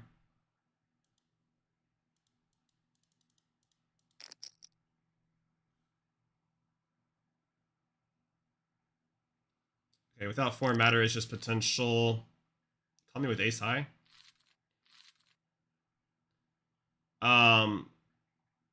Classic example, uses a bronze statue. The bronze is matter. It could be melted down and reshaped into something else, but the statue's form is a specific shape and design, like a figure of a person, which makes it a statue rather than just a lump of metal.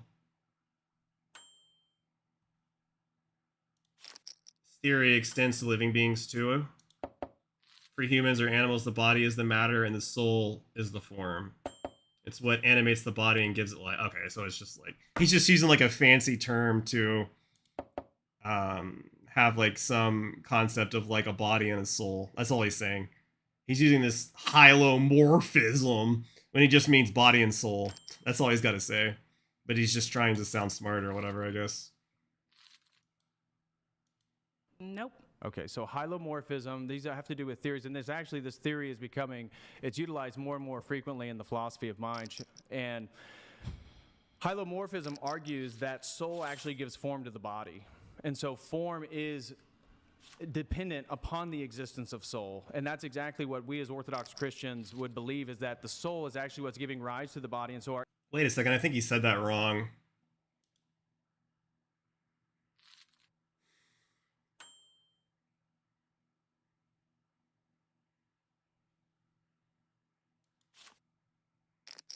The soul is the form. Okay. It's what animates the body and gives it life. According to this hylomorphism. Our anthropology as a human being is soul, body, and nous. Nous being the eyes of the soul, the eyes of the heart. So be your noetic faculty, your mind, imagination, these types of is things. everyone's soul, does everyone born with a different kind of soul? Yeah, everybody has their own soul, yeah. Okay, and God gives it to them. Of course. And your soul causes you to act differently than other people. Your soul allows you to have free agency. It does. Again, the used cause is trying to put it into a deterministic framework. Where you're going, I already caught it. Okay, no, it's not a caught thing. You just don't like the wording of the same thing, right? But again, so No, if everyone's soul if everyone's soul is different, what does that mean? Everybody is a unique person. Meaning that they act differently, right? They can act differently, or they could act similarly, or they could act the same. So everyone has a different soul, and this soul, is what is also entailed as this agency or whatever. But this agency, everyone's agency is different. Everyone's soul is different. So essentially, the soul can prompt different actions and different outcomes in different people. Correct? Yeah. Okay, if your soul is given to you from God and it can prompt different actions within you than other people, this means that there's something entailed in that soul that you were given by God that is causing you to act differently than other people, meaning that you're not the arbiter of it. No, it's your that's soul not. given That's a from non God. sequitur. That actually is not a logical Saying follow. that word a lot. No, well, because you keep falling victim to non sequiturs. No, it's and not. so, That logically just follows. because God gave you a soul, or even God foreknows the end of history, does not actually entail determinism. Yes, it does. No, it does not. Yes, it so does. how? Okay, so you understand that God is outside space and time, right? Yep. And so the difference is actually watching the choices that we've already made is not the same thing as making us make the choice. He doesn't have to When watch you it. go to a restaurant and there's only certain items on the menu, are you determined to choose something, or is actually there's a set of opportunities to make choice? It's not opportunity. Oh wait, he's making a big mistake here. Okay, let me think about this for a second.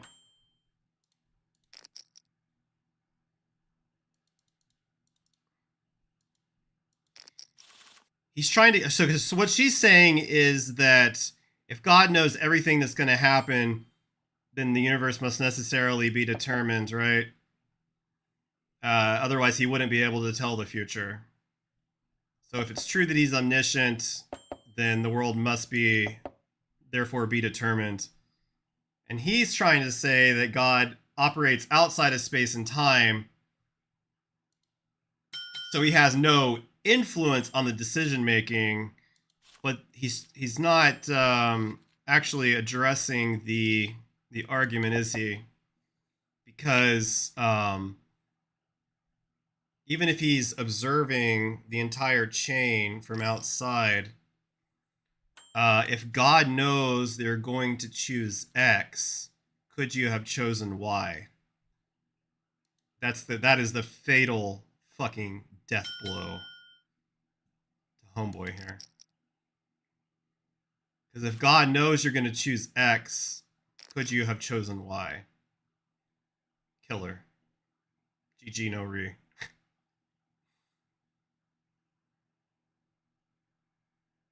So yeah, he's the one that's pretty fucked there. I'm sure that's some type of a fallacy, false analogy, perhaps. False analogy fallacy, maybe.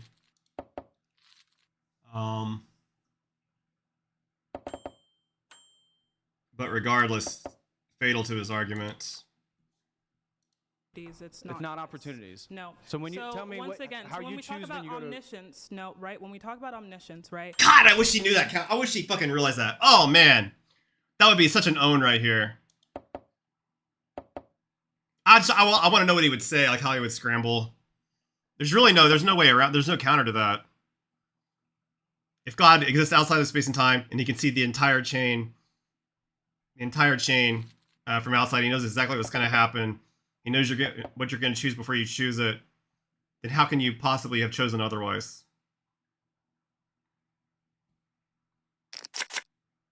Ah, man. I want to debate this guy. I want to debate him. I think if I study for like a week, I think I would crush him. I mean, I think I would crush him now, but it would look like way better. Because like I wouldn't let him get away with any of this stuff. Yeah, I would just like be interrupting him constantly.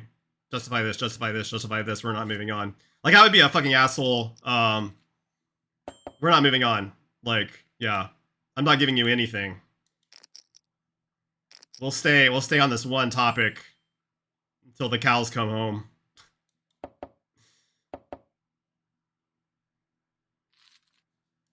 If God does not need to be seeing everything in linear time to know what will always happen, right? If you just look at just the story of like anyone in the Bible, like Noah from Noah's Ark, he already knew everything that was going to happen, and thus Noah could not have acted outside of God's knowledge. No, he could. He could have chose not to listen to God. That's the whole point of being a Christian, is that we're aligning our will with God's will. That's the whole point of being a Christian. God knew that he would not act in accordance with God, correct? God knew that Noah would not act in accordance with God. God, as outside space and time, knew that Noah would make the choice, but Noah making the See, yeah, this is good. choice is not dependent. God didn't force him to make the choice. Okay. Again, so those are two. That's a cat. She's not even claiming that he forced him to make the choice. I don't think she's not even claiming that.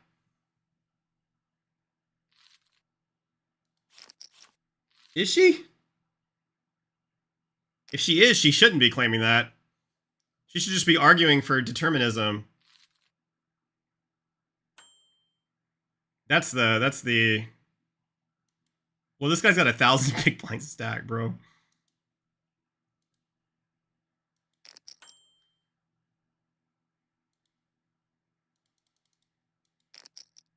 Fish on a heater, I guess.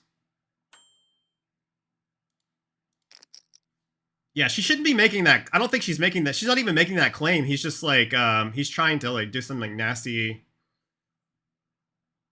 Logical I didn't even category get to error. make the argument That's a yet. category error. I didn't make the error that you're trying to. Yeah, she didn't make that claim. He's like inventing. He's inventing this. She said that. She's making the claim that since if God exists outside of, hold on, God exists outside of space and time, and it can observe the entire chain of everything that's going to happen. So he has perfect foresight. Then how could Noah? Then he knew that Noah was going to make the decision before he even asked him or whatever, right? That's her claim.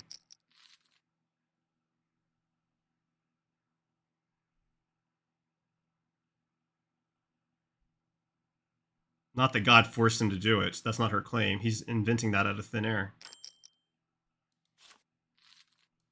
It's a category. You said that omniscience demands determinism. So again, if God knew, he doesn't have to be looking at this from like a linear perspective of time, but if he always knew, he's Yeah, that is exactly what she said, and you're completely misunderstanding her argument.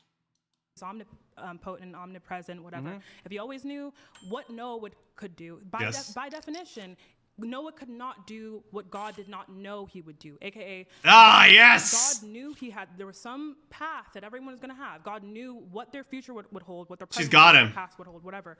There's some future that exists. She's got him, finally. Existed for Noah, and he could not have acted out Don't let him off the of hook. it because God already knew it. But God knowing does not entail causation of him causing the. She's never made that claim a single time. He could for causation. No, regardless, it's a he could not have category. Retard! God is out. Can you do something that God does not know you will do? She should use the retard back on him right now. I know she's too like politically correct or whatever, but that would be perfect. God, he's outside space and time, so he's already looking at history as a finished, completed thing. He knows the choices I'm going to make before I've made them, but that doesn't mean that I did not have free will to make my choices. Can you do something that God does not? It means that it's already been determined what choice you're going to make, bro. How do you not get this? What are you missing? Jesus. It's not that hard. I think he realizes he's fucked and he's trying to like figure out a way to weasel out of it. She's really got him right here, though. She's got to just, like, hammer this on. Make him look absolutely stupid. Stupid as fuck right here. Don't let him off the hook, Zina. Do not let him off the hook. No, you will do. No, because God's already outside space and time. But again, that doesn't necessarily that's not causal necessity. I just raised my hand. God knew I was going to raise my hand. Could I have not risen my hand? Oh, yes! You could have, and then God would have known that Got you him! were going to not. No, it's not, because that's a category error. You could have chose not to not raise your hand, and God would have known that's what you already chose. No. Exactly. On your own premise. Got him. You contradicted yourself. Yes, you did. We have a past, a present, and a future. You just contradicted yourself. We have a past and a present and a future, right? Thank you. I could not have risen my hand. Or you could have, or could not have. God being outside space and time would already have known. Because I didn't, though, right? So if we look at that, that means that I couldn't have. Right? So if we look at like what God knows, if God knows some like events are going to happen, you cannot do whatever he wants. For example, if God knows, let's say tomorrow God knows that I'm going to pick a blue shirt. That means that tomorrow I cannot pick a pink shirt because God knows. Exactly. The cart before the horse, because God only knows it because he's outside space and time, and for him you've already made the decision. No, he doesn't already know it. He knows it because he knows it because he knows it because he's outside space and time. No, God yes, it is. The action's already happened for him. God does not have any conditions. God has already seen the action. Wait, guys, one at a time. Exactly. So how could it be deterministic if he's already seen the action, right? I mean, he has no. There's no way out of this. He's just lost. That was a good approach by her. He should never have admitted he should have never admitted to the foresight of God. That's fatal. That's fatal to the free will debate. Because it necessitates that it's determined. Everything's predetermined. Because God has knowledge of everything that's going to happen. So you just have a illusion of free will, but it's all determined. It's actually kind of an argument for compatibilism, right? But he's been going against this entire time, which is funny. It's like you have that illusion of choice. You have the ability to like act out your desires and stuff, but there's some element of determinism behind the scenes. Pretty funny.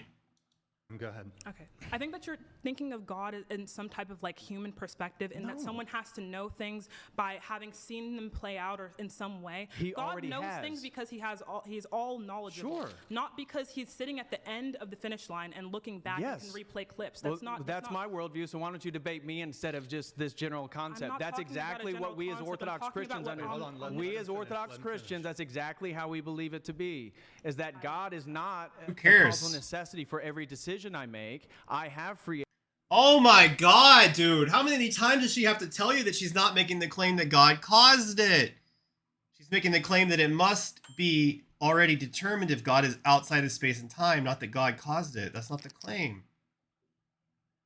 If he's outside of the universe, then whatever mechanism by which the universe operates, everything's already happened. It's already played out deterministically. Like, this is not... I don't know. It's not that hard to understand. I don't understand why he's...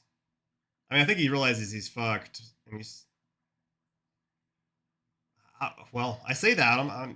Maybe I'm not completely sure that he realizes it. I'm not sure. It's possible he could realize that he's fucked and he's trying to weasel out of it in some way by being aggressive, but hopefully she stays on him on here. Agency. I have free will, and God being outside space and time, being the beginning of the Alpha, the beginning of creation, and the meaning of creation, the Omega, He has already seen the choices that we make. Yeah, That so doesn't mean that you're I'm just putting describing I'm not fallacious anthropomorphizing God, You're just- because you're that's putting not some- Hold on, something let that him humans can finish. actually. Go ahead. That's not something that humans can actually do. Wait. He says he's not anthropomorphizing God. What do you mean by we're made in the image of God, like you claimed a few minutes ago, then, buddy? Wouldn't that be anthropomorphizing God?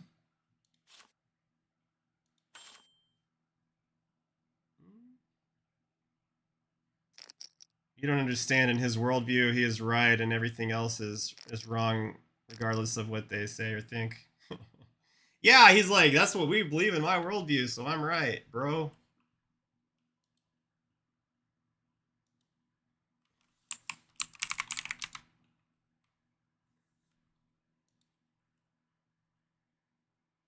Yeah, I mean, saying that you were created in the image of God is like reverse anthropomorphism.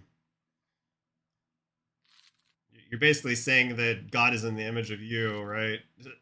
In reverse terms. I don't know, man. Like, he's... almost everything he says can be, like, reversed back onto him. Like, in some way, you know? So the Yeah. idea that that's an anthropomorphization of God is Okay. ridiculous, because that's not even how we What does it understand. mean to be omnipotent and omniscient? What do those two things mean? Omnipowerful, Okay, and all-knowing. All-knowing, right? So where in that definition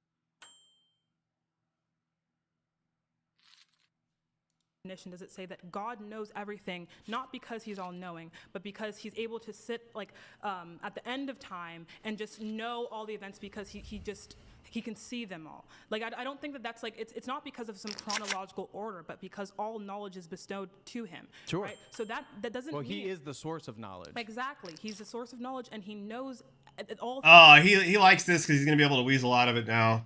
She should have stayed with that setup with him outside of space and time, where you can see the entire causal chain from beginning to end.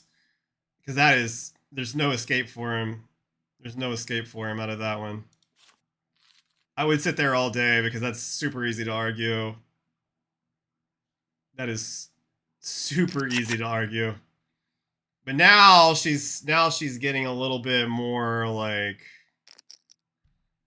she's giving him more escapes, right? I'm gonna back up a few seconds. See them all. Like, I don't think that that's like, it's not because of some chronological order, but because all knowledge is bestowed to him. Sure. Right? So that doesn't Well, mean... he is the source of knowledge. Exactly. He's the source of knowledge, She's giving him outs now. I feel like she's feeding him some rope, which isn't good. and he knows all things that will exist. So it's not because he was able to like watch, in his head, like how everything was, he can do this, but it's not because he like he could watch in his head like all of history play out and then he knew, okay, she's going to do this. It's because he knows, right? So it's like, What's the difference exactly? right? Because you're saying that if you didn't raise your hand, right, God would have known. You could have that, done either one, yeah. No, and God that's would have not known. true, Yeah. right? That's a pretty good flop.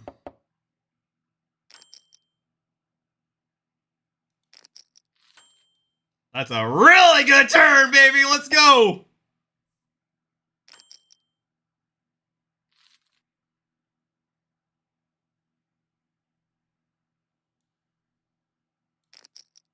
Click it back on him, maybe.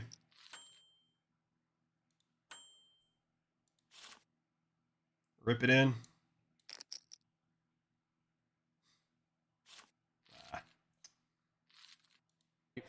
How is that not because true? there- You could have done either one. Okay, so I'm saying that we couldn't have done either one because God knew I was going to do that one thing. There's not No. multiple realities. No, The reality that God created knowing, for us. that's a logical non sequitur. Just it's because not. he knows what we choose does not mean that our choice is totally dependent and he forces us to choose. Oh my god. This guy is retarded.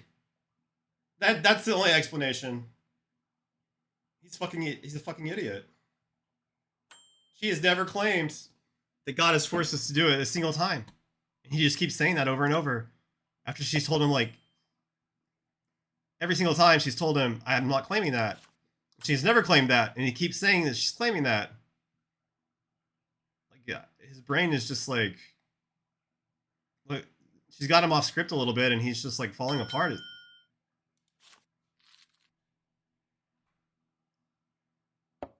Such a dumb belief for this guy to have. You can decide to do anything and God still knows. He has to be kind of retarded to believe this. Yeah, I mean, like this is bad. He keeps saying this over and over again after she keeps clarifying she's not saying that God is forcing you to do anything. She's saying that if God is able to see everything that you're going to do from the beginning of your life to the end of your life, then could you have done otherwise? That's what she's saying. She's not saying that God is forcing you to do anything. She's saying that God is, if he's able to observe the entire timeline, then you can't have done otherwise. So you can't possibly have free will. He just doesn't understand. He doesn't seem to comprehend this concept. I mean, it seems so obvious to me, but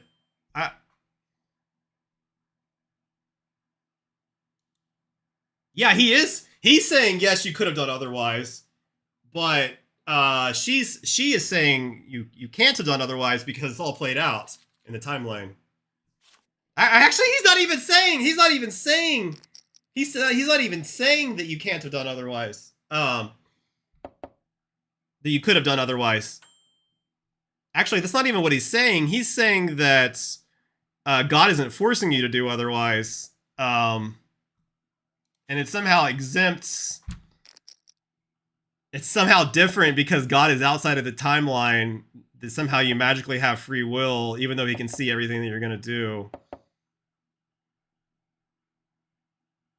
What he's saying, it's got to be just like a legit logical contradiction. Like not even like a fallacy. It's just like it's fucking. It doesn't fall. It doesn't. It's a contradiction of the laws of logic.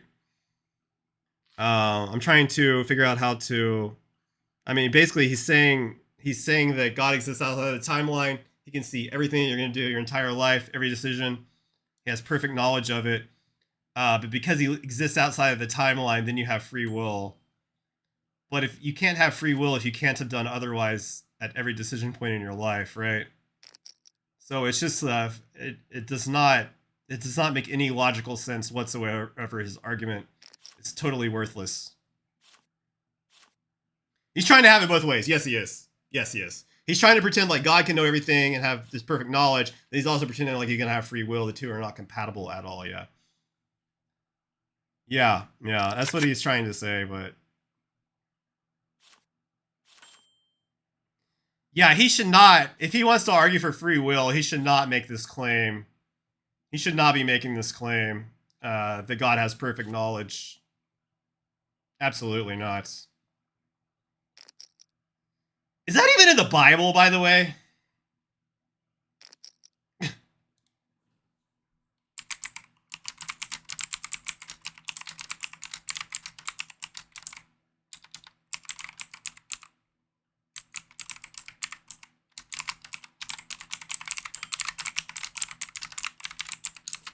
I don't even know if that's in the Bible. The God of the Bible has limited power. You know, interestingly, I think there's like more than one God in the Bible. He's always like talking to other people.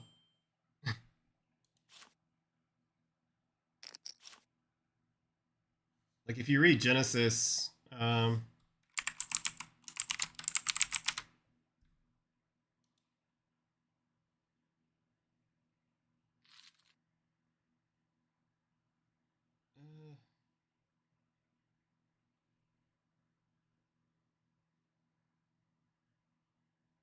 well, like I gave the example the other night of the Tower of Babel one, but I thought there was something else.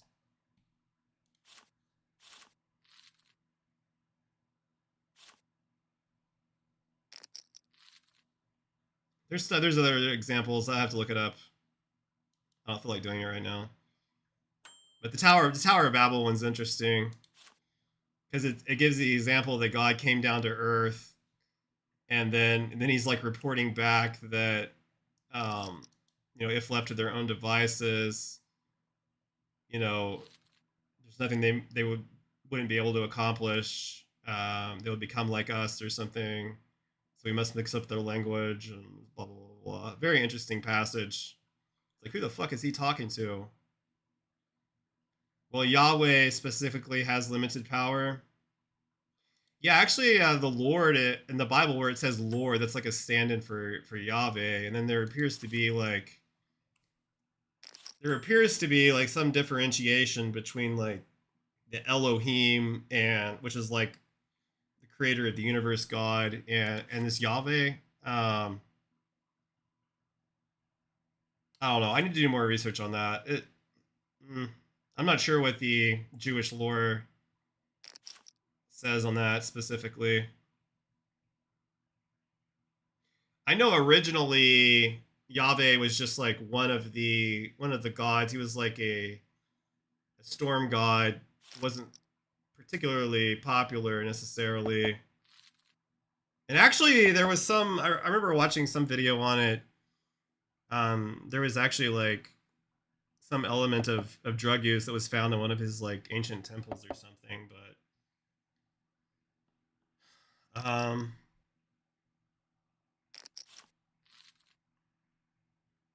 several verses explicitly or implicitly describe God as knowing the future in detail, declaring outcomes in advance, and having a predetermined plan. Okay. Isaiah, remember the former things of old.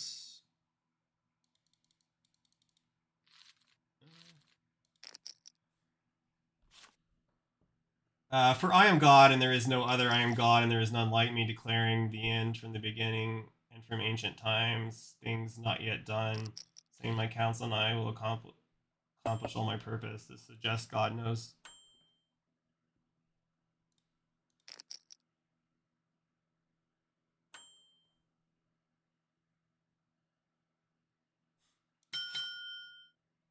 Oh, man. Oh, this guy's tight. I'll fold. I don't think that...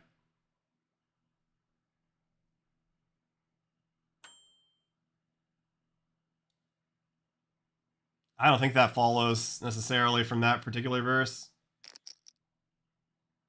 O Lord, you have searched me and known me. You know when I sit down and rise up. You discern my thoughts from afar, even before a word is on my tongue. Behold, O Lord, you know it altogether.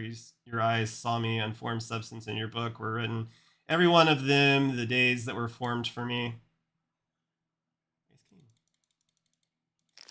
When as yet there was none of them.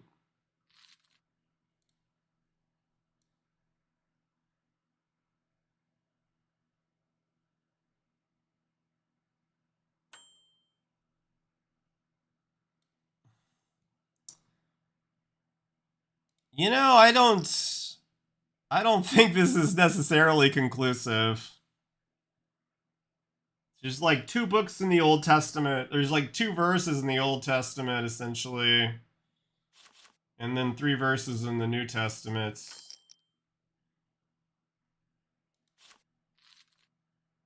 This Jesus delivered up according to the definite plan and foreknowledge of God. You crucified and killed by the hands of lawless men. So really, I think most of this idea of the foreknowledge of God being able to know the future, it seems like all of it is, most of it, the more direct passages are coming from the New Testament. It's probably like a more of like a New Testament idea. See, like Romans, for those whom he foreknew, he also predestined. Yeah, I think this is a New Testament thing primarily. I would be interested if the Jewish people actually believe in the predeterminism stuff, that God knows everything that's going to happen. I'll have to look that up tomorrow, maybe. I think it's like more of a Christian thing. Apparently the church decided God was omnipotent around 325 CE. That makes sense. Those Old Testament verses don't really say shit. That's open to interpretation. It's not definitive. Can you do what God does not know you The New Testament verses are way more clear on that, what they're saying. They're more direct.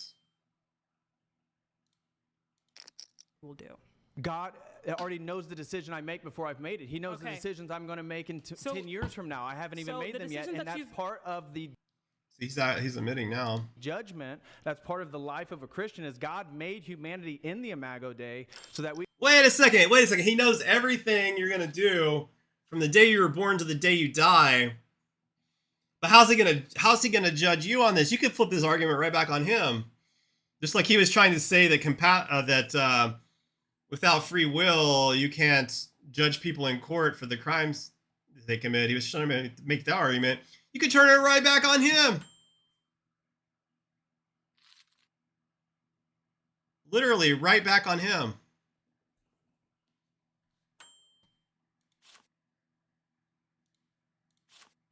Because if God knows everything you're going to do from now to the day you die, then how can you be judged? You can't possibly have free will, right? Owned. I don't see a good counter to that.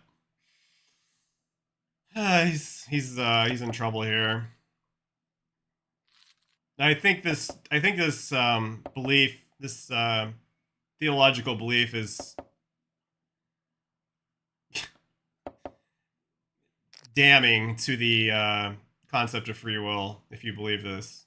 I don't think it's compatible at all. we can participate in these categories that animals do not have. So does and so it- for so- us, that would include love, logic, reason, truth, mercy, Okay. compassion, So does it- honor, the glory. decision- These Well, he would have to just drop this belief. Yeah, that would be the counter. He cannot hold that belief, and oh God, look at this.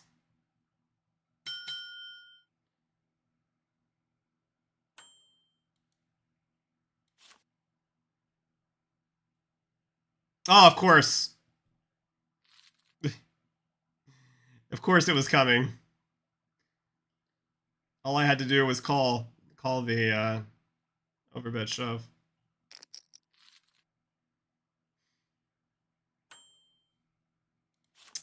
If only I was God and I was all-knowing that that was going to happen. Why didn't God come down in the burning bush and tell me to call there? Come on, God.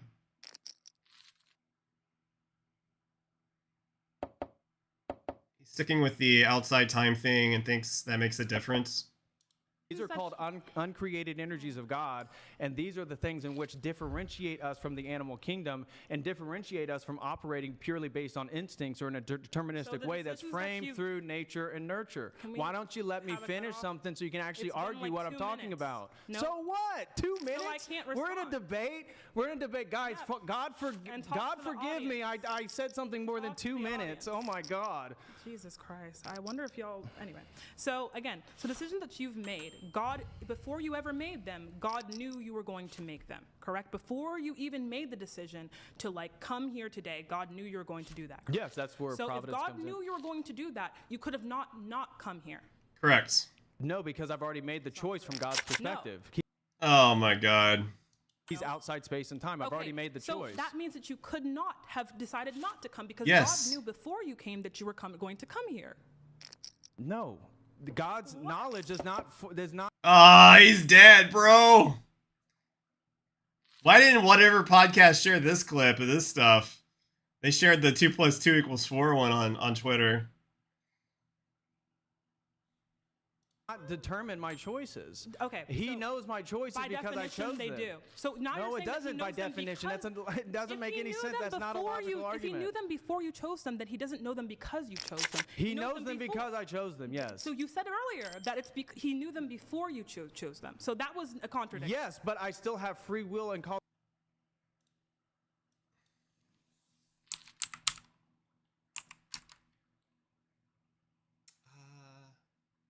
Wait, no, it's Zina. I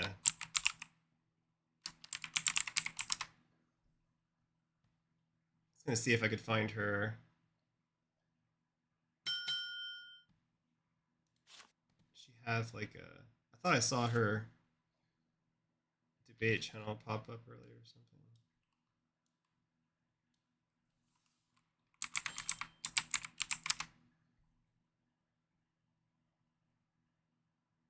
Yeah, maybe not. I don't know. I was gonna give her a follow on YouTube if she has one. Causal agency. Right, That's the so whole that was idea of so repentance. can you acknowledge that Let you him just finish. contradicted Let yourself? me finish. Really, she says a question. So that's the whole just contradicted premise of a yourself. Christian worldview in regard to repentance, moral responsibility, I know what that objective is. truth. And so without those things, so it's like you're arguing that the Christian paradigm somehow doesn't allow for free will because God's doesn't. omnipotent and omniscient. Yes. And Correct. I'm saying that does not make any sense at It all makes because total the sense. entire paradigm is built upon the idea that we have causal agency made in the image of God. That's the entire worldview of a So Christian. Yeah, and your entire worldview sucks dick. That's the fucking point, bro. Like this worldview is terrible because it cannot account for this. I mean, you could easily adjust your worldview, like IEB Control said, and just be like a Christian that doesn't believe in predeterminism, right? I mean, it's not that big of a stretch. Like, it's very easily to still believe in a God and just say that, you know, God judges me based on my decisions. He gave us free will, so he doesn't know what's going to happen.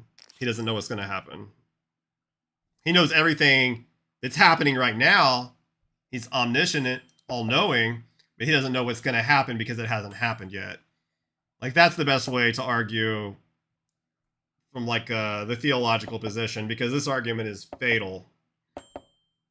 Like, he's playing dumb now because he knows he's fucked. Or he's just too stupid to understand. One of those two. I'm not sure exactly. There are parts of the Bible where God is testing people.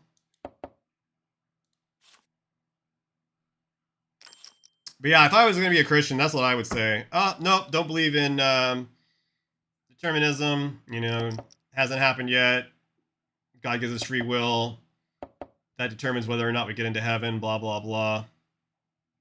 It's very easy. I don't know why he's so attached to this. I guess it's just because it's part of his doctrine or whatever. So he's kind of married to it. Yeah, an indefensible position though. And it's so funny because it leaves him open to all of the arguments that he uses against her.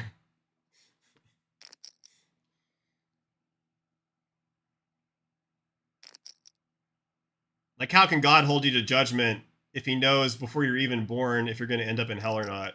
Like, how can he judge you for that? That's such a good question. There's no answer. There's literally no fucking answer. He knows, he knew 1,000 years ago that you were going to hell. 2,000 years ago, he knew you were going to hell. Right?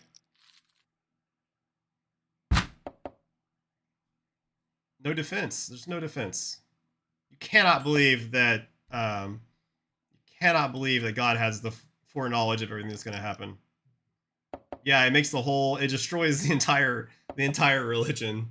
That one claim. Crazy.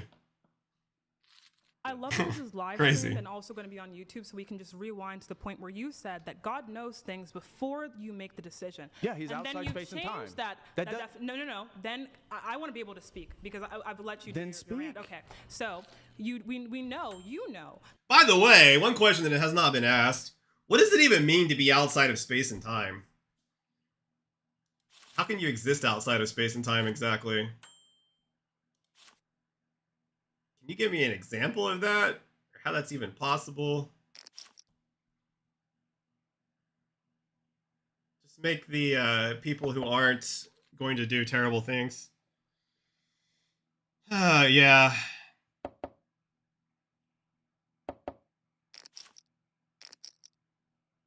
Like, if you think about it, like, it gets even crazier because it would be like in the Garden of Eden, right? He knew before he even created the tree of the knowledge of good and evil that Adam and Eve were going to eat of the tree, right? And commit the original sin. So whenever when he's like giving them like a tour of the garden, he's really just like fucking with them or trolling them or something. I mean, the whole thing, it just doesn't work. None of it works if everything's predetermined. It's all just silly. Like, he would have known the snake was gonna tempt Eve, and he still lets the snake in. He knew everything that was gonna happen. Like, it just... come on, man. Come on, man! Like Joe Biden would say.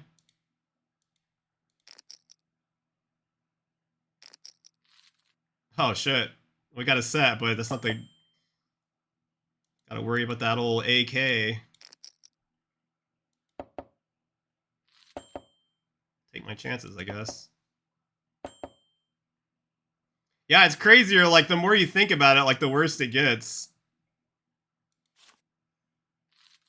Not even just let the snake in. He made the snake, right? Oh, yes! Yeah, that's a good fucking point, bro. Yeah, he's like he knows when he makes the snake what the snake's gonna do.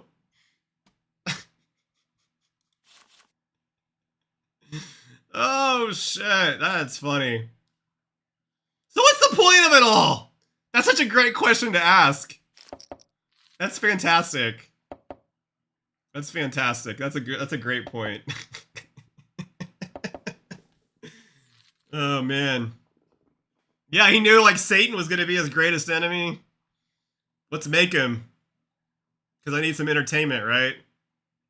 It's all just stupid. It's all stupid if you believe this concept.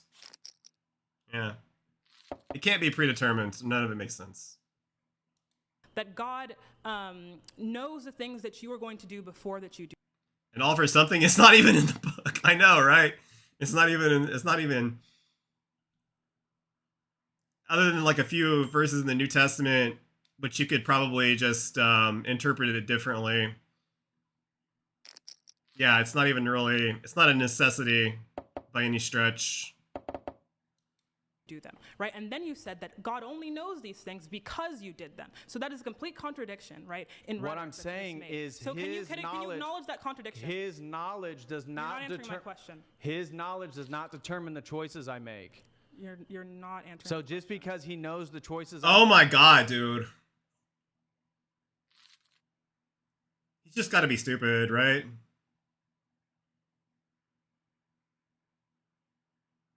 Like, what could be going on in his brain right now? Like, is he just, like, trying to cope, or is he, like, the more she asks him and the more he keeps saying that and she keeps correcting him and he just isn't getting it, like,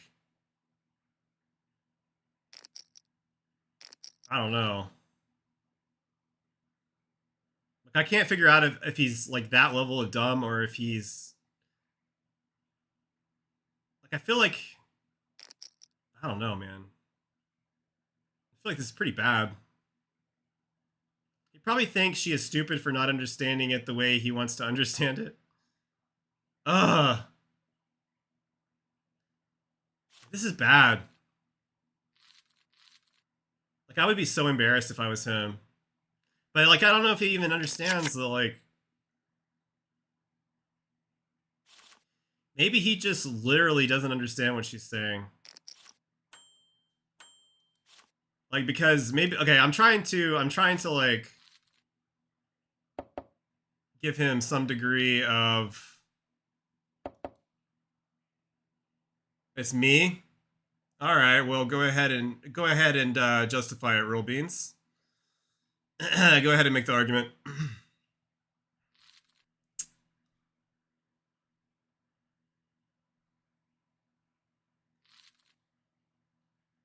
How is she claiming that God caused it? Do explain.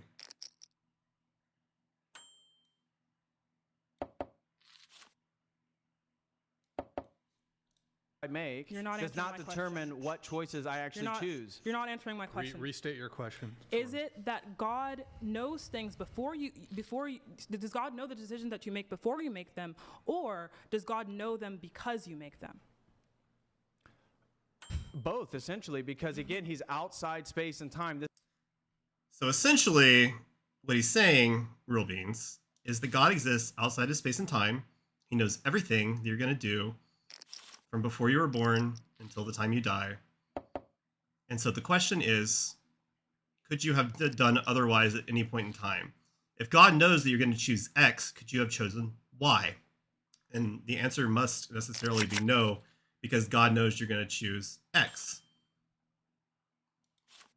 There is no defense of that. It's simply fatal to his arguments. There is no way to defend that. And there is no claim in that scenario that God is forcing you to make the decision. The claim is that it's already determined and played out by whatever mechanism determined it in the universe, right? He's outside of the universe, so he's not interfering with the universe. The deterministic mechanism of the universe, right? That's what caused you to make the decisions. And God already knows what the outcome is going to be. So if he knows you're going to choose X, you can't possibly have chosen Y at any particular point in time. There's literally no... I would love for you to defeat that argument. There's no fucking way you're going to be able to do it. No fucking way. This is a Okay. non-temporal form of knowledge. So it is true that God- Wait, you gotta let him answer the question. You're using temporal frameworks to talk about God's omniscience, and that makes no sense. The point is, we actually can make free will choices. Okay. God knows the choices we're going to make, and that doesn't determine what the choices that we Complete make. contradiction in those No, it statements. doesn't. Yes. No, it So doesn't. So you posited that God knows things that you're going to do before you do them. Then that means that if God knows something you're going to do before you do it, you He cannot doesn't do force anything you. other Let her than that. finish. Let her finish. Yeah. Go ahead. I never said anything about forcing. I said that if God knows that Yeah, bro, he is so fucking dumb. Holy shit. Again, this is like the 100th fucking time. God is not forcing the action for you to choose X, right? He's outside of space and time, right? That's what you keep saying. That means there's some mechanism by which the universe, space and time, has determined your action if God is able to see everything that you're going to do before you do it. So necessarily, it must follow that you will not be able to choose Y, you must choose X if God knows you're going to choose X because he can see everything. God is not interfering in this process at all, right? There's no interference. There's no God caused you to choose X. He just knows you're going to choose X because he can see it, because he's outside of space and time, and the deterministic mechanism of the universe has determined that you're going to choose X. That's the argument. Contend with it. That you're going to do before that you do them. You cannot do anything other than the thing that he knows that you're going to do. That would entail a sense of force, that God can force you. Hold on, let him finish. That would entail a sense of force or a deterministic worldview that you cannot choose to do the opposite. And I'm saying that's not the case. Okay, that's so not God what we doesn't know believe. things Hold that you're on. gonna do before you do them. That's not. Let each other finish, God is please. outside space and time, so he knows all the decisions that we've made. Okay. We are inside space. Oh my god, dude. He's still not getting it. It's embarrassing. I'm embarrassed for him at this point. Space and time. So God is outside space and time. Let him finish. Therefore, at the end of history, he can already see the choices we make, and that is a present reality for God right now. So you keep referring back to a temporal metaphor in regards to his omniscience, and that somehow we cannot make a choice because God already knows that that's the choice. Do you understand? He just said he's outside of space and time, but he's after time, right? Like, what? It's already played out, bro. Like, it's already played out. Like, he knows what you're going to do. You can't have possibly chosen otherwise.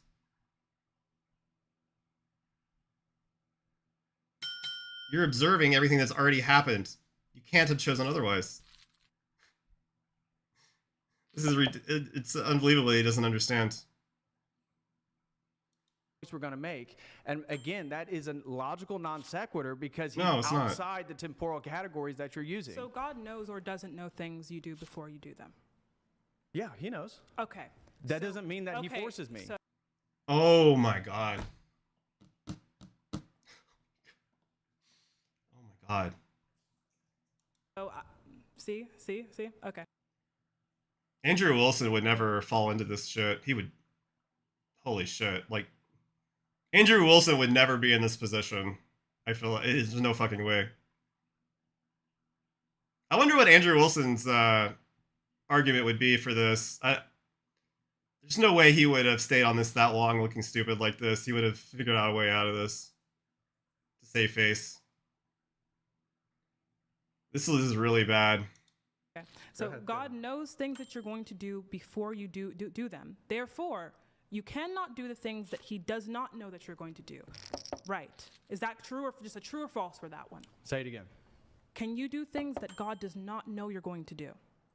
No, he would already know I that. have to not believe. I don't know if he believes in them. I don't know what he believes in this particular issue, but I mean, they're both Eastern Orthodox, so it might be a thing that he believes, but there's no way he would allow himself to.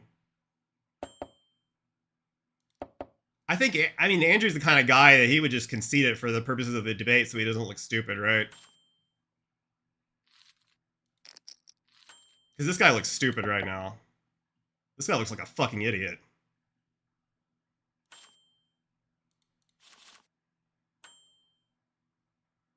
Um,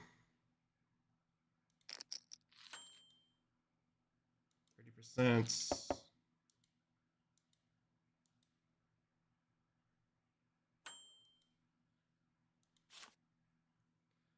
Not a good card for me. Oh, he's betting small though.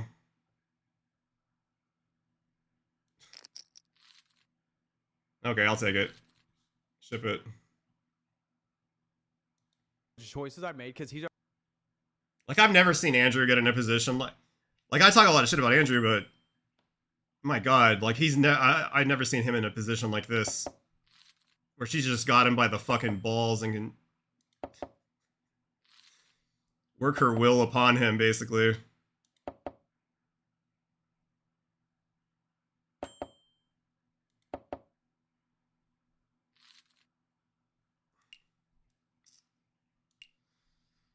All right, let's find another table. already seen the end of my life. He's already seen the choices I make. I So am there's living that out and choosing those as I go, and that's what I'm going to be culpable for. But the end point has already occurred. History has Okay. already ended. God is Okay. Yes, that's correct. But it's the deterministic method of the universe that is generating everything. And if God already knows what you're going to do, then there's no other way it could have been otherwise. That's the point. That's what he doesn't get. So you have the illusion of choice. You have the illusion of choice, but you don't actually have the choice, right? You don't have the true choice under this worldview. It's just an illusion.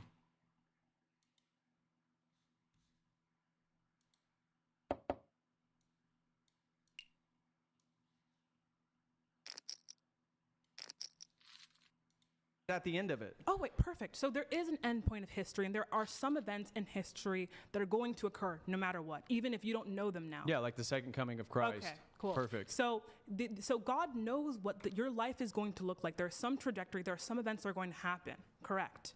In your The more I think about it, the worse it gets. I know, right? I think anybody that's like got a functioning brain can see how bad this is for him.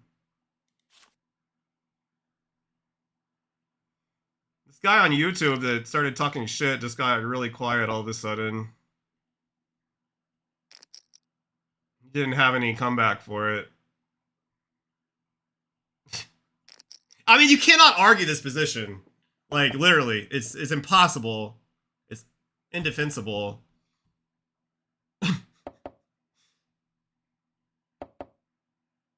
If you know the results of something, it can't have been otherwise. Unless you interfere. Unless you're able to, like, travel back in time and interfere.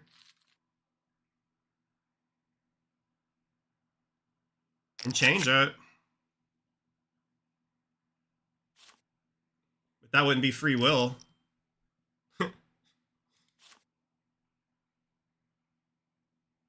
thinks this non-temporal thing somehow gets around it. Yeah, he does. Yeah, he seems to think that, but yeah, he seems to think the non-temporal thing gets around it, but you can see the entire chain of everything that's going to happen, so it can't have been different.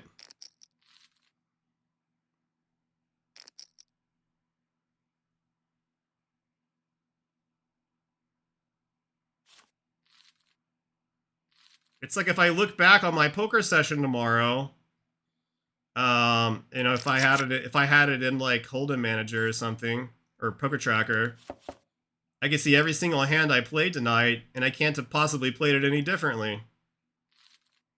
Even though right now, theoretically, I could play any hand the way I want to at any moment.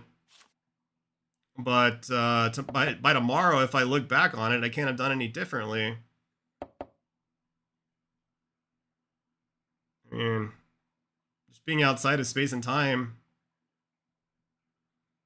does not magically make this go away.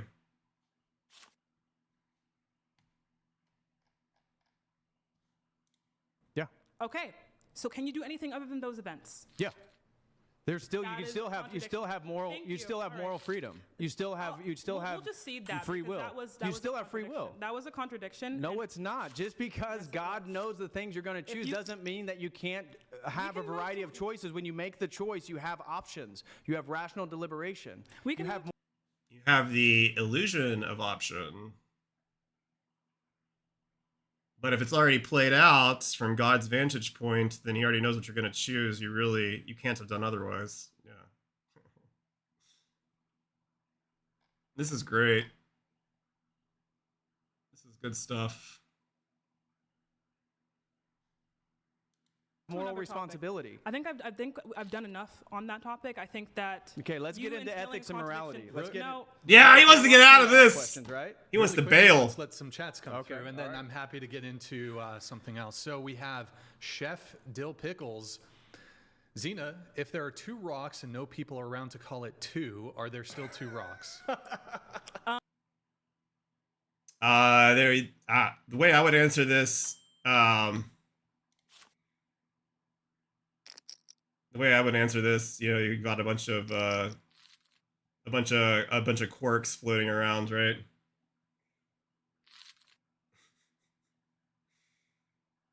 Different spin ups or spin downs.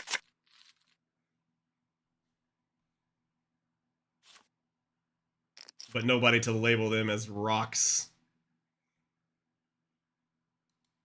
Yeah, by our use of language right now, yeah, there are still 2 rocks. Okay, and then we have, let's see, we have another chat coming through. Chef Dill Pickles, thank you very much for the super chat, guys. If you want to get a super chat in, streamlabs.com/whatever, if you want to get a message in.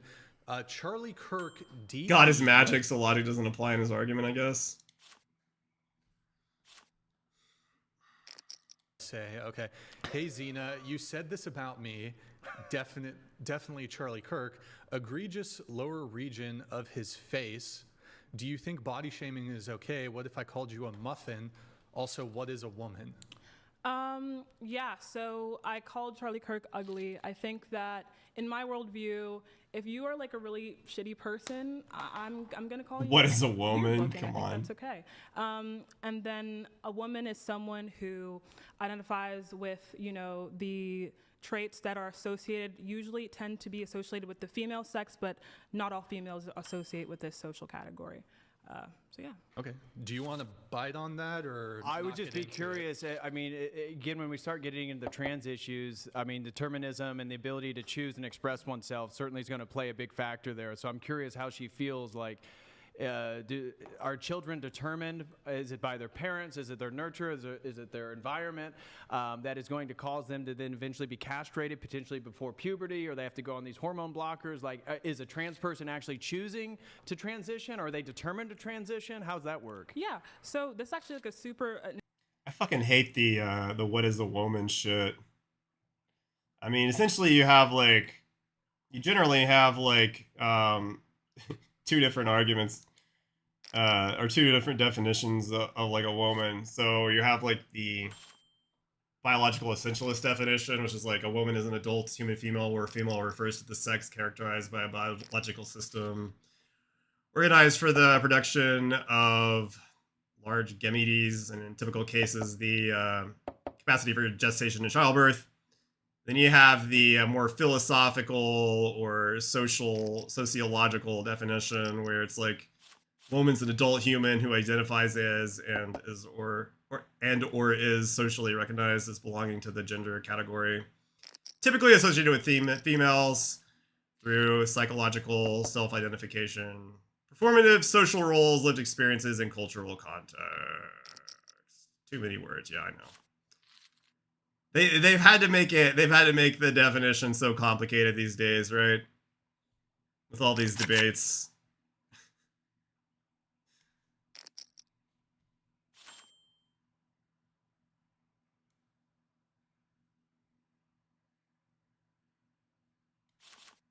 No. I was reading off of my notes by the way, because like I prepared, like I knew people are gonna eventually, like, it seems like conservatives, like every time you debate one of them, they try to ask you what is a woman or whatever.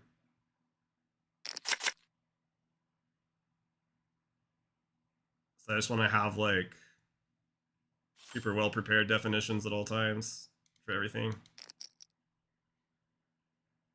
an interesting question in psychology and sociology, like what makes it so that people kind of are trans. And a lot of times I think that studies, I think it's inconclusive on whether this is like something like biological, although we see that people's brains, like for example, men who tend to be queer tend to have brains chemistry that is similar to women's. And so I think it is also true of like trans women, like their brain makeup is similar to women. So it could possibly be something biological. And then also sociologically, just kind of like, you know, like what you're kind of, I guess like what you kind of gravitate towards socially, the kind of friends you want to make, all these type of things just influence things that you like, dislike, and then that's going to influence like the traits that you want to express, if you like dresses or not, whatever.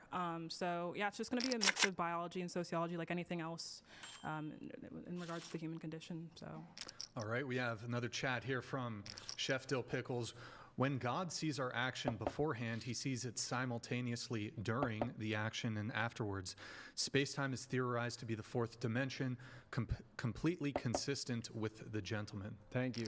Yeah. Any response there? Or? So yeah, I mean, I'm going off of the notion again that God is seeing our action, or not even that he's seeing our action, but he just knows our action. Doesn't matter like how he's interacting with it, but just that he knows our action, and he knows our actions even from the start of time. So even given that he transcends time, there is some like actions that we are going to take that exist, right? And there is some future clearly that you believe in that exists. And if such things exist, that means that there are some fixed actions, right, that you're going to take in your life, regardless of whether you know it or not. So the way that God perceives these actions it doesn't matter. If you agree that there is some future, some endpoint, and that of your life, and God knows all these actions, there are some actions that you're going to take that exist fundamentally. All right, and we have one more chat. Did you want to respond to any of that, or okay? We have. He's ready to move on to the Jordan next topic. Peterson, Kermit the Frog voice. I don't know. What I you don't know if I can mean? do a. What do you think about white people? Maybe I should have you read it. No, go ahead. So what do you? This is for you, Zina, I guess. What do you think of white people? Do you think white people have culture? Is cis a slur? And then I guess you. Was this a TikTok of yours? Here, I'll pull it up again. Every woman has felt innate frustration and fatigue for men at least 1 million times.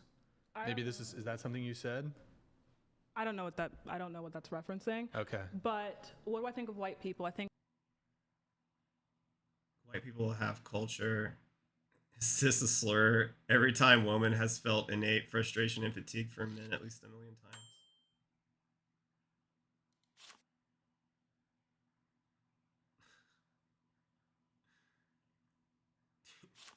What a bunch of questions to ask in one super chat. I think white people are people. Fun fact. Do you think white people have culture? I mean, Kelly Clarkson exists. Yeah, like So is that a yes or is that a no? I get down to some white culture. I get down to some of y'all. Taylor Swift. And then what was the other one? I'll pull it up one more time. Is cis a slur? Mac and cheese. No, I don't think so. Not colloquially. Okay. Easy questions. Patrick, you wanted to get into. It sounded like. Just So we can do sociological term. I've heard that though on Twitter before. Like that conservatives try to get offended about when people call them cis. I don't know. I mean, don't get me wrong. I think the whole pronoun obsession thing is kind of cringe, but until I get triggered by somebody calling you cis, it's pretty dumb. Pretty retarded, in my opinion. So I was wanting to shift the conversation in regards to ethics and morality and how Yeah, I bet you were. Zina comes to any sort of differentiation between right and wrong. From my understanding, you're big in regards to racial injustices through history, slavery, these types of things. Are you in favor of reparations real quick? I'm just curious. Yeah, I think there's probably some mechanism that we can use to come about. And within a deterministic worldview and claiming that there's a culture that has a chattel slavery. It's so funny that he's acting like he doesn't believe in a deterministic worldview all of a sudden. After all of that. Jesus. And that they are conditioned through the nurturing process, through the environment that they're in, and they have normal. Don't really understand why anyone cares about gender at all. Yeah, I don't know, man. I've thought about it. You know, like why it became like I didn't understand it back in like 2015 when it started becoming popular. I thought it was like the strangest thing. I still don't particularly understand it. But, you know, if that's what people want to spend their time on, I guess more power to them.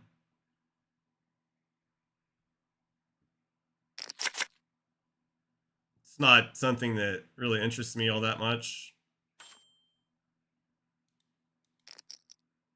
And we have to take a course every year, or like twice a year, 3 times a year, something like that. It might even be quarterly on that kind of terminology stuff. Like, what's the difference between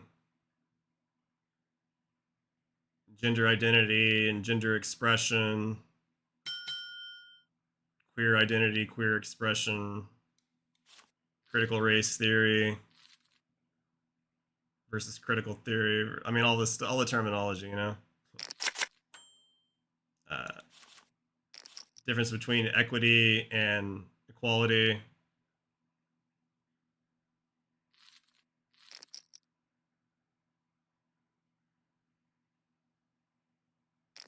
Stuff that would trigger Elon Musk, basically.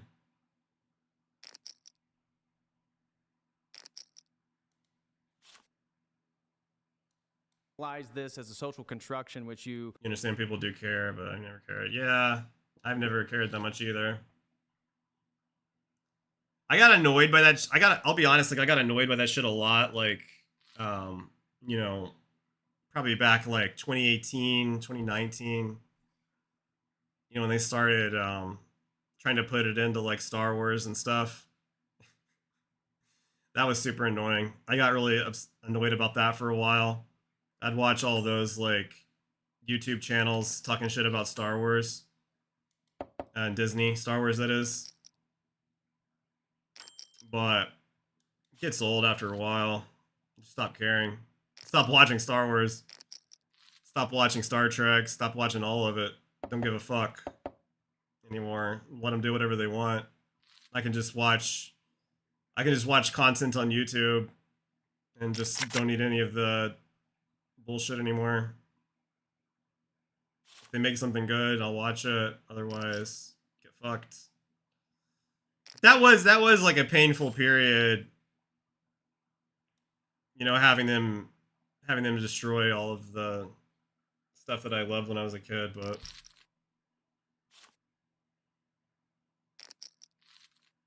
thinking about it, I'm a man. Sometimes mistake me for a woman because I have long hair and don't feel anything about that either.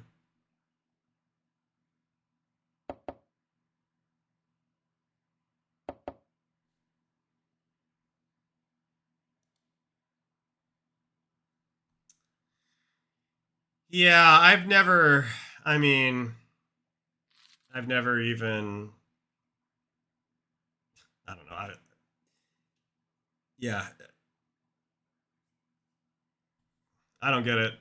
I don't understand the fascination with it, but I think it's just,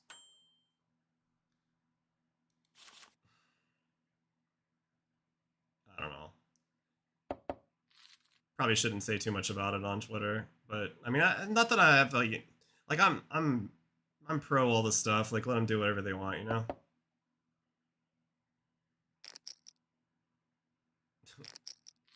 Am I gonna watch like you know, Disney Star Wars where Lando is quote unquote pansexual, so he wants to fuck a robot? Like, I mean, you know, that's just bad writing. It's just so stupid, so pandering, so terrible. Like, even if I was like a pansexual, like, that would be infuriating. It's just so stupid.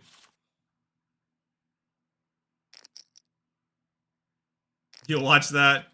Yeah, basically what happened was there's like some like female droid in that Han Solo movie that Disney made, and they said that Lando is a pansexual, and he fucks this droid that like yeah, and she ends up becoming part of the Millennium Falcon. Like, I don't know, man.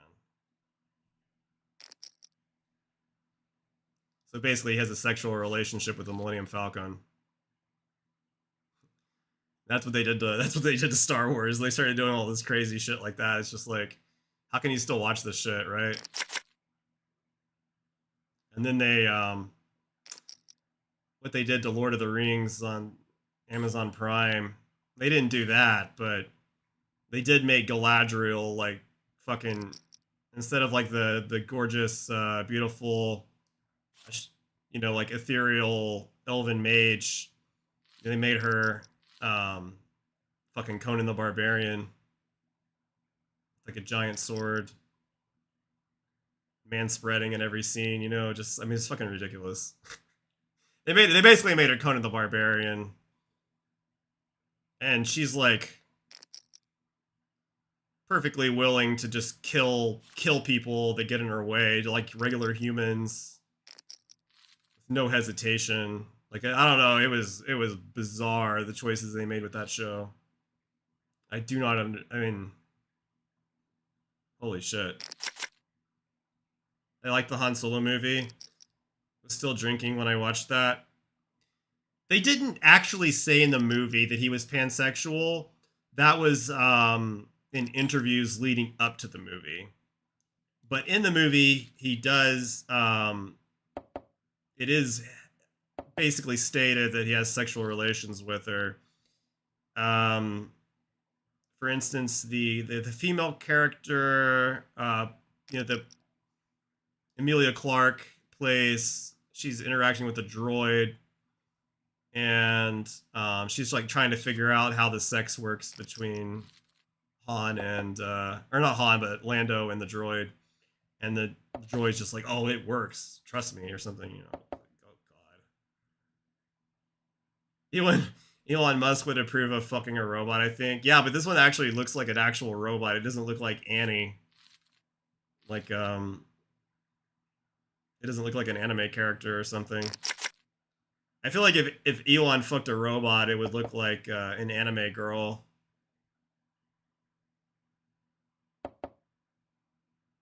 Or like something on Westworld. I think everybody would probably fuck one of the Westworld hosts. If you ever saw that show. I mean, they look identical to humans, pretty much.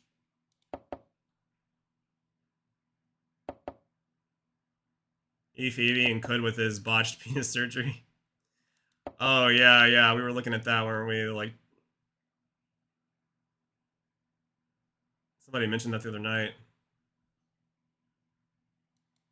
Agreed earlier about 2 + 2 = 5 could be a social construction. How exactly then are you saying that white people? Again, what we decided on with the 2 + 2 = 5 is the way that you can make that true as the social construction is you flip the symbols for 2.5 and 2 and give them the opposite meanings. I mean, it would be stupid. Like, it would be stupid, but you could do it. It wouldn't make any sense, but it wouldn't follow, like, all the other numbers. I mean, you could, yeah, I don't know, it would just be stupid, but you'd have to remember the specific exception for the number 2. A lot of things are stupid, yeah. Should be guilty for something, because guilty would entail moral responsibility and something that there's an objective justice, a level of justice that needs to be equated. Yeah. So never once did I use the term guilty, but either No, way, I okay. did. Yeah, but you said that. How are you saying that they should feel guilty? Which I didn't say. I didn't say you did. Yes, I you did. did. So Yes, I didn't you say did. she did. But anyway, so regardless, I think that in regards to like reparations, I think that there's some just like values that I think that in society like are just should be held, and that we think that humans are valuable, that no human on the basis of like skin color is lesser than another human being, and thus when there are some injustices that are like predicated on the basis of race, we should seek to kind of eliminate those type of things, those type of structures.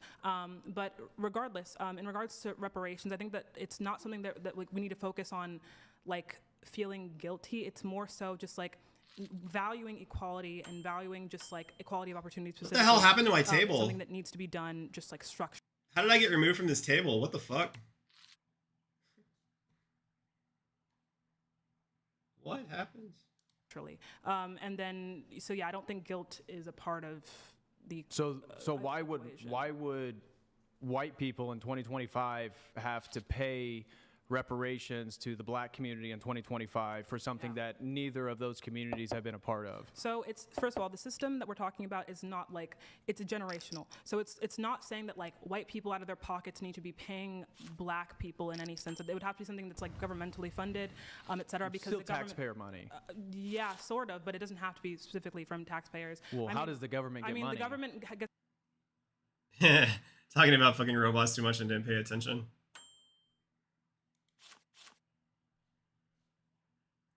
They're talking about reparations now for slavery. See, yeah, I'm gonna be on this guy's side on this one. For once, I'm with him on this debate. money. That's just such a stupid idea, I think. I mean, it may have made sense back in the 1800s, or like even a little bit later than that, maybe. But now it's such a long time. It just doesn't make any sense. Majority of it is from taxes, but there are a bunch of like different like there are different, a bunch of different departments that we have that are funded in different ways, et cetera. But regardless, right, this is something that like was sanctioned by. By the way, I should say that while I say I'm on his side, I don't have any kind of like structured arguments for either side of this. I can just by my personal feelings, I don't want to give somebody else money that I don't have to, or they didn't earn or deserve, right? Based on something they did for me or some service they provided. I don't think I should have to pay for like an original sin type of situation. That's just, I don't have any, but I don't have like, if I was going to debate this, I would prepare really good arguments. But I don't have those right now. There might be some fucking mind-blowing argument that convinces me that it's a okay idea, but I find that unlikely, but we'll see. 30s, they took people's property, burned down whole towns.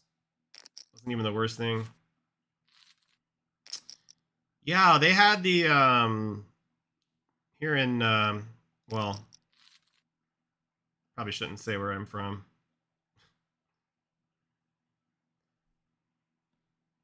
There was a situation here at one point, some race riots.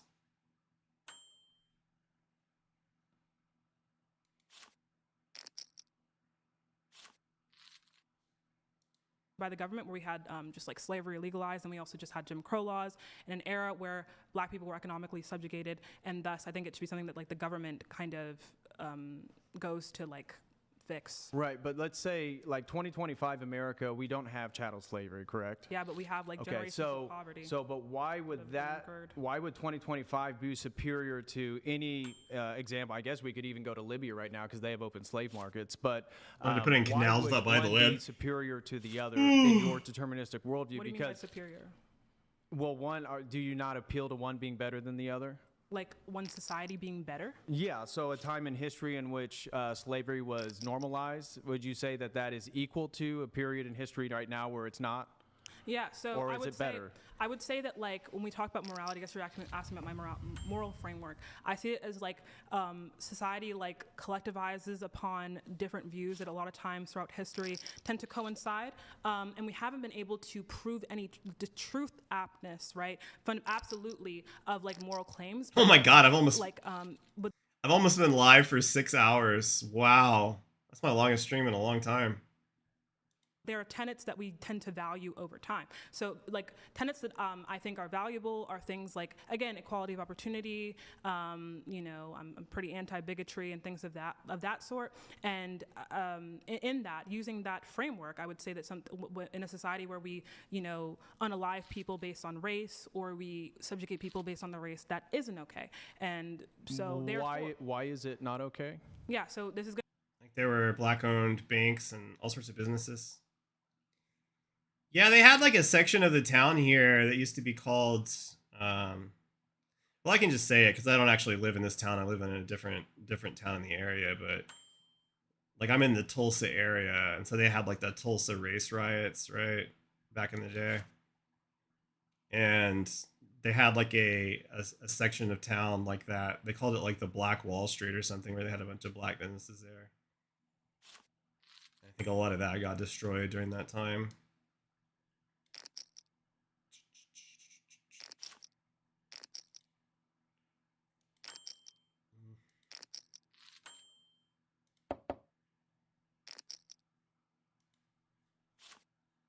Yeah.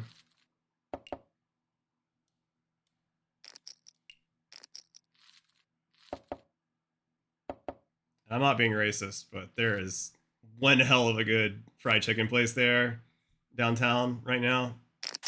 And I hit that place anytime I'm anywhere near that place. Like, holy shit, that place is fucking good.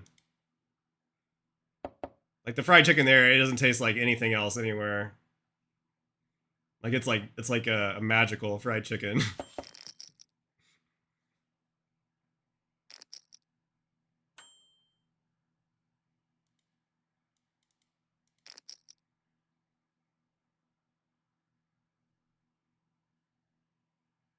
They have like 2 locations. There's one location there, and then there's like one location that's hidden behind like the maintenance area of the airport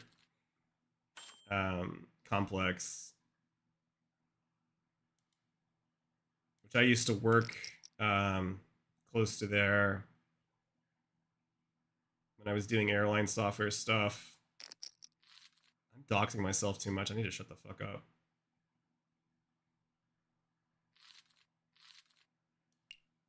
But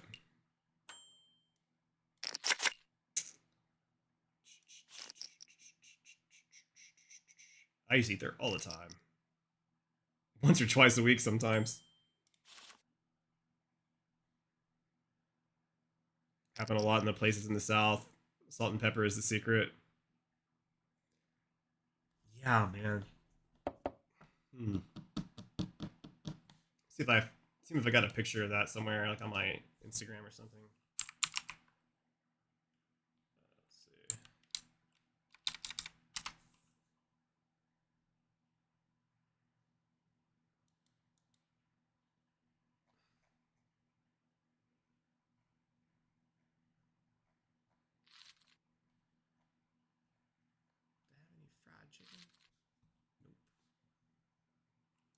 Facebook. I might have it on Facebook.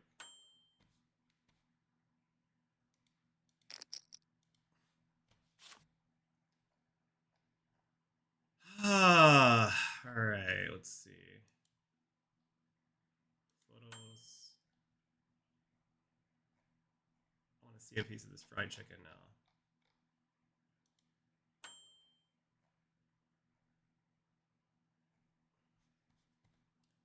Let's check back.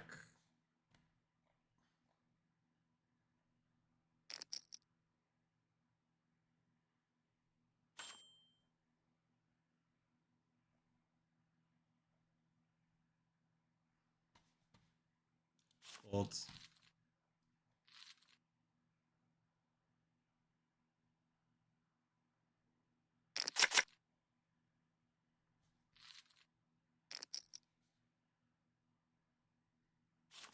Some jackass on Twitter was bragging about how he's writing 10K lines of code a day using AI, but he hasn't developed anything usable. That's the interesting thing about, like, don't get me wrong, the AI is very useful for writing code, but useful primarily if you already, you kind of have to know,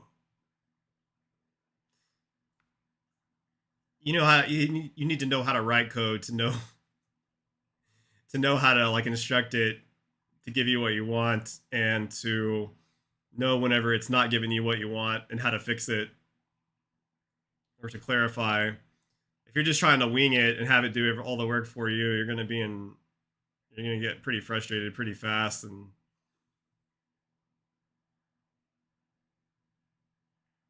make some software for his job. Yeah, you can use it. Don't get me wrong. It's very useful. Like if you don't know how to use like a library or some framework that's new, you can ask it all kinds of really good questions about, you know, can you explain this block of code to me? what's this function doing? What's this doing?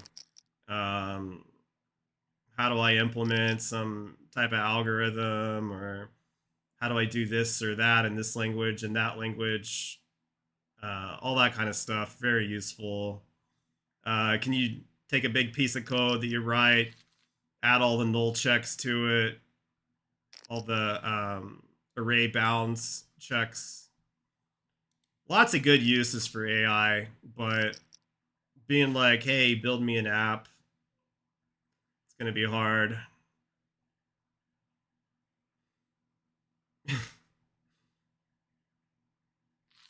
He doesn't know how to code, but it was a simple thing, reading emails, searching invoices. Sure, you'd be able to do it, but it'd be easier if you knew how to code for sure. And for bigger projects, it's more of a necessity. Because the AI still isn't able to think. Depending on which AI your company uses,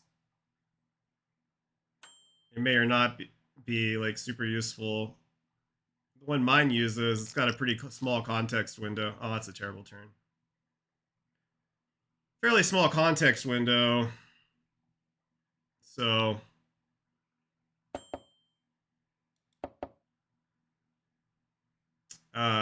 like it could some files it can't even like, I mean, I've had it where it can't even read like an entire method, like if you copy paste it, but the method was huge. It was like a couple thousands of line spaghetti code. Sometimes when you work for like a big company, like you've had people that write spaghetti code shit, don't modularize everything.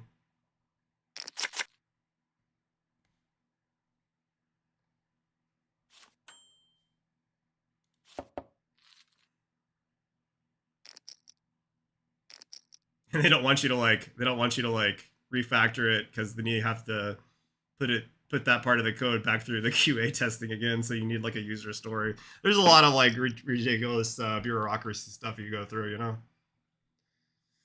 When it's really just like it's like a fucking 5-second fix, and you know, in terms of your effort as a developer, but there's all these hoops you got to jump through. Objectivist view. You probably even have to write more test cases just to test the new method you create. All bullshit. A lot of bullshit.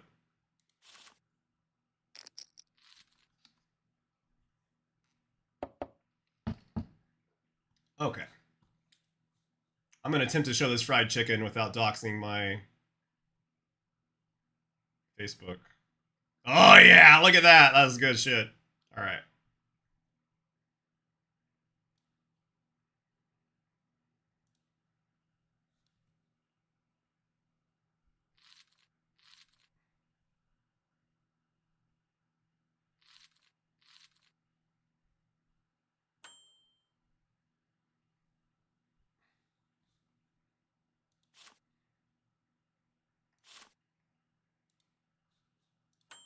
Okay, so so it's just your own personal preference. Yeah, I think that's what moral claims are.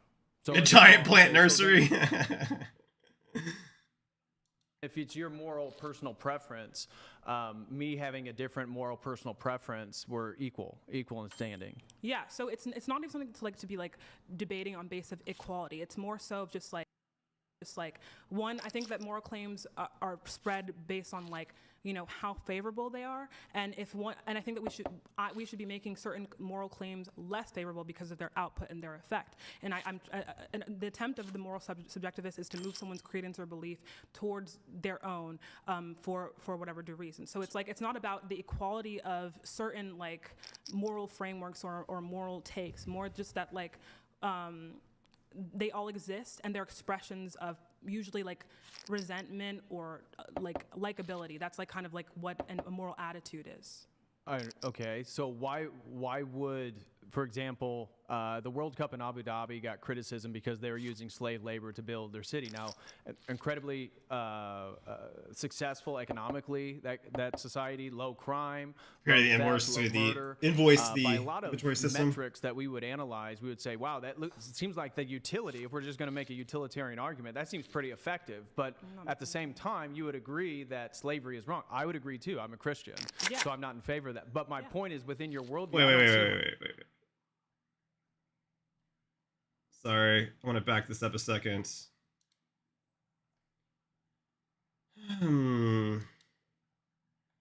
All right, let's go. Abu Dhabi got criticism because they were using slave labor to build their city. Now, Okay. incredibly successful economically, that society, low crime, low theft, low murder.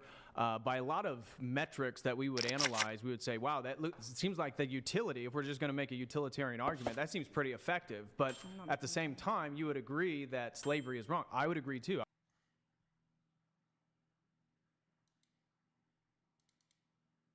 Yeah, I guess that would be a that would be a utilitarian argument you would use there. Yeah, because you're maximizing. I was gonna say I don't think that really works because the slaves, you wouldn't be minimizing the suffering of the slaves, but I guess technically, in that context, you would only be worried about the citizens of your country of Abu Dhabi and not the.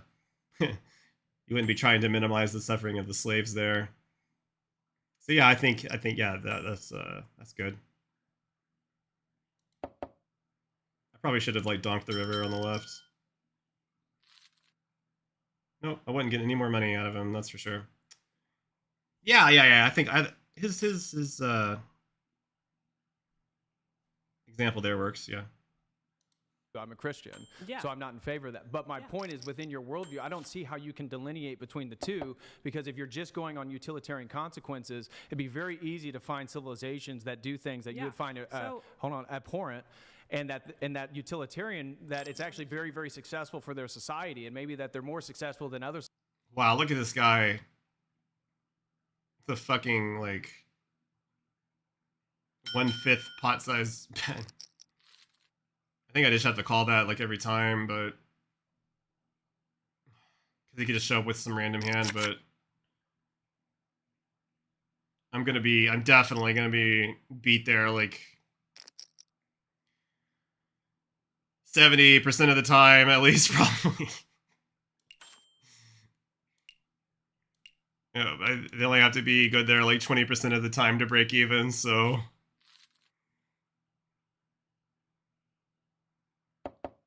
There are even rules on where you can take slaves and how you should treat them. Of the Bible. Yeah, actually, that would have been an interesting one for her to bring up earlier. If it gets into that, or even still, yeah. But this has not been a debate about morality, so that didn't really come up until now. So. But I mean, there are arguments where God has technically justified or has been moral in terms of like what God commanded or allowed in the Old Testament to sell children into essentially sex slavery. I would cite the example of Moses after he defeated the Midianites. God told him to kill all of the men, of course, and all women and young boys, all the young boys killed. All the women that had slept with men were killed, but only the young virgin girls, which I think it says there were 35,000 of them, they were sent to essentially like sold into slavery. Quite obviously for implied sexual purposes.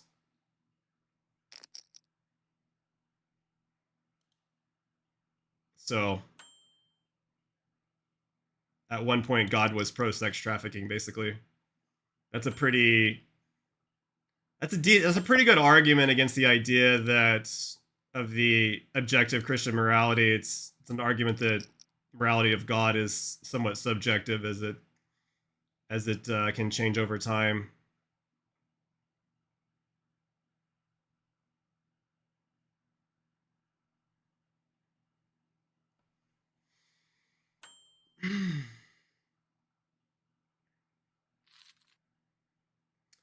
Call.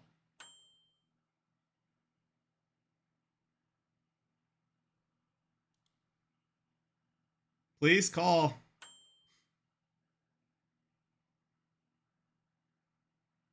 Nick Papa Gaga Raga Giorgio. Got him. Got him. Got him. Queen's full. Societies that don't do those things. Yeah, I'm not a utilitarian. So again, if I was a utilitarian, I think I wouldn't hold the same values that I do now. Again, in like equality of opportunity. He just says I'm a Christian, so obviously I think etc. slavery is wrong So without again, this is justifying gonna be it. something where it's like a society is not successful. Yeah, that is not obviously follow at all. In fact, in the Old Testament, there are so many examples actually of there's like rules for how to treat your slaves. Like you can beat them as long as they don't die within 3 days, stuff like that. I don't know if Jesus comments on slaves at all. But the Old Testament, there's lots of stuff. So it doesn't necessarily follow that because you're Christian, you don't believe in slavery. Yeah.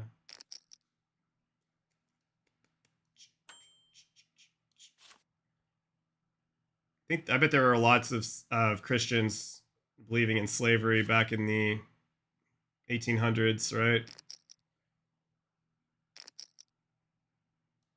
In my view, and a lot of Americans' view, if they do not, promote, the equality of opportunity and safety of all individuals. And Why is that? Which is another great argument, actually, for subjective, or at least even like moral relativism. Because back then, the consensus among Christians in America would have been, at least in the South, pro-slavery, right?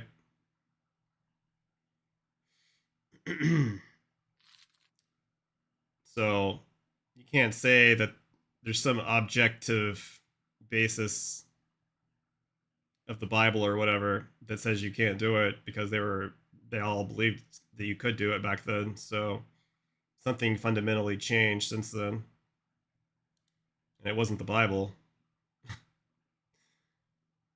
That's another pretty good argument, actually, that I don't really hear used all that often. I don't know if I've ever heard exactly that variant used. I've heard Matt Dillahunty use the slavery one a lot, though, just like the general one. Yeah. Important because I feel like what I'm hearing This is is that you're getting back to a sort of moral worth of individuals, which I agree with. Yeah, right. But I'm just trying to figure out how do you come within your worldview? How do you come to the moral worth of individuals? I can tell you how I've come to these feelings and these opinions, but I'm telling you that like moral claims, in my view, are not truth apt, meaning that you can't like in any way, they're not provable, they're not testable, right? And we've observed this like again, like through science and evolution. Evolution kind of shows us that like people who kind of tended to respect other people and like other people and work together with other people tended to survive more, and that biology, that chemistry of having like mirror neurons and like just like social ability tended to become more of a prevalent factor in human biology. So I think that's how we can explain where moral claims derive from, but are they truth apt? No, that's what I'm saying. Okay, so would you, since you debase morality and ethics from truth claims, in which fair enough, at least you're being consistent. I appreciate that. Because my criticisms for your worldview, that now that you've actually justified or argued that you're a moral subjectivist, therefore there are no universal moral claims. Okay, fair enough. Now I can understand your point of view and where you're coming from. My next question would have to do with, in a world like that, and I would assume maybe you're a fan of like somebody like Michel Foucault with theories of like power, knowledge, and stuff like that. Are you going to argue that the only thing that actually like really exists in the world is power? Why don't you ask her if she's a fan? What do you mean by really exist? like what is the arbiter of like civilizations? Like if we're not coming down to universal truth claims, and we're not coming down to universal moral claims, typically the postmodern turn again values subjective experience and the construction of your own identity, but somebody within the Foucault tradition would argue that it's about power dynamics. And that power dynamics, and my point to you would be, if that's the case, I'm fairly confident that you're anti-patriarchy, but men have a monopoly on power. Man, he's like assigning all kinds of positions to her without asking her if she even like agrees with him. And so if we exist in a deterministic worldview where there is no objective truth and there is no objective morality, how exactly do you get around the fact that if every man on this planet decided that we're going to subjugate women, which again, God... And now he's doing the Andrew Wilson force doctrine.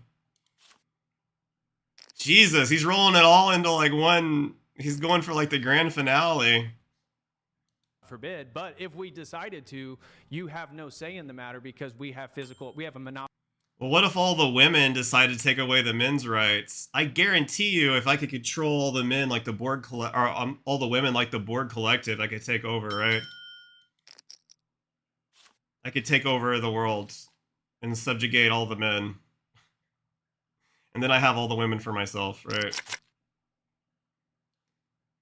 I mean, it's such a stupid. I mean, he's talking about like being able to control all the men to subjugate the women, take away their rights. What if the women decide to take away the rights of the men? I mean, you could do it if you could control. If you could control all of the women, you could subjugate the women through, or the men through like crafty means, especially nowadays with modern technology, right? Because you would be able to shift. Think about it, like you would be able to, if you could control all the women, you could control how they vote in elections. You could shift the election such that it favors you. Now it may take some time, but you could like elect like a female leader, right? If you had 100% control of like every female's vote, because like you gotta assume like some men are gonna vote for them anyways, so that would push you over the edge. So you could get like a female president. You could get like female people in Congress. You could start controlling like the positions of power, because really it's all about power. It's not about like who's the fucking jacked, right? In this day and age, especially coming soon with like the drones and the AI bots and everything, right? Muscularity becomes less and less important.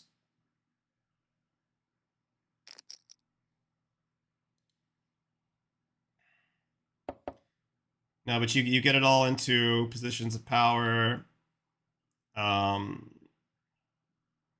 then you just make very slow strategic plays.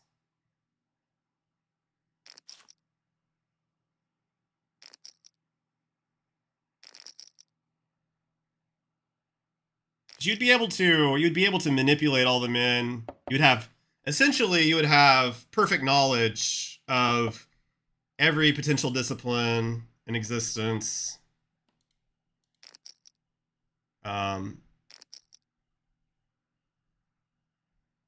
And whatever you don't know that the men know, you could send some like hot chick to go get it out of him. You know what I'm saying? I don't know. Yeah, this, in terms of hypotheticals, you could craft one where the women could subjugate and take the power away from the men, and you could also use scenarios where a woman could, overpower a man in various other situations as well. It really is just about like who has the power dynamic in whatever particular situation. But if we're talking about controlling the entire gender as a whole, then either one that you could control as a whole,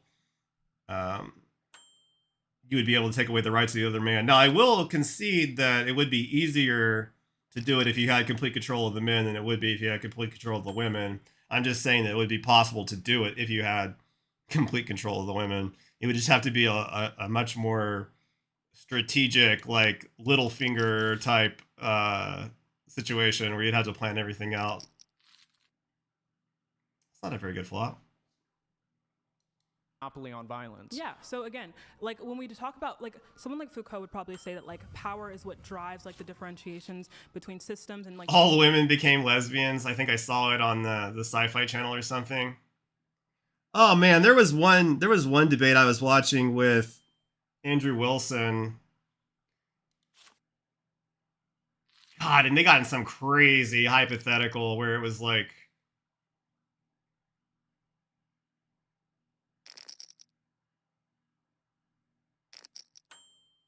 something. It was something like that where he was talking about like you don't think all the men could kill all the women, and you know if they both had like guns or whatever, like who would win? I mean, it was such a stupid back and forth. But I remember thinking, I was like, well, as you kill the last woman, the woman would have the last laugh because that would guarantee that all the men would die as well because there wouldn't be any more women to reproduce. You know, when it gets to that point, it's just so silly to even engage some of these goofy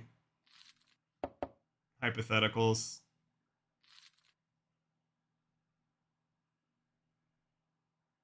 Trying to look it up.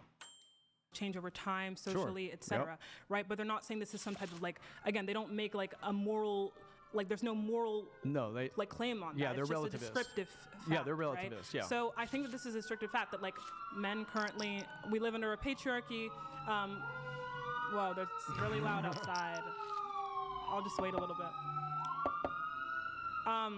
But yeah, like I think we can make this descriptive claim that like things like power and like and power imbalance drive like change in society, without saying that thus like whatever structure we're in is like good or making some type of like moral truth claim on whatever structure that we exist in, right? Therefore, so I would say that like we should promote values like social cohesion, like respect, like equality. Why?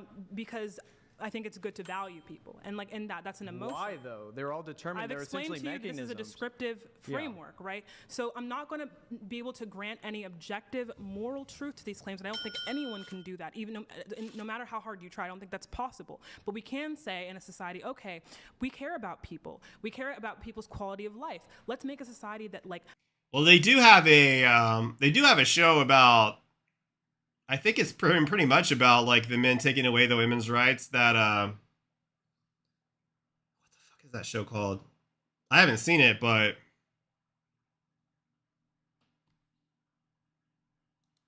it's like The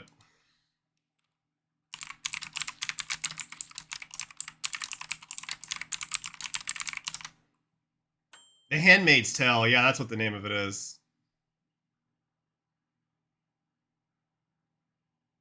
Yeah, the men take away the women's rights in this Handmaid's Tale thing. I wonder if that's where Andrew got his argument from. I was watching that show. I don't know. Maximizes that. I think that's what we've done in society like throughout time. If we want like a society with the most power, you're going to get like authoritarian fascism. If you want a society that's most egalitarian, you might see something more close to like communism or something like that. But I'm saying we should put certain values at our foundation, or we do put certain values at our foundation, and that is what builds up the society. The question is what values we put at that foundation, and that's just the question now, Right. rather than if it's like objectively good. And in my estimation, I would prefer a society that uses logic and uses rational deliberation and uses the pursuit for objective claims to make that differentiation on what values we should actually pursue as a civilization, as a culture. And so with my, but your determinism, you can't do that. Yes, you can. And so my point with the example of if all men decided to team up against women, even using Foucault's understanding of power in the transient restructuring of society and again, power dynamic institutions essentially is what he was focused on. You yourself just agreed that you can't make a value claim against that. You can only have your own personal preference. Yeah, well, if you look at something like an objective moral claim, I don't even really know what that means, because it would mean like something that is just true because it's true. There's no evidence for it. This thing is just true. I could tell you right now that like Pokemon is like oversees the world, and it like Pokemon just exists in the cosmos, and they oversee this world, and that's just an objective truth. Why? Because it is. Because if not, I wouldn't like that world or whatever. But that doesn't doesn't mean that that's an objective, like, truth claim, right? An objective truth claim just is true, and to say something like that doesn't even make comprehensible sense to me. So I don't think that we can make moral claims, but that doesn't mean that we can't strive towards certain societies because we. Yeah, I don't think she's not handling this part very well at all. Yeah, this is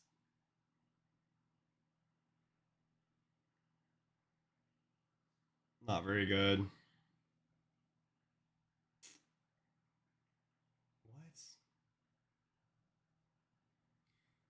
So it's like Pokemon just exist in the cosmos and they oversee this world. It's just subjective. Let's back this up. That you can only have your own personal preference. Yeah, well, if you look at something like an objective moral claim, I don't even really know what that means, because it would mean like something that is just true because it's true. There's no evidence for it. This thing is just true. I could tell you right now that like Pokemon is like oversees the world and it like Pokemon just exists. By the way, he said that the just to clarify, he did say that if all the men just decided to team up, so he wasn't talking about in this particular one that he could control all of them, but I bet that if all the women teamed up, they could take away the rights of the men as well. Still, although they would have to be very crafty about it. It would have to be a next level conspiracy. It would be much easier if you had complete control like a hive mind, like the Borg. It was from 1999, called The Last Man on Planet Earth. In the cosmos, and they oversee this world, and that's just an objective truth. Why? Because it is. Because if not, I wouldn't like that world or whatever. But that doesn't mean that that's an objective, like, truth claim, right? An objective truth claim just is true, and to say something like that doesn't even make comprehensible sense to me. So I don't think that we can make moral claims, but that doesn't mean that we can't strive towards certain societies because we value certain things. So yeah. But how do we come to a collective orientation towards values if is a moral subjectivist? Well, it's very easy. You just vote for people that represent your values in the election. Essentially, if you're just talking about our current system, if you want to do some hypothetical about how to create an ideal society, you would have to do some thought experiment like the John Rawls' Veil of Ignorance or something. It was a bomb that killed 97% of man. It's race. Man. You know what? I need to get to sleep. It's 4:40 a.m. Holy shit. Let's play this hand. Play this hand and then call it a night.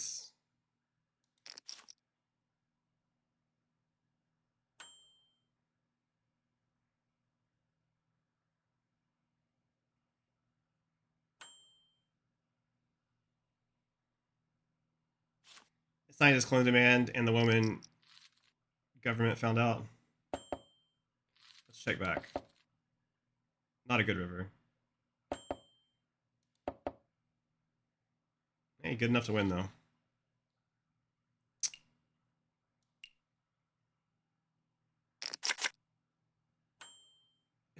What the fuck? This says that the sit-out feature has reached today's usage limit? How the fuck is there a usage limit for the sit-out button? Are you kidding me? What? What? That makes no fucking sense whatsoever. Well, I guess I just have to leave tables the old-fashioned way. Alright. GG, guys. Good stream. I'll be back tomorrow. Some more festivities. I think this one's pretty much played out, so we'll watch something else tomorrow. Overall thoughts on it, I think he won. I mean, I think he won the first majority of it, to be fair, just because she didn't spot all of his fallacious arguments, and he kept her on the defensive. Not that he deserved to win, or that the quality of his arguments or his claims about truth. I mean, he won by bad faith practices and sophistry and lying, but he still technically won, I guess. But she absolutely crushed him on like the second half parts, where she trapped him on that one thing, and she crushed him so badly that I think she actually, I don't know how bad it goes in the last like 45 minutes here, but like she crushed him so completely with that God existing outside of the timeline thing. I feel like she just wins the debate by default there, because she could just stay on that point for the rest of it, and there's nothing he can do. He's helpless. So I would say she's won the debate on the free will determinism, but it's not looking good for her right now on the morality part, because she doesn't have this all worked out. So yeah, I think she won the free will determinism, even though he had the upper hand for a while there. But yeah, anyway, that's my thoughts on it.